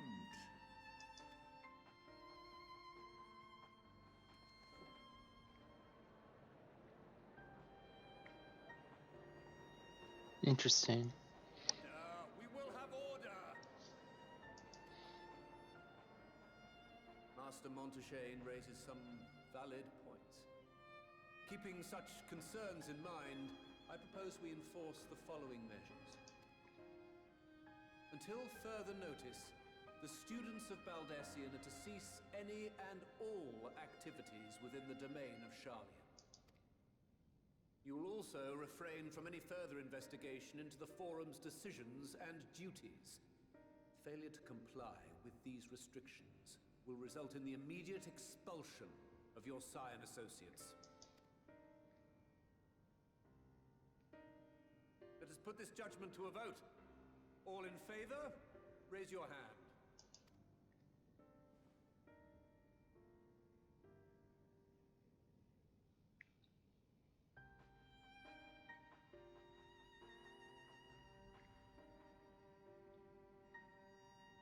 folks aren't raising their hand.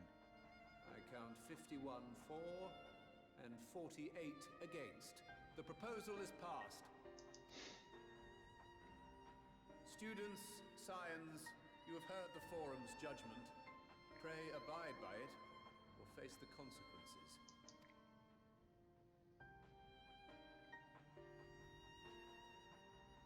Honored members, I thank you for your time. This inquiry is concluded.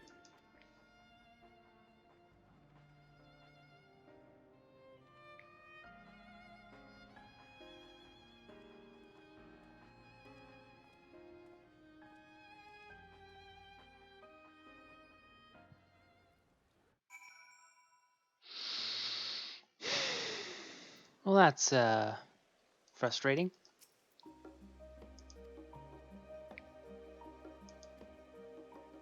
Well,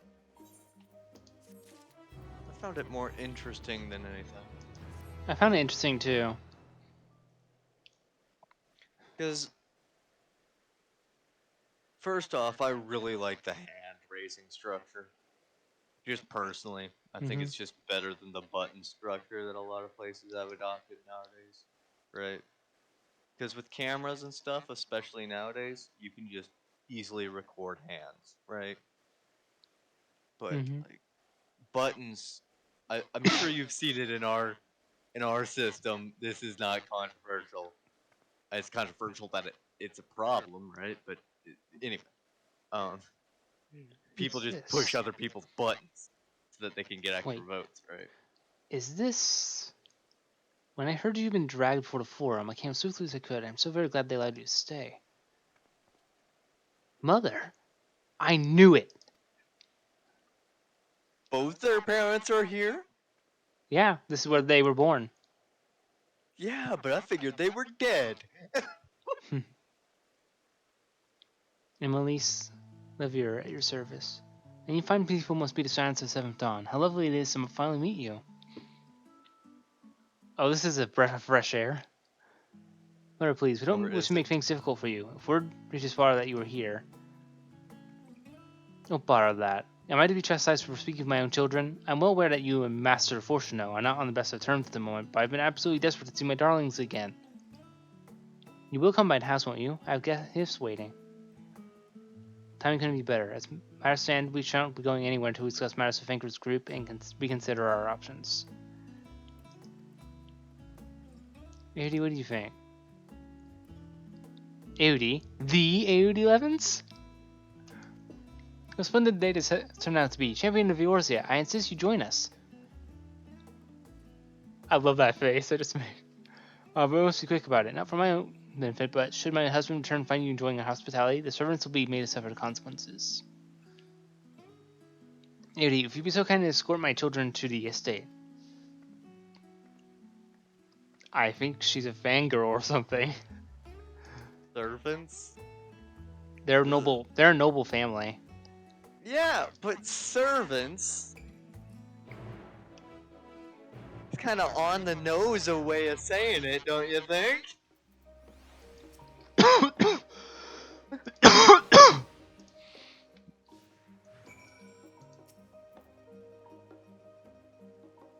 Like, personally, if I had servants, I'd call them by their titles.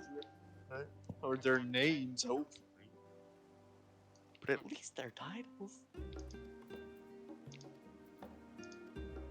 In the first place, I probably wouldn't get servants.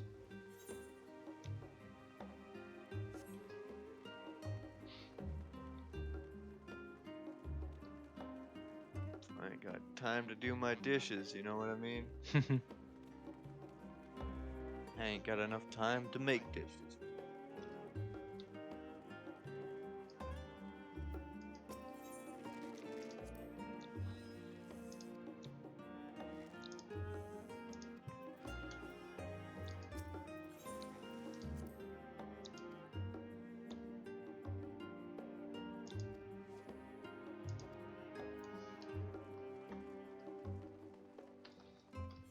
Guess it's just a different way of living, huh?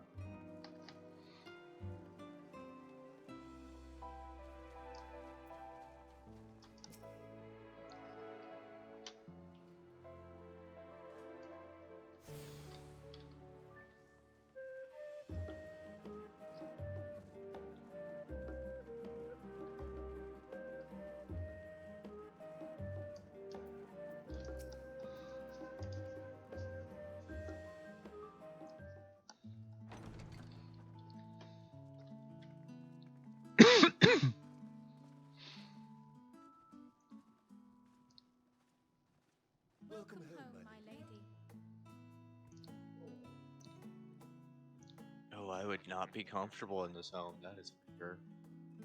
Yeah, AOD's gonna like alarm bells. I don't want to break a single damn thing in this house. Oh, I want to break everything. I want. I'm that guy. But yeah, AOD feels fish out of water in this exact moment. What? What are you gawping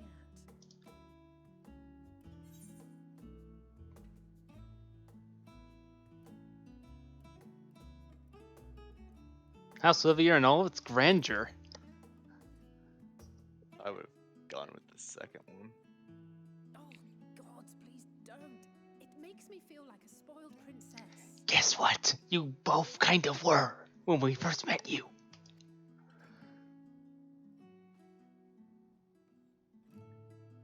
Lord Fortuneau is not I hate that they don't realize that. And I should also like the children to have their gifts, ere my husband makes his return. As you wish, my lady.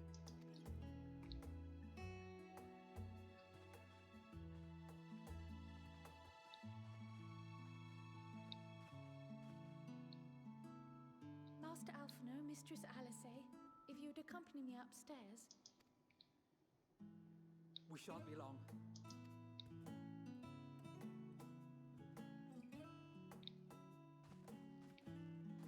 Great, now I'm alone with the lady of the house. I am not very comfortable with this arrangement. Especially when she's a fangirl, right? Recounting their latest adventures. I am sure they withhold certain details, of course, only to keep me from worrying. Yet a mother worries all the same.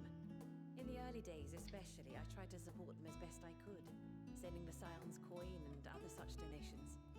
Aww. Fortunately, they have found the strength to overcome adversity time and time again. Their words grow more confident with every letter, their depictions more vivid. The triumphs and defeats, the joys and sorrows. 'Tis clear that they have come to find value in every experience. But of those they treasure most, it would seem that meeting you might be the most impactful. Why, since that fateful day, I do believe there has not been a single missive in which you were not mentioned by name.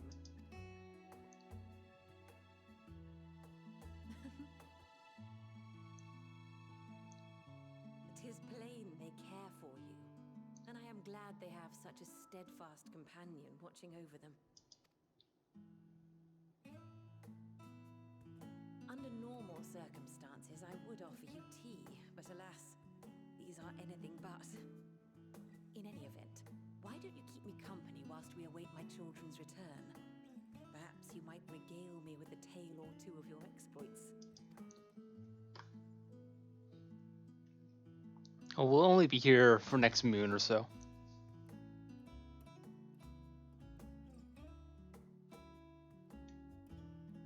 You're not. You could still offer them a cup of tea. How long does it take to drink a cup of tea for you? When you mentioned gifts, I wasn't sure what to expect.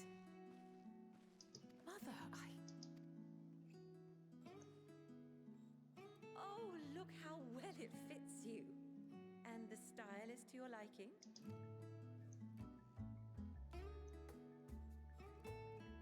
It's her new outfit. It's perfect. Exactly. Are those rockets on the side of her heels? Tell me you had something different made for Alpha. Probably not.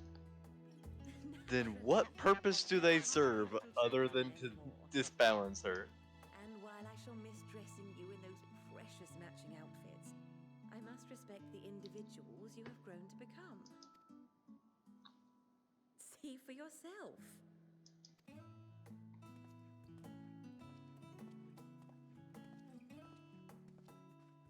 Thank you for the splendid clothes, Mother.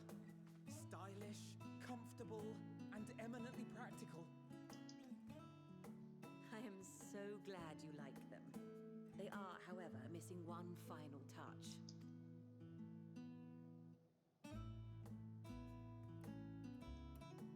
If you would allow me, Master Alphino.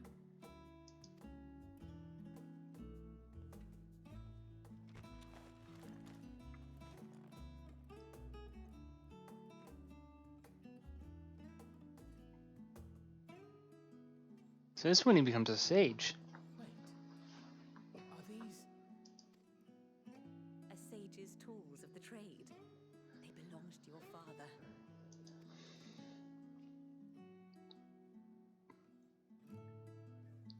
Though he may as well be chained to his desk these days, as a student he was often called upon to venture into the field. He wielded those armaments, both to heal and to harm in no few battles.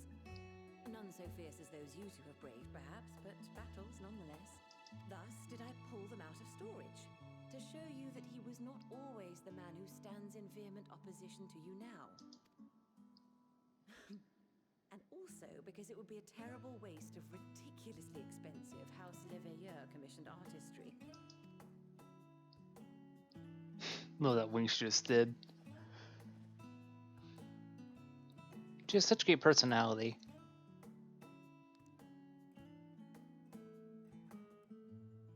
I am told these devices are quite difficult to master. It reminds me of a much richer version of mine. May the wisdom in that crystal serve you well. And please, try to find common ground with your father, that you might And come one and go without that just doesn't have as many health problems, apparently.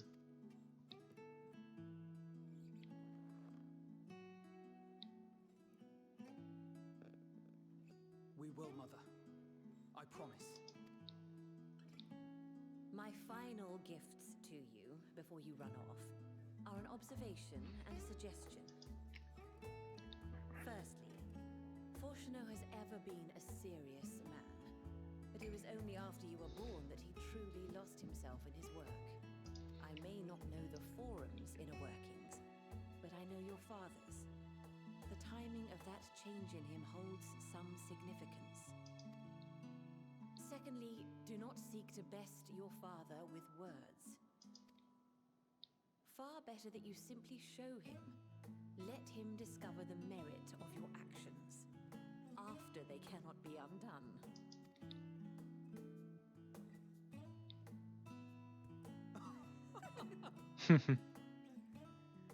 Oh, Mother.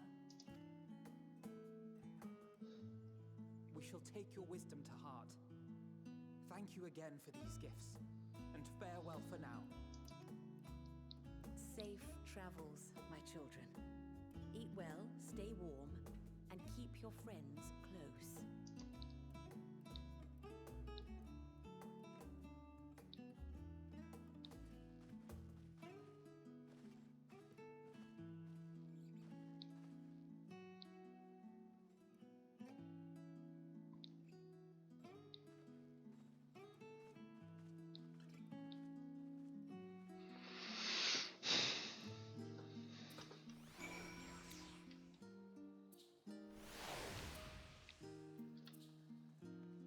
That was such a great scene.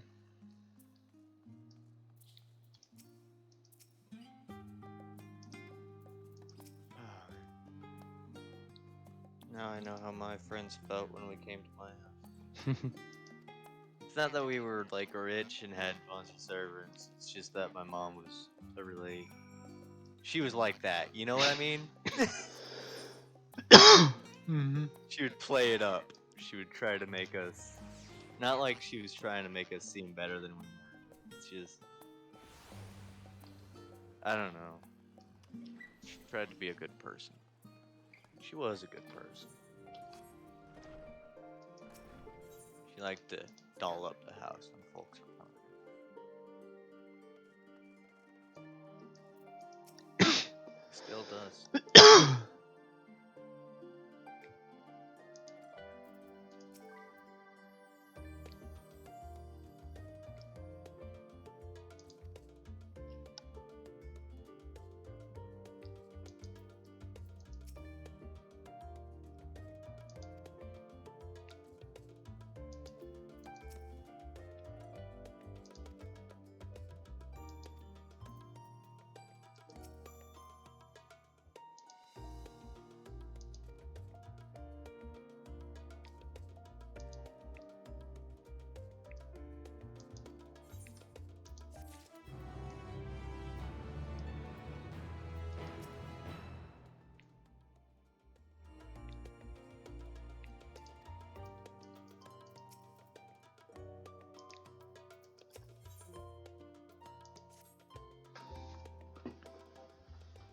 Can't believe we're already in the Hafner.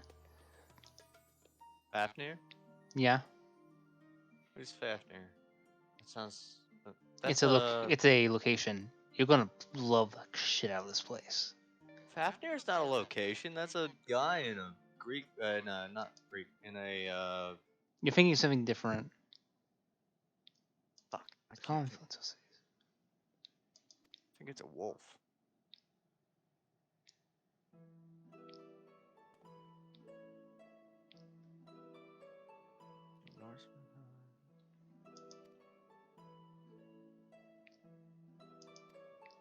He was a dragon.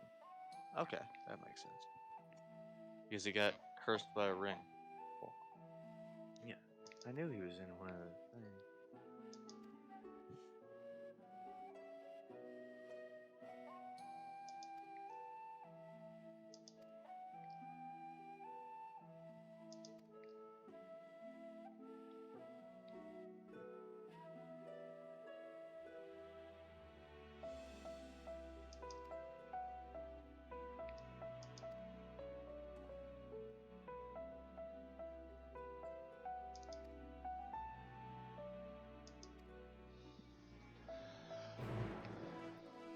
I hate to say this, but I need to go to bed. I got Alright. You're alright. It's gonna be so interesting. So you got tomorrow off? I got next 3 days off, yeah. Damn! That's how committed I am to doing this. I'm guessing you have to work Christmas, don't you?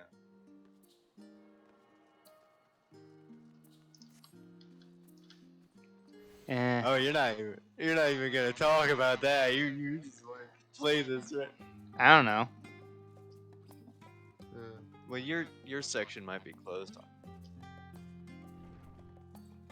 I don't think they do. I don't think they do carryouts. But I know it's open for a little while because it's Walmart. If Walmart is closed, the end of the world's coming. You know how it goes. Goodwill's closed. The world's been ending for years, and now it's just exploding. There you go.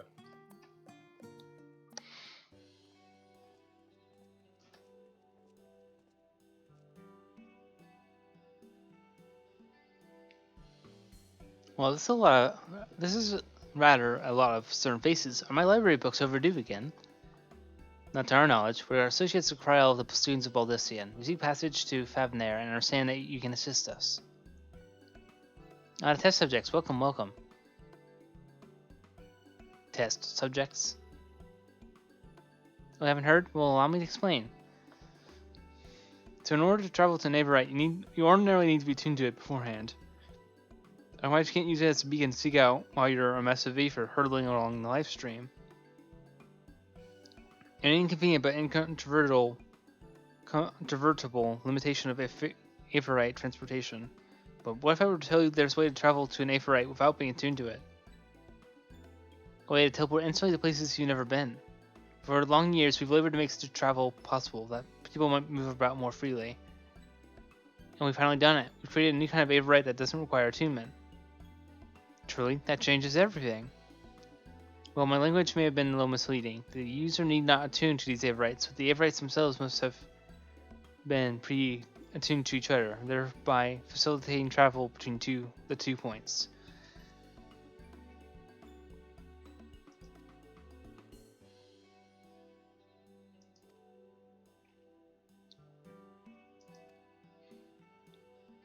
I should mention that an accident has impaired my ability to channel Aether. Will this be a problem?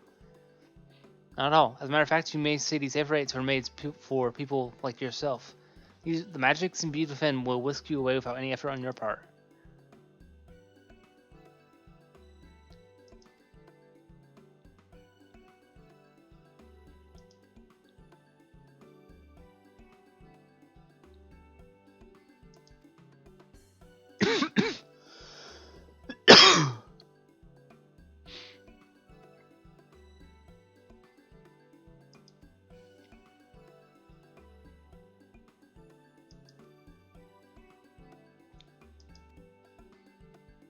I see.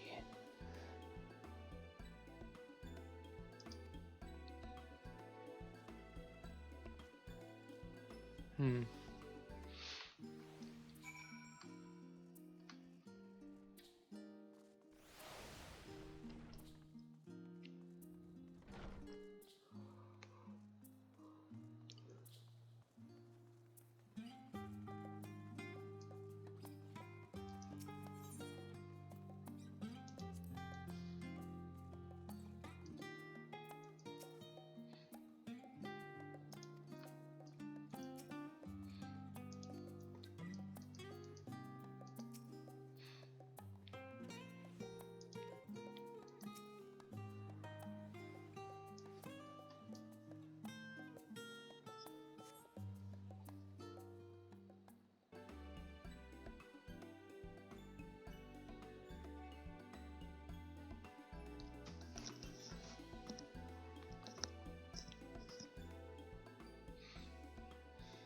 Right, we're all set.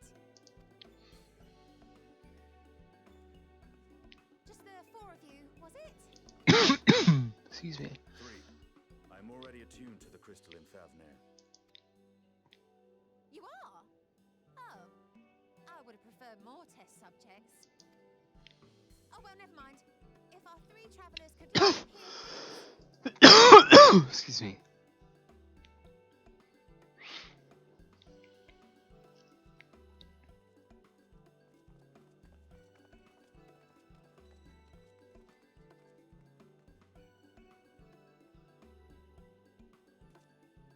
Yes, right there is fine.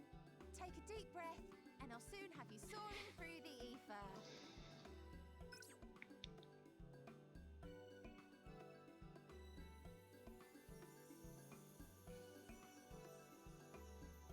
Oh, and one last thing. You might experience a teensy-weensy touch of violent ethereal sickness. Good luck! What? This game.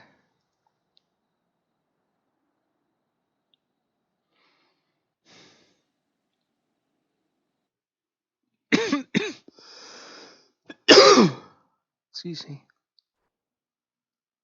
What the? Oh, yeah.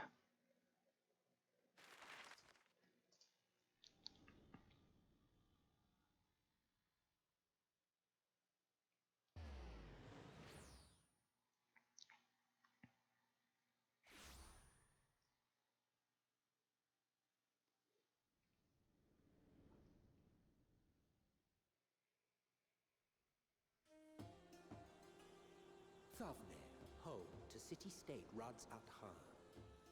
Rising from the southeast waters of the Bounty, this Isle of Plenty served as the battleground for a conflict between 2 peoples.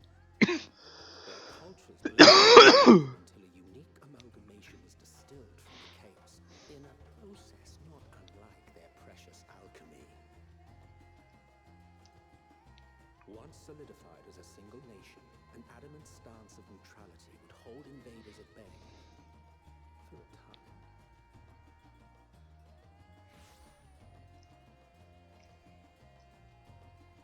Now across this vibrant isle creeps a fog of malice. What choice do you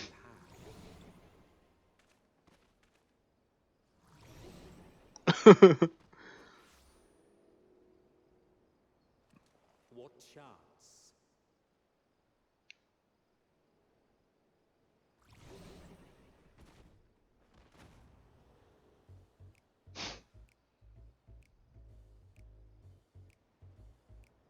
Against such an insidious foe.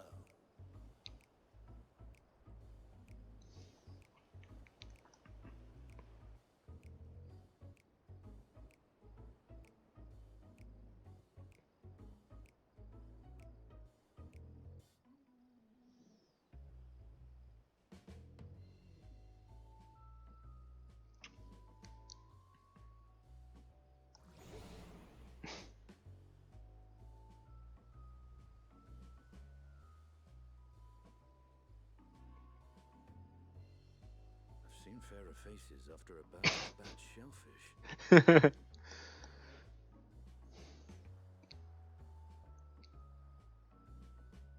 bring you something to drink? That should help settle your bellies.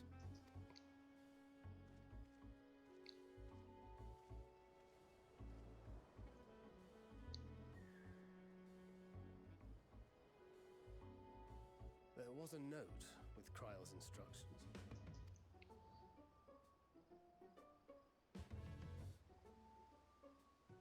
Don't let a Stinian roam the markets alone. He's alarmingly bad with coin.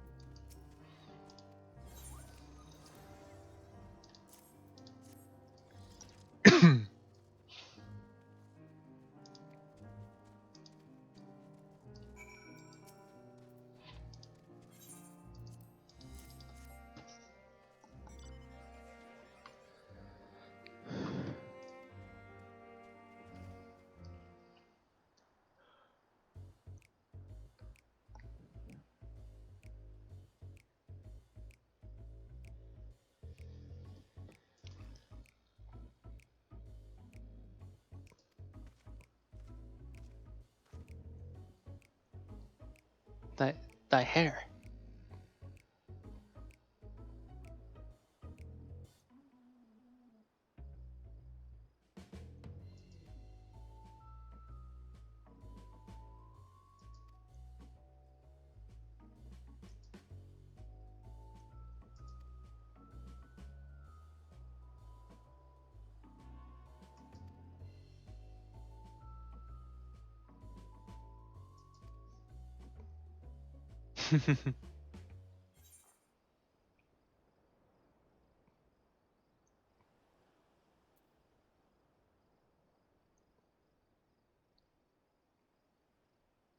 I expected the Azure Dragoon to put up more of a fight.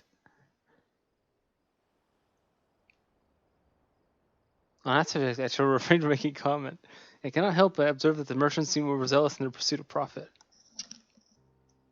Claiming Fabnair as its dominion, the nation of Razatan hath wronged Friat as a hub of commerce.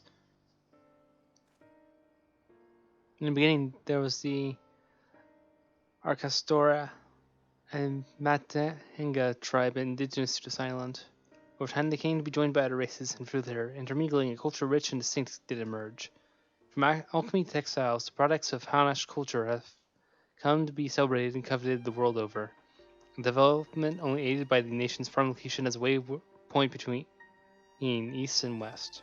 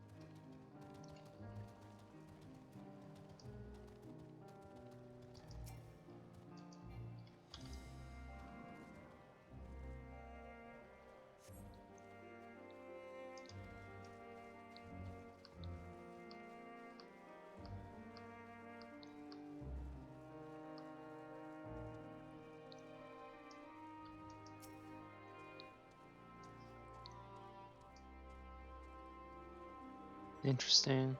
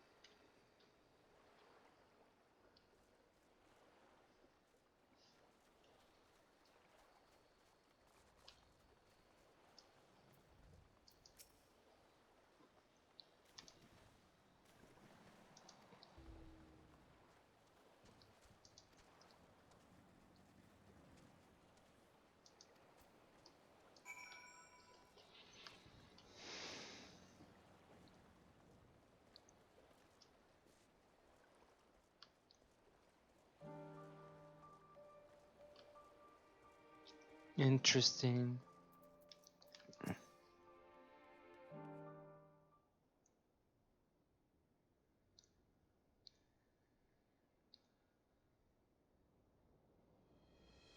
The Damascans are coming, but we already have everything they ordered. What are we supposed to do with it? I don't know, but yelling me isn't going to help. All I know is their plans have changed, and that's that. Look, you must have noticed what might happen. The Empire's at war with itself, and the provinces are in chaos. And then there's the tower sitting on our doorstep, spitting out monstrosities.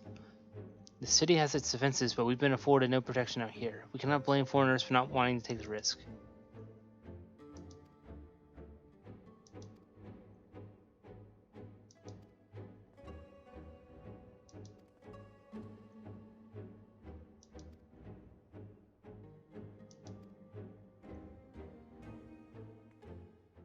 And you are? Wait, you're a foreigner, are you not? A merchant? Please tell me you're a merchant. I see it, that's a shame. I'm sorry, but we're discussing important matters. If you need something, please talk to one of the others.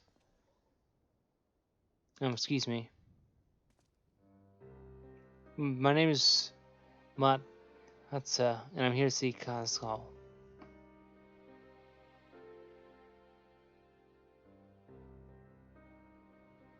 Oh, it seems she's busy. I'll come back later then.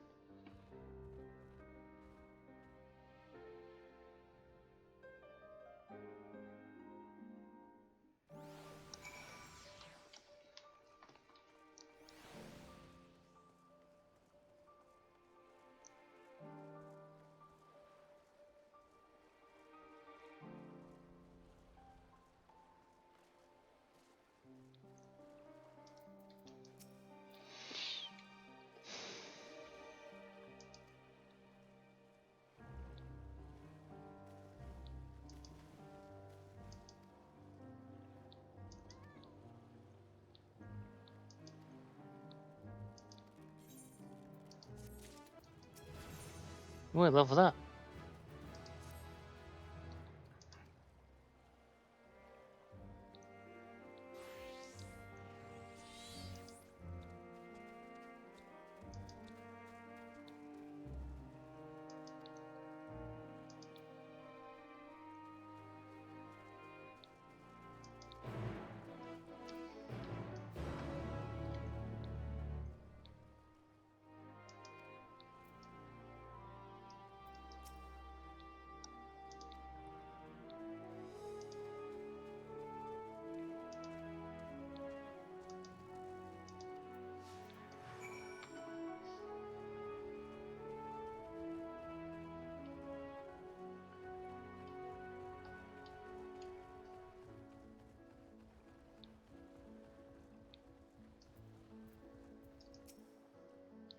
Hmm.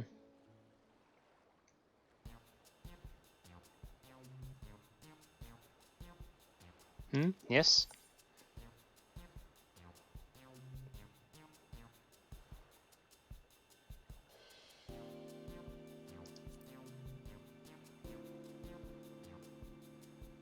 Good to see you too. I suppose I'm well enough given the circumstance. Things have settled down somewhat, but it was utter chaos when the tower first appeared. Everyone grabbing whatever they could, trampling over each other to get to the city.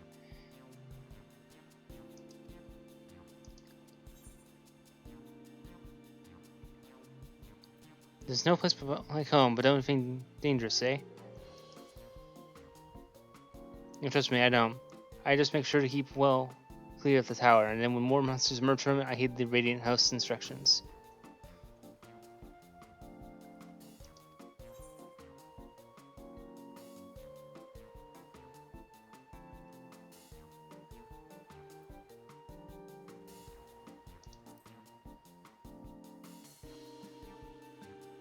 Fresh fish, you say? Oh, you're a fishmonger. Hey, when you bait me like that, how can I bite? Very well, give me some of your fish.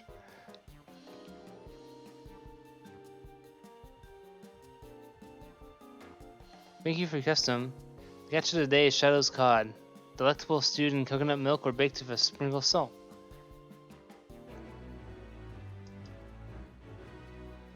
Yeah!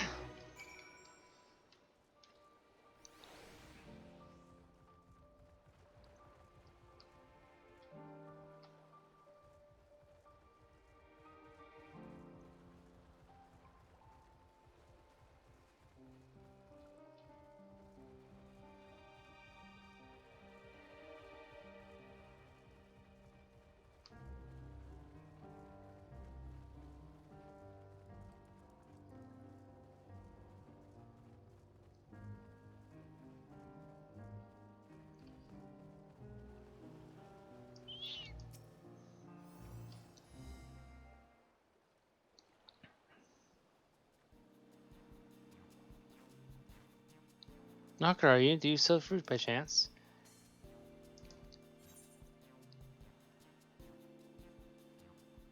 What do you need so many armor for? A reading course may seem like a lot, but let I go through that in no time at all.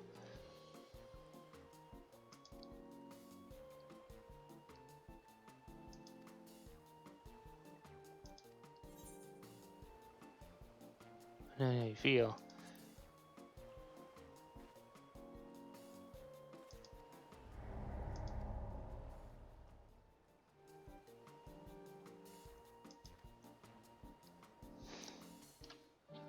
Damn.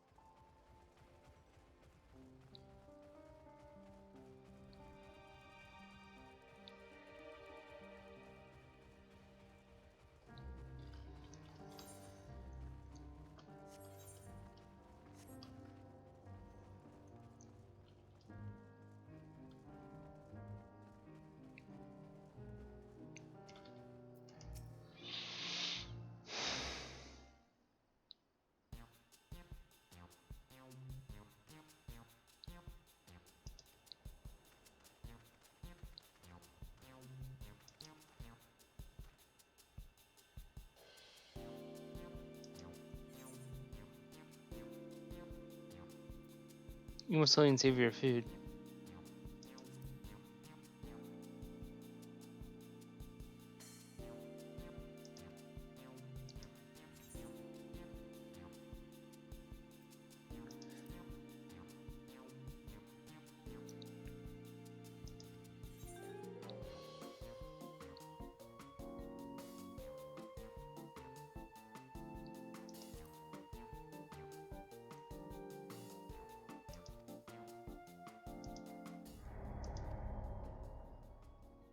Dang it.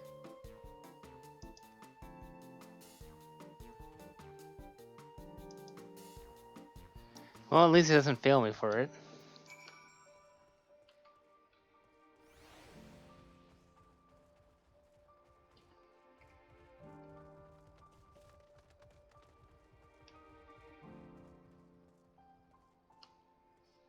No, that's amusing.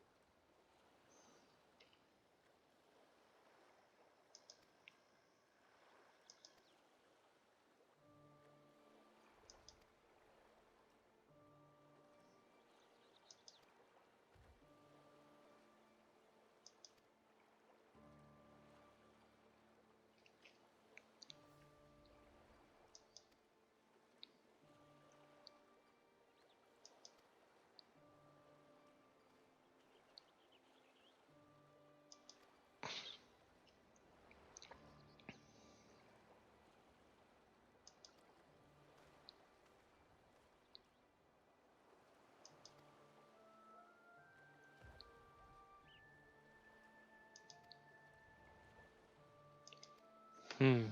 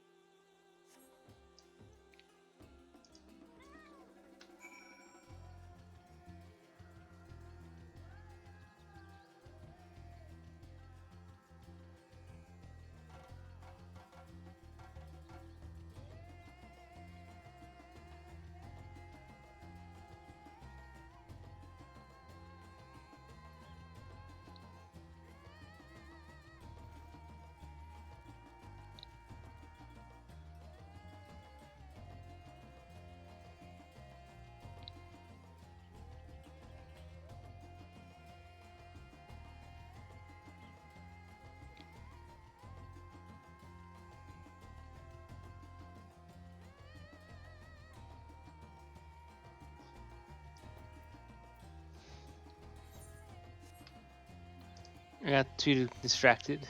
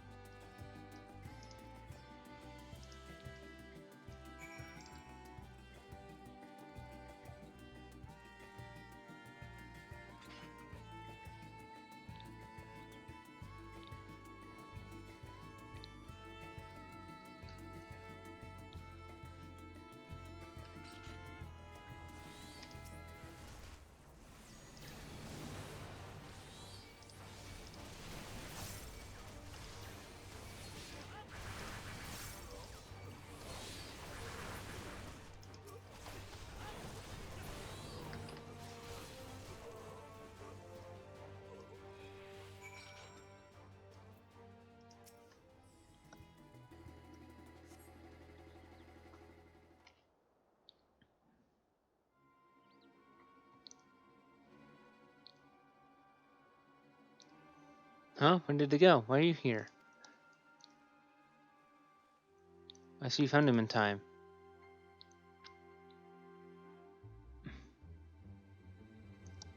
You and your friends came to look for me? I don't know how to thank you. On my helm, I took a moment to stop and rest. Think about what to do about, well, everything. Then those men came. Kidnappers. We heard that the Arkasardara were being targeted. Surely you have as well. Perhaps best you took refuge in the city. We've considered it, me and the others, but fishing's all we know. The ocean's all we have.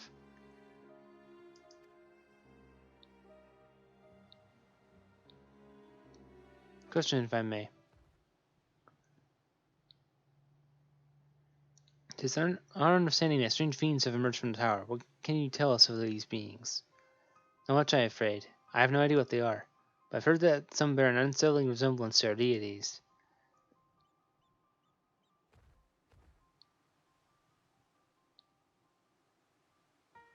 For that reason, some have taken to calling the tower Zot, House of Deities in the old tongue it means.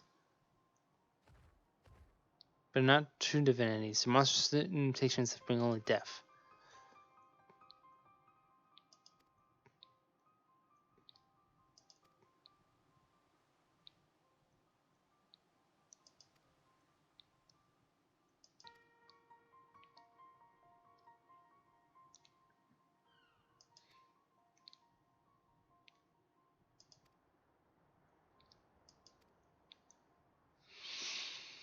Let's do it.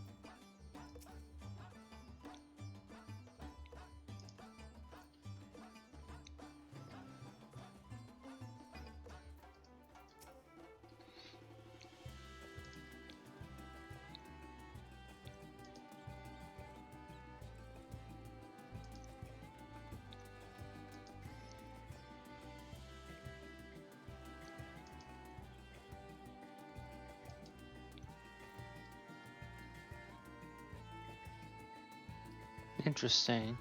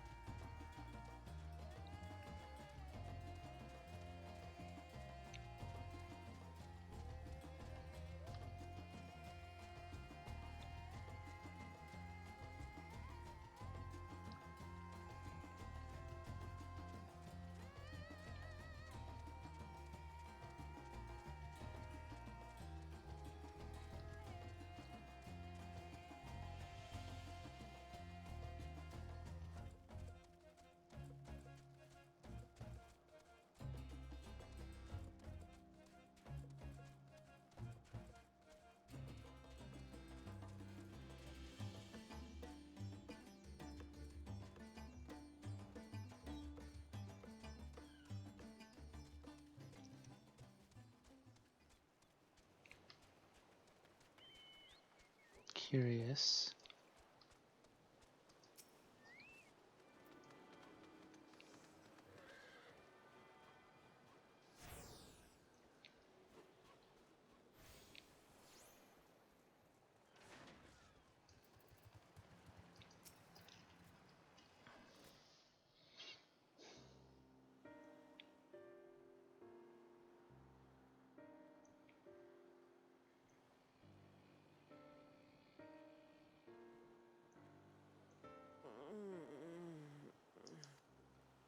What happened here? Their dress marks them as alchemists. I see no evidence of injury or poison. Thinkest thou they but slumber? I believe so. Whether it is by choice is another question entirely. Oh, we have guests. You must excuse the poor welcome. Long days and longer nights have taken their toll, as you can see.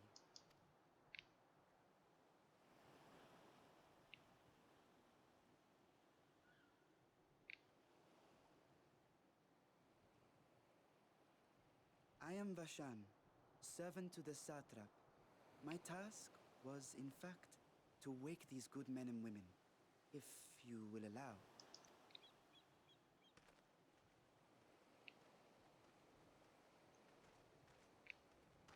People of the great work, I come bearing new scales. Scales? We have new scales?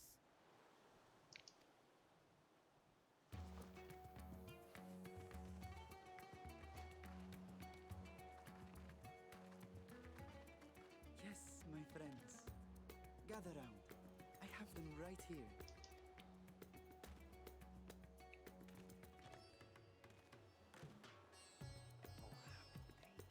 Now I can continue my experiment. Many thanks. One for me. Those are dragon scales.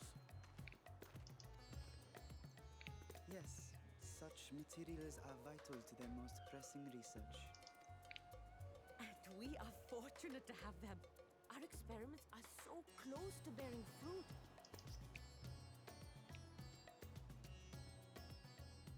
Soon we will have a talisman capable of nullifying the etheric emissions from that accursed tower. Did I say something wrong? Are you not here with Varshan? Wait, who are you people?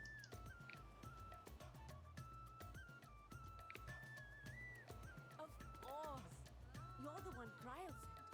The warrior of light we've been waiting for. This is a day of celebration. Praise be to Cinderova! The winds have shifted. I feel it. The end to our toil is near. I feel it too. My head hasn't been this clear in days. Tell me, how did you acquire those scales? Curious that it concerns you so. But worry not. They were freely given by the dragon with whom our satrap has forged a lawful pact.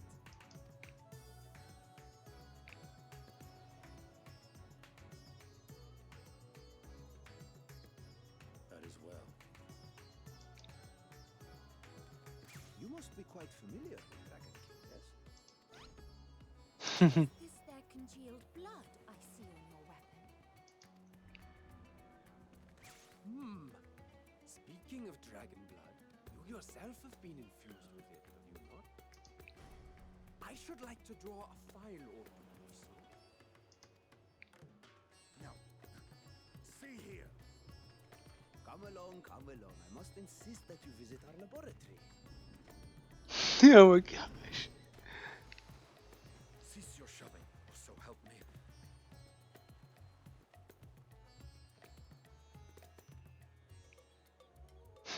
Oh dear, your poor companion.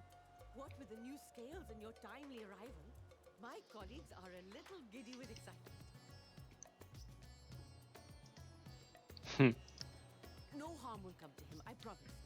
Meanwhile, shall we find a quiet place to talk? As you may have guessed, I am Nidana, the alchemist who sent the request to your mistress Kryl. We have workshops across the nation collaborating on this research project. But it is here, at the Great Work, where I collate our results. Come with me, all of you, and I can explain the crux of the situation. This music man.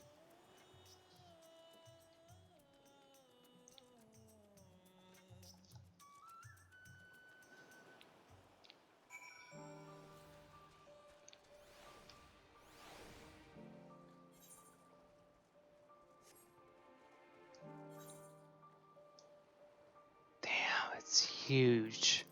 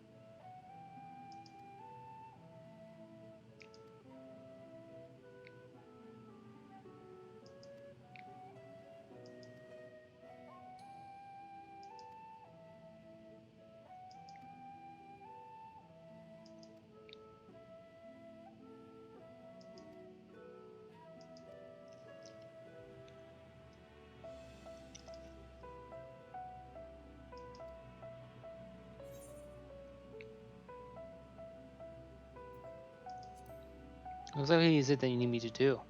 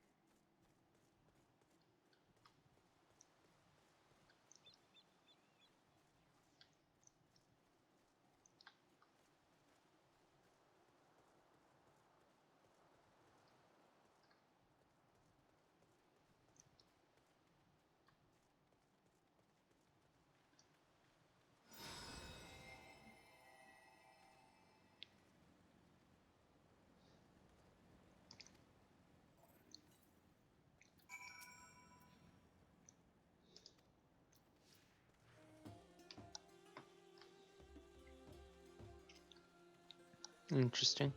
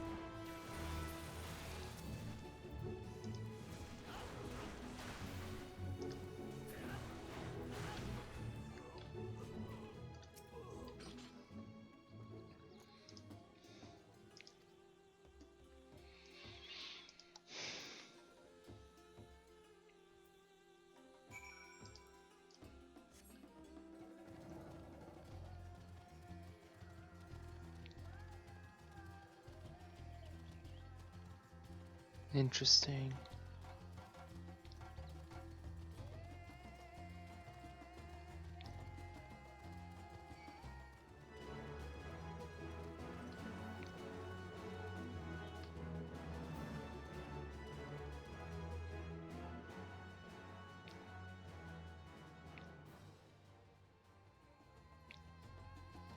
That's crystal, that's of no doubt to me.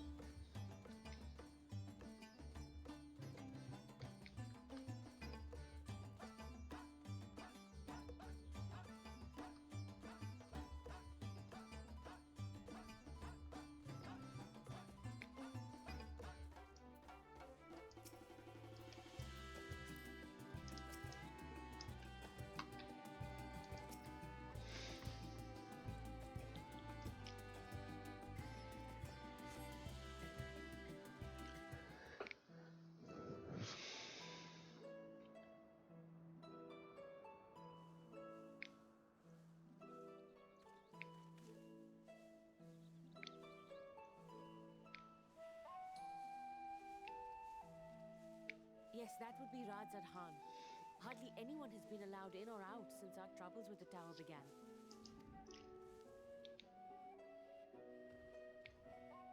The faithful citizens huddle inside the city walls, and commerce has all but ground to a standstill.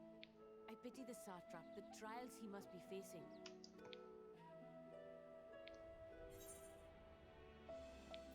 What can you tell me of the satrap? Well, he is the most important person in Radzad Khan. Long ago, this island was home to two tribes of Matanga, the Gajasura and the Arkasodra. When the Aura came to these shores, it was the Arkasodra with whom they joined forces. Together they defeated the warlike Gajasura, forcing them to flee Thavnair altogether.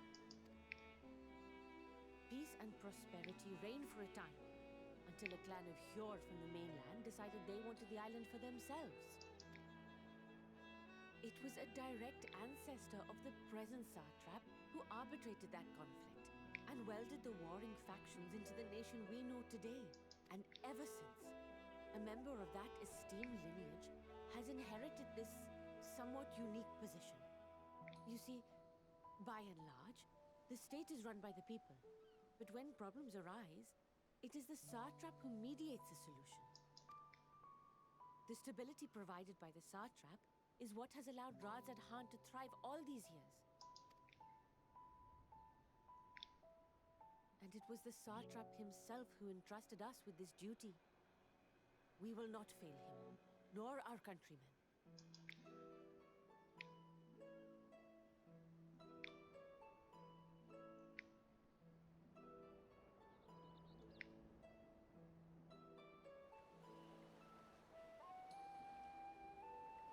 What is the delay with the vessel? I told you I need to adjust those ratios.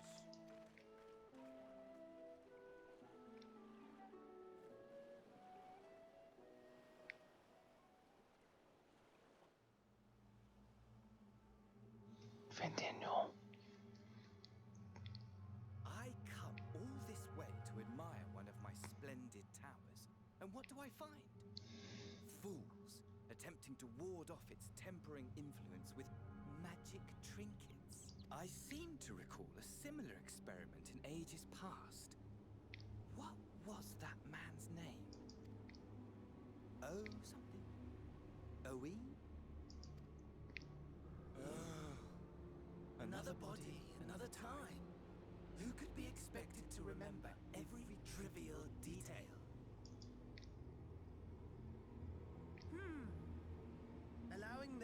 construct such handy talismans would be counterproductive to my plans. And yet, I find myself deathly curious. How will they manage this feat with the limited knowledge and resources at their disposal?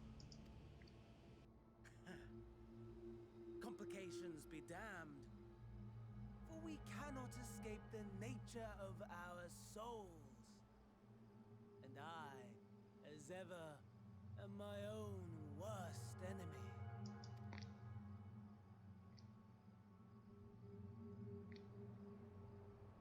What the fuck?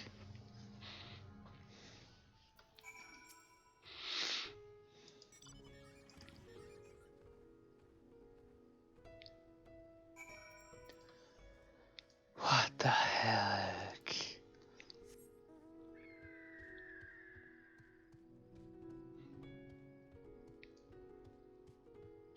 This game, man.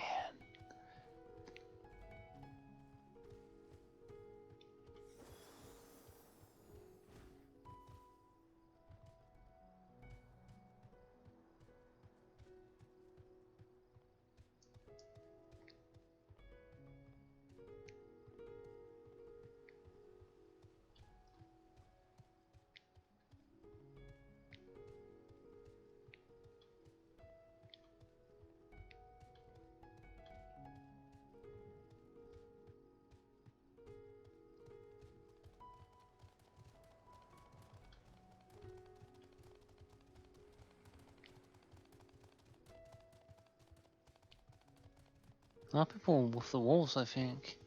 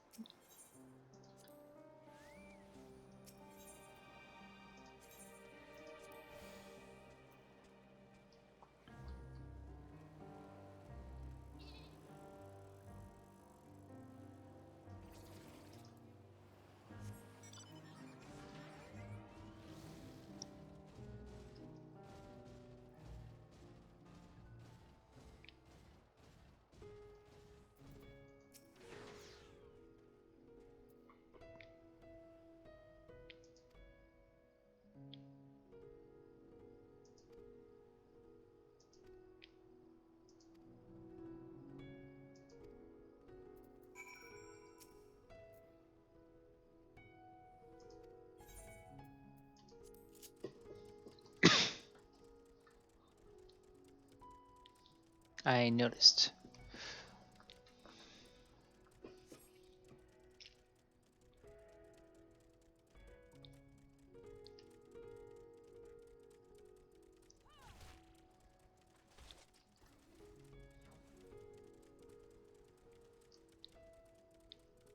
Khadga.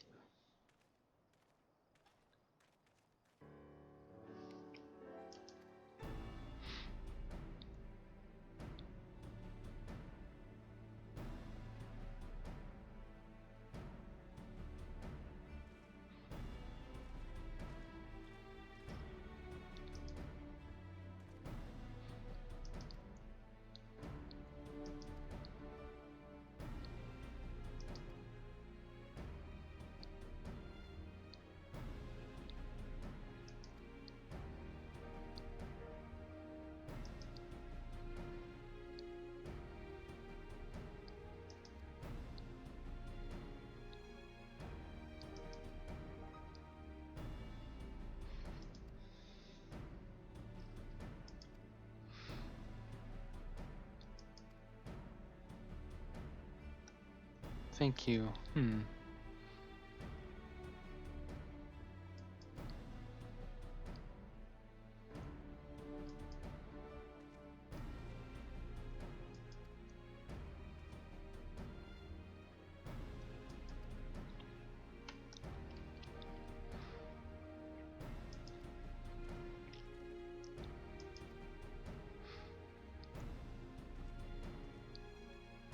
That was pretty neat.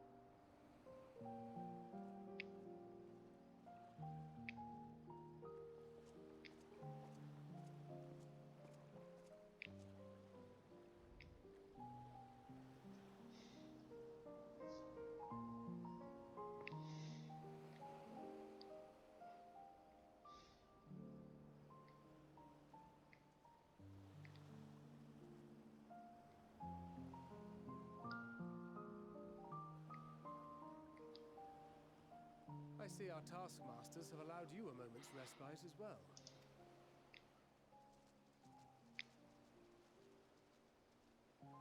You have to hand it to these alchemists. They are determined to see this endeavor of theirs succeed. I've never been one for blind optimism, but I sincerely get the sense they're close to a breakthrough.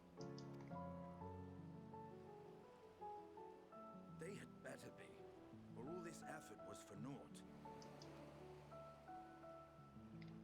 The peoples of Eorzea, of the Far East, of Thavner, children of this star united in common cause against a dire threat. Yet ere they succumbed to suicidal madness, were not the Telophoroi born of her body as were we? They who cling to life and the promise of the morrow's dawn, against they who desire death and an ending of their own orchestration.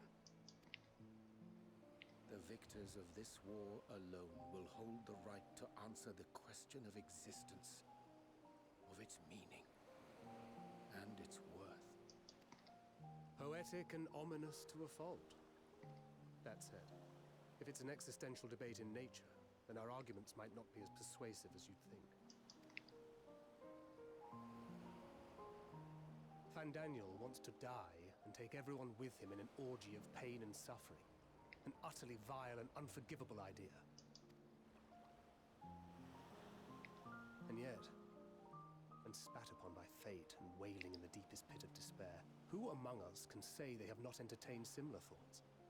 There are nights black as pitch, bereft of hope, and no words of comfort can reach you. And it's all you can do to grit your teeth and choke back the bile. The more you see and suffer life's injustices, the more difficult they become to bear. Vengeance is nurtured in similar soil.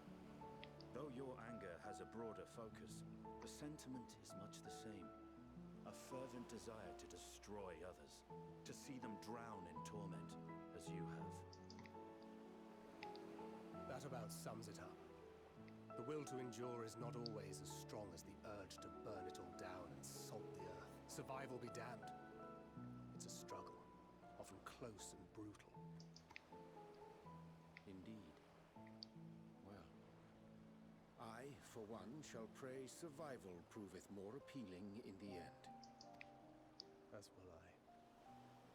Besides, our chances are much improved when we've the company of others committed to the cause of life. Our vengeful dragoon here is proof of that.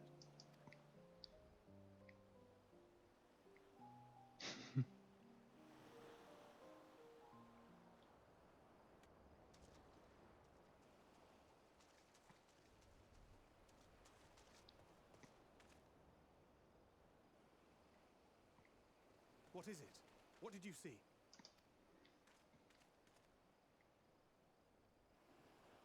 Fandaniel. Are you sure? If he knows we've been working on a countermeasure. It holds. The vessel holds! This is the one! At long last!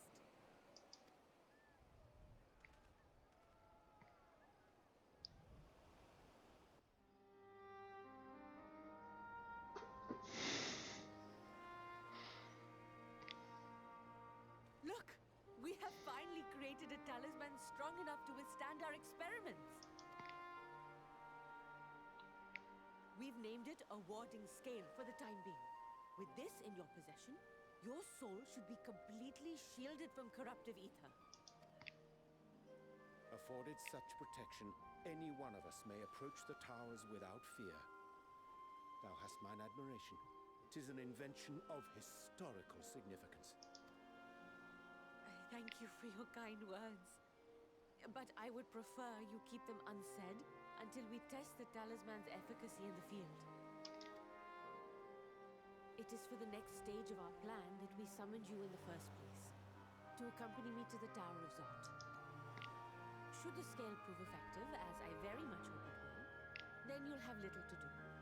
But should the effect be weaker than anticipated, I must ask that you restrain me, or knock me senseless.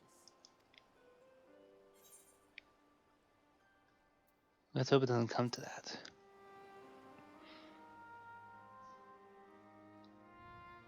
way, we are fortunate to have you with us.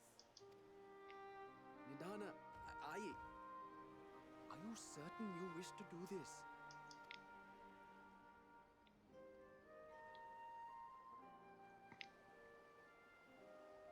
If others are to trust our creations, then we must have faith in them first. And as the senior researcher, it falls to me to lead by example. But should I fail to return, then learn what you can from this attempt and apply it to the next. Our work must continue. Is that clear? I like this character. We'll keep an eye on the place while you're away. Assuming Fandaniel is lurking about, there's no telling what mischief he has in mind for us, or you. Be on your guard.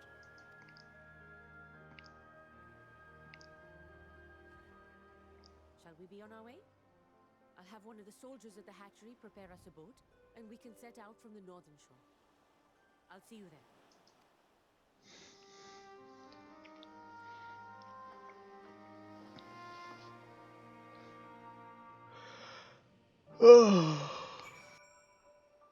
Okay. I want to stay longer, but I can't.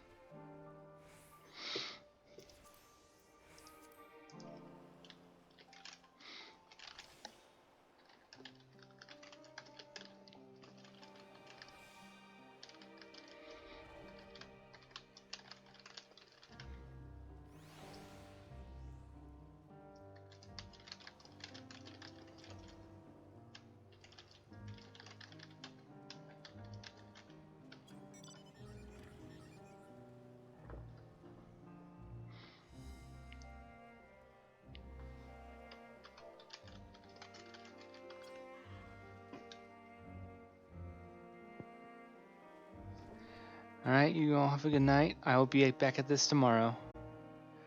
What an amazing start.